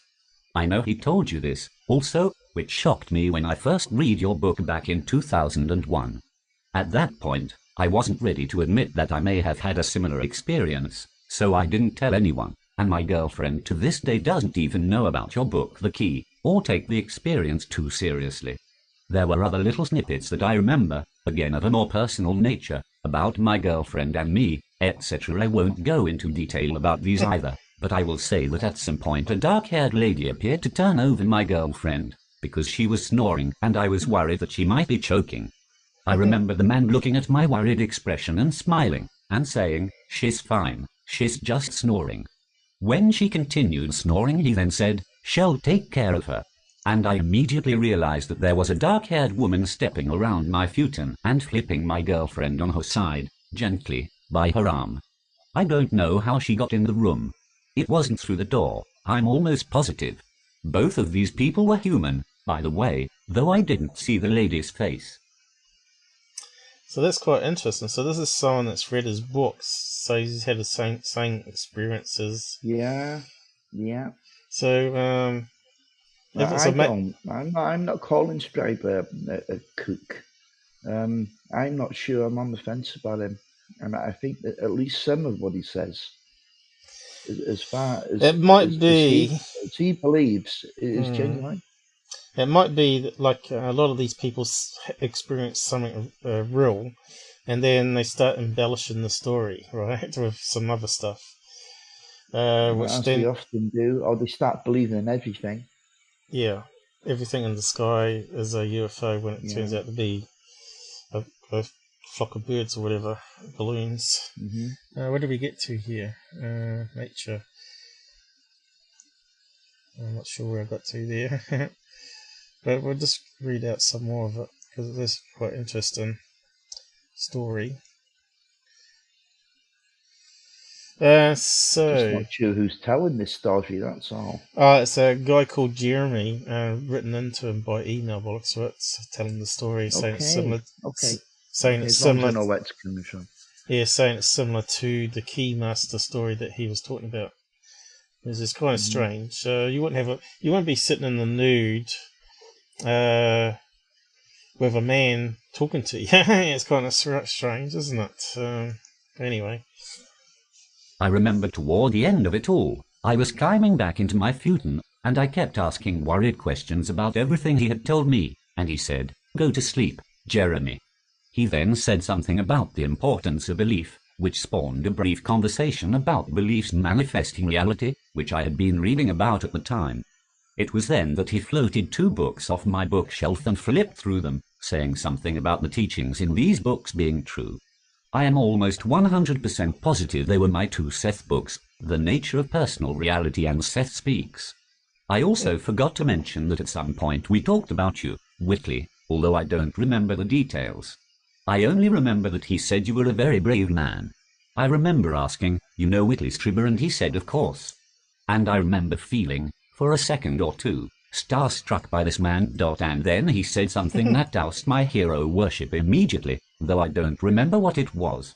At the end, when I was lying in bed and he was telling me to go to sleep, I remember asking him if I would remember any of this, and he said, "You will remember," meaning that I would remember it all eventually. I remember having an unsettling feeling of going to sleep, knowing that the person I was at that moment and all of my memories from that night would be clouded in a dream-like fog. Going to sleep sort of felt like dying for that reason, and I remember going to sleep telling myself, I won't forget, I won't forget, I won't forget. When I woke up the next morning, and I only remembered a few bits and pieces. This is why I was shocked when my girlfriend began talking about her dream about the man floating the books, etc. There are many other little snippets that I've left out, because I'm not 100% sure I didn't imagine them after reading your book The Key. I do vaguely remember being handed something in one of my drinking glasses and joking that it looked like bull sperm. I may even remember drinking it and that it tasted awful and organic, in a living sense, like bull sperm would probably taste. I also vaguely remember that his shoes may have been slip-on shoes, similar to Birkenstock type shoes, though dark and a little different. I may have imagined this as well, however, because I read on your website about the lady from La Jolla who picked up the hitchhiker, and she said he was wearing slip-on shoes. There are also vague disjointed memories of driving in my car with him, and he was driving, though this could have been a dream. There is another snippet of standing next to my parked car and seeing UFOs in the night sky. I remember asking, why can't anyone else see these? And someone told me that we were on a level just above normal Earth consciousness, or something like that. So, yeah, talking about bull sperm there. Probably would taste. Yeah. Kind of strange for one, it? Strange. Yeah, there's quite a lot to this email. This guy's got a lot to talk about. Yeah, it's just as bizarre as any dream, isn't it? You know, that's when you're thinking. Insight previously published on our old site. We have any links removed. Okay. Oh, we've got a wee bit left. We must listen to the rest of this crazy story. There was another snippet where I remember something being done to my tooth. This is very vague, but interestingly, my girlfriend and I both noticed very small and sharp chips taken from our bottom teeth on the same morning. The memory of the man making a guttural noise containing lateral information is equally vague, and I don't know why I remembered you mentioning it. An interesting note, the man, whoever he was, implied that my girlfriend and I would be together at some point in the future. We actually broke up in 1999, and I lost touch with her when she went back to Europe. Anyway, she called me last year and we began talking again, and just this past September until 2 weeks ago, she came over and stayed with me, and we got back together. We talked about this experience some while she was here, and like I said, she remembers only a few things, like the floating books, and she remembers it all as a dream. She knows I have an interest in such things though, and that I've had unexplained experiences my whole life. My family members and friends also know about my strange experiences, and some have had their own experiences. My sister had her foot grabbed the other night, twice, which spawned a conversation about this. I have had a few strange experiences of cars following me, that sort of thing, over the years, and I know that it's related to my interest in aliens, etc. I have even had a few subtle threats. I also believe, however, that there is good out there, even within the government, and that many are beginning to realize the importance of honesty. It's starting to sound like a Tyler video. No, I'm getting a bit concerned about this. And it sounds a while ago, but it's a bit religious. So what's the Book of Seth, or whatever it was called? That sounds religious to me. Yeah, it is. Yeah, it is. It's the Book of Seth. I remember that. Is it in Old Testament or the New? Or is it something that's outside of the Bible? I don't think that's I never it. did read that damn book. Seth learning. In-depth information in the Seth books. What is that about? No, I'm not sure you're looking at the right thing there. Someone out there might know. Who's that? Oh, the font's way too small for me.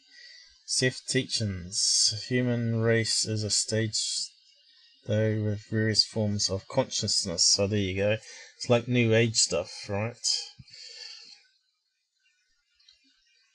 Something that... Yeah, Sarsaparilla is a collection of writings dedicated by Jane Roberts to her husband from late 1963 until her death in 19... So I was way off. But I'm sure Seth was a biblical character. So, yeah, I'm not really sure about that. That's what it's saying here. Jane Roberts, 1970s. Yeah. So this where the New Age... Ouija board people they were. Yep. Well, we're finding out all sorts of things tonight, aren't we? Yeah. It's talking about the afterlife here as well. Reincarnation. Well, we covered some of that tonight, though. Illness and suffering are not thrust upon us by God. So, yeah, it is religious. Religious mixed in with some New Age thinking there.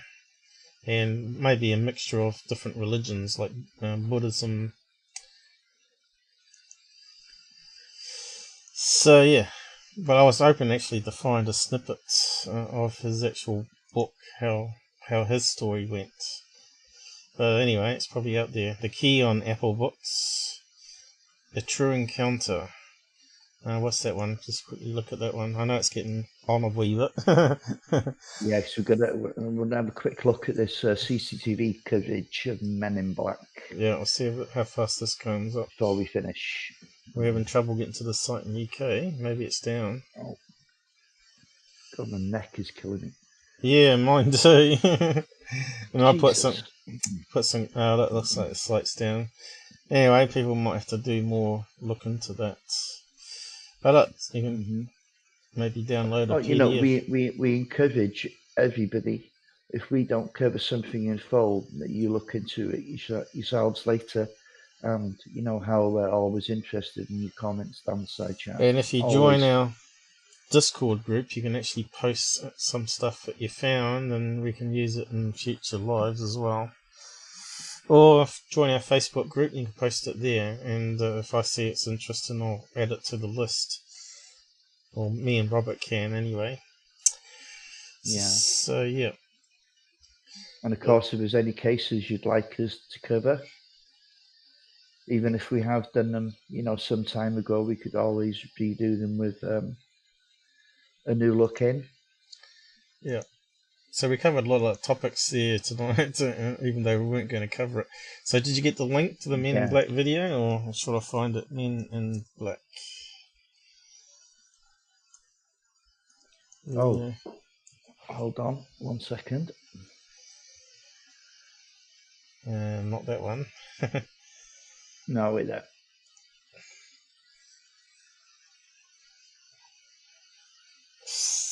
Yeah, it's going to be like TV trailers, isn't it? You'd have to use the right keyword for it. Yeah, it's all the movie. Now we're getting there. Close it off with this one, hopefully. Is it safe to play, do you know? Well, it's I don't know if it was just the CCTV footage alone. I suppose it would be. What's going on here? That's not that thing again. Yeah, it looks like it's back. Yeah, try that. Hadn't been doing that for a while, I didn't think. No. It looks like it's 4.3, so it's got to be pretty old. Okay, this is the one. What's it going to say though? Is it a security camera? It doesn't say the length of it there. I'll slow it down. Yeah, better to slow it down. If it's only a short clip, 2 minutes, here we go. There's a couple really strange-looking men that were here. And they kind of freaked everybody out, and they were asking questions about you. You could turn that sound off, you know, And Paul. of course, now I think that's I'm the person at the reception. So what we can do is maybe put it up and we use that special thing we've got here, the pitch shifter. Yeah, then we're not going to be able to see the actual video because we need to be able to see these guys as closely as possible. We can zoom in, pause it and zoom in. He's Okay. a bit strange sounding, that guy. We'll just make him a wee bit bassier like Mr. Ken. getting a little bit nervous, and I'm like, what are you talking about? And he said, well, he goes, I don't know how to describe them except for extremely odd looking. They were the exact same height, they were wearing the exact same clothes, and they had the exact same Actually sounds faces, better slowed like they down. were twins. Yeah, And he they said come they in were now. wearing black suits, black trench coats, they were wearing like the old-fashioned Federo hat. They had extremely, extremely pale skin. And he said they came in and they asked for you. And I said, I'm sorry, he's actually not working today. And it seemed like they didn't believe me. So they started to walk around the hotel. And shortly after, they went to the tour desk. But he goes, they freaked me out. And I really wanted to tell you that there were these weird guys in here looking for you. So, of course, now I'm a little bit skeptical and I'm a little bit freaked out Here all they at the come. same time. So the first thing I do is Yeah. I Not run much of a into clip, my was it? security Okay, office. now, and I for a rewound start, the look at cameras, the reaction and of the sure guy enough, they've just here passed come now. two gentlemen through the front door looking exactly how he described. Then the next day, I was talking with my tour Yeah, desk. those suits And are one of bad them fitting. asked to talk to me. They almost look like Came in my clones office, as well. the same as my bellman, Yeah, I and know she we do, said, don't they? I heard that you heard that there were some men looking for you. And she said, they asked a few questions about you, and they said strange things that I didn't understand. And Not they the were best quality talking security about camera, though. governments and No, they conspiracies, never and are. none of it made any sense to me. But she goes, they were very, very Keep scary. it rolling. She said they had no eyebrows, no eyelashes, Are they nothing. walking funny? Their hair looked like they had a wig on, like it was attached to their hat, like it wasn't So they even got bald real. head. Well, we'd Bald have to heads. play it at normal And speed the to see if they're scariest walking thing, properly or not, and I their don't see eyes anything were wrong That with is, the way this they're is big normal speed and on the so video. I'm not blue sure if that's normal that they speed. almost It doesn't look like it is. hypnotized me a little bit. It's not, is And it? she It's goes, you're going to think I'm crazy grabbing a when I tell you frame this, but I per swear they second, isn't knew it? what I was thinking. And she started One to frame a cry, second. and she said one more thing before she left. She Not said, 30 frames a these second. men, they Which is what you didn't get on Hold on, six. if you keep playing it on now as a child that passes by, I think. No, it's just looping, I think, and he's just got the interview of the person. Oh, right. Damn Yeah. it, that's not the right There's a video couple then. really strange. Okay, so well, you need to find another one then. Yeah. Yeah. Now this one's okay, called no Live problem. Leak. You reckon there's more to the footage then, do you? Yeah, definitely.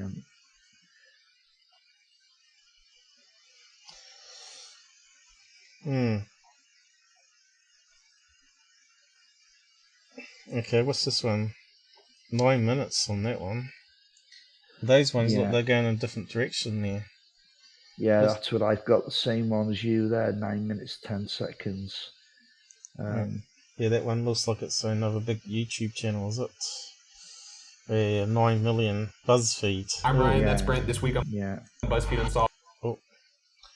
So have they got the clip in here somewhere? 2 minutes 48. Didn't we have that one? I think we did. Damn it, things are getting harder to find with YouTube, you know. Yeah.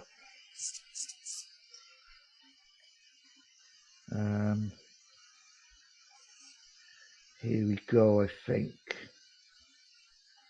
Is that still working? So if Yeah. we paste it. So it should work on do you this wanna video try- too. do you wanna try This this is a one? rare instance of a reported MiB caught on camera. Oh, these ones are mocking it, alright. Yeah, of course they are. They're mocking everything. That's all they ever do. Yeah, looks like he's got a top hat. Doesn't look like a regular Men in Black. That looks like a doorman to me in that one. Yeah. So who pick up the Doesn't luggage look from too the cars. intimidating, does he? No. So what else we got? Oh, you got the bald-headed guys. I've left the link for you there, Paul. So where's the footage in this one then? So you reckon you found it? Yeah. What's that people saying? Oh, Shelley. The one in front seen a vid, his right foot turns inward. Yeah, I noticed that as well. Yeah, I'll post it again. Okay, Paul, so you've got it there now. No, I got it, I think. It's because I was zoomed in, it wasn't letting me cut it. Right. Let's see.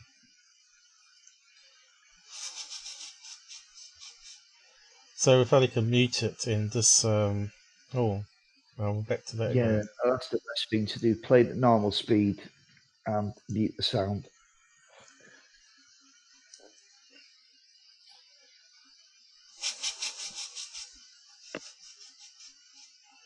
Okay. That one looks better footage, doesn't it? Yeah, it does look a bit better, yeah. Mute it. Normal speed. Is it the whole 3 minutes this time, is it? I don't know. Well, looks like they're leaving there. Yeah, hold on. Why is it going at that pace? That this time lapsing it to get to the point where they come in, I guess. I haven't sped it up, it's on normal. Okay. Oh, here they come. Let's zoom in. I don't think we're going to see much. No, you're not. It's been well analysed. I think it's a better quality than the last one anyway.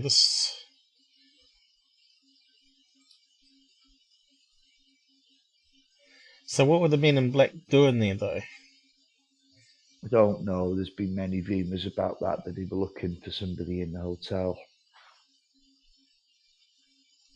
And you reckon there was a kid that went past them? Yeah, there was that. That doesn't seem to show there, does it? No. If you keep going, let it go, Paul. Was that just let it go forward. Let's see if anyone let them go. Yeah, and see if anyone appears again. Looks like they're looping it back and forth here, and they're looking backwards now. That's good. That's a nuisance. I wanted to see the raw footage. That's what I was trying to look for. Yes, if you're going to get that. The government have got it clamped down. No, I've seen it before. It was on YouTube. I don't remember seeing any kids on the ones I've seen, but... Yeah. Oh, I did. Was it them leaving again? I think you're thinking of some other footage. There's another footage of Men in Black 2, I recall. Very similar. Sure it was this one. Don't think so. I think that's all you're going to get. Yeah. It's not much good to us, is it? His foot sort of does twist in there, doesn't it? Yeah.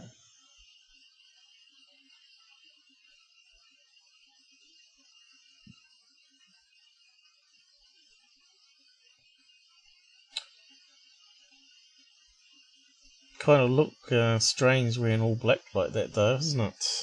Yeah, they look featureless as well, don't they? Yeah, and they look like identical, like clones. Yeah, there's just something not. You can't put your finger on it, but there's something not quite right about them, is there? No. Those suits are bad fitting. Unless they're JWs. You know what I mean? In a charity shop, I don't know it's funny how people reported throughout time about these MiB that quite often they wear ill-fitting suits.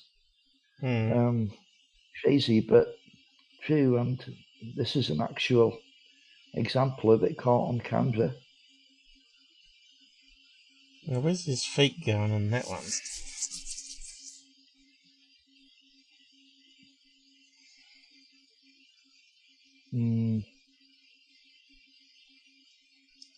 That angle of the foot there looks kind of strange. It does, doesn't it? Shelly pick.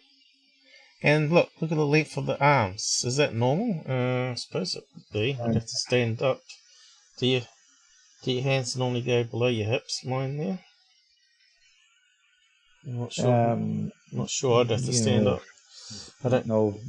Just there's something about it that doesn't look right to me. Well, they got the same colour ties, red. Have they got sunglasses on? It's a bit hard to tell. So this guy in the back now, in the rear, his arms are right down by his sides. That's very unusual. You know, when you're walking, one arm always tends to go first in kind of mechanical. So play it on from there. No, okay, that's fine. Yeah, that looks normal enough. What's he carrying in his... Is that a briefcase? Oh no, it's just they're not carrying anything.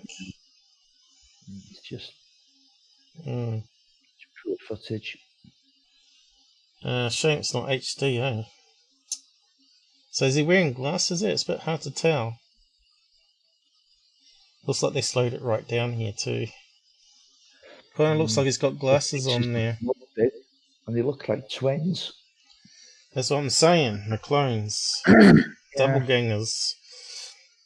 I thought there was some more Men in Black stuff too. Still interesting to have a look at that though. Men in Black. So what do you mean about the kid then? Because it's definitely not in that footage. Men in Black footage. Security cam, is it?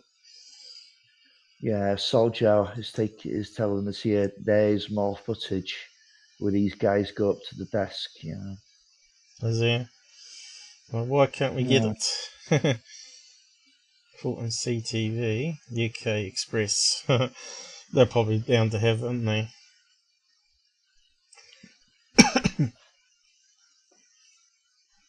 Is that the one? I don't know. Oh no, this is totally different. I tell you, there's other footage out there though. So we have a look at that one. I don't know how safe it is to play though. I think there was one that kind of rang a bit false to me. I can't remember if it was this one or not. It's 1 minute. I should use my privacy thing. I haven't run it at the moment. Let's see, it's having trouble playing. So that's because they don't use YouTube for the clips, which they probably should do, because then it'll be cached properly. Yeah, I thought they might have some still pictures. No, looks like they're having trouble with it.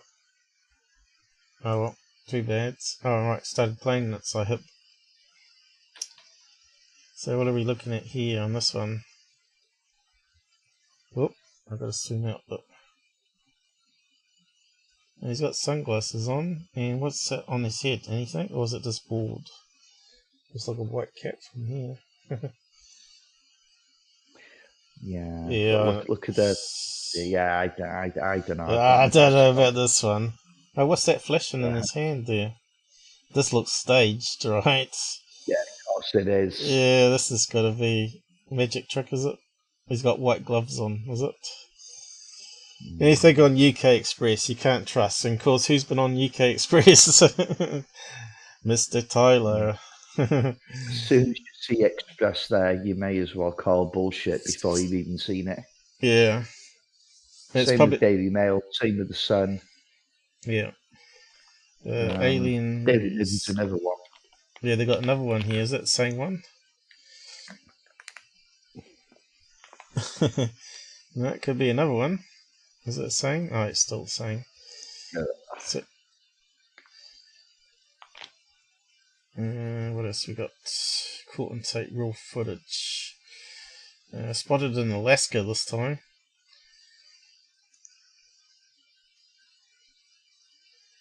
what image have we got for that? There's that horrible site I don't like. Alright, there we go. Yeah, I don't know. I don't know how you could say that was Men in Black, if it's just a single person, really. It's an office worker. Yeah, that's right. You know, they wear suits. Men in Black encounter caught on CTV. Disclosed TV. Yeah, this is another thing there that somebody called Mr. Protractor on the side chat is saying. Yeah. Now, any could impersonate. They could hear about you could hear of a UFO sighting.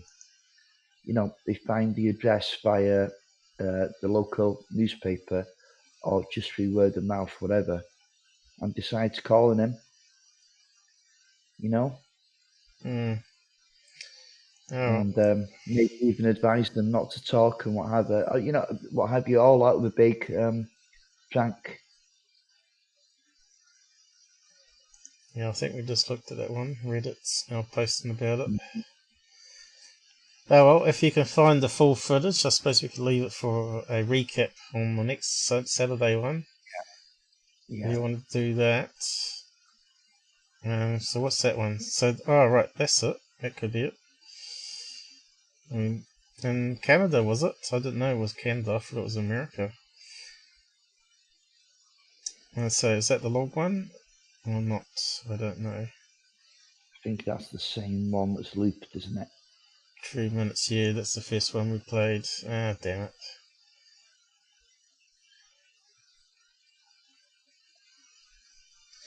Yeah, Julian Assange is pretty sick in prison, apparently.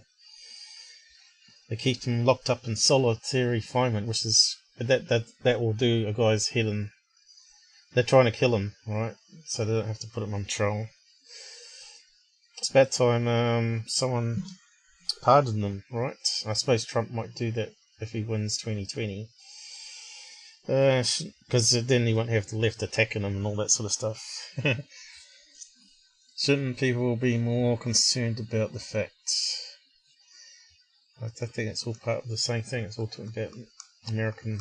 Like some of those comments down the side chat held review there's nothing in them. Right. You've always got to click on that thing there to expand it. That makes more sense. So what are they saying here? Yeah, Somewhere... jerking. They were jerky. There was something not quite right about the MiB. they both had the same height, which is what I said. They're massive bodies. Same features as well. Yeah. Anyone over 60. What's that say? Hell, this is what anyone over 60 on Bay Street, Toronto, dresses like. So that's someone that lives there. I suppose that makes sense with him wearing the big, what do you call it? The big black.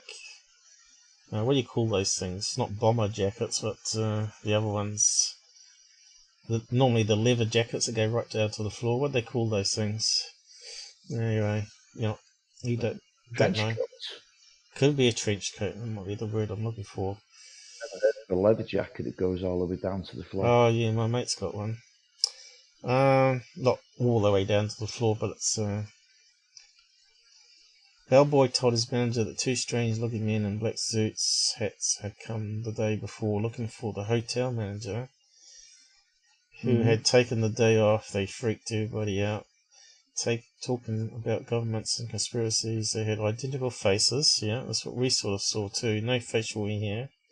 No eyebrows. Now, we can't see that in the footage. No eyelashes. They looked as though they wore wigs. So, yeah, that's what it was covered. Blue eyes. Never blinked. Hotel manager. Strange. Okay, but... Again, it's not the full video. So, if you can find the full video out there, let us know. Where they go to the desk. Maybe it's a separate video for that one. Anyway, we're going to have to wrap up, I think. I can post the link from Reddit here, just to sum it up. Another good live. Hopefully the audio wasn't too bad. I know it was Robert was dropping out for some reason. I think they've been playing around with the code again. Never ending, is it? Another story I read is that the scientists were working on something pertaining to UFOs, aliens, and was compiling his findings to write a book. Soon enough, a man in black came to his house and told him to destroy everything. He said no at first, but then the guy took a coin and disintegrated it in front of him. How did he do that? With his 2 fingers. That sounds similar to other stuff. Over that case, you know. Yeah, I think so. Sounds similar to what we read earlier. But my brain is now getting tired. So yeah. So go and have a read of that post if you want to. Look more into it to find the full video for next Saturday maybe. So yeah, thanks for everybody for joining us, liking. We've had a pretty constant watching thing there, considering it's early in the morning for USA, 7 people.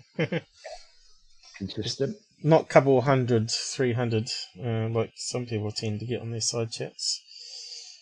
Yeah, so I'll say good night. I'll just run the credits, like and share. And do comment, and if you got other information on this one, post it in the comments, and we'll probably get to see it then.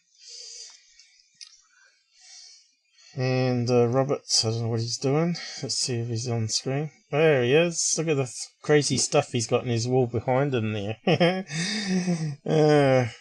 What are those things? They're all different UFO reports on the back wall there. Oh, there's all kinds of things. I've got the Roswell, the newspaper articles up, stuff from MJ12, got stuff from Project Blue Book. Yeah, it's all kinds of stuff. The Kenneth Arnold sighting. So that's where you can tell if he's a crazy UFO nutter. What do your mates think of that wall there? Do they have you on about it all the time? I think of the wall, but I know what they think of me. Anyway, we better close up this thing and let it process. It's going to probably take a couple of hours for Google to process it. So good night, everybody. Good night. I'll skip this little end bit with the Kiwi shutting down the studio. And some music.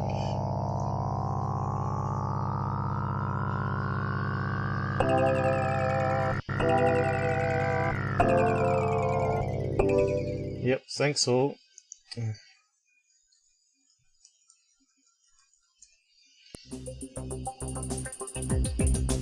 spelled it wrong.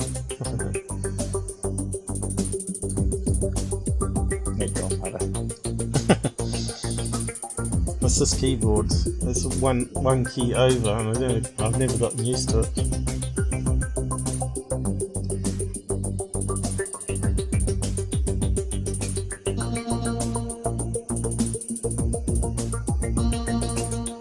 They're saving hit 2,000 subs tomorrow.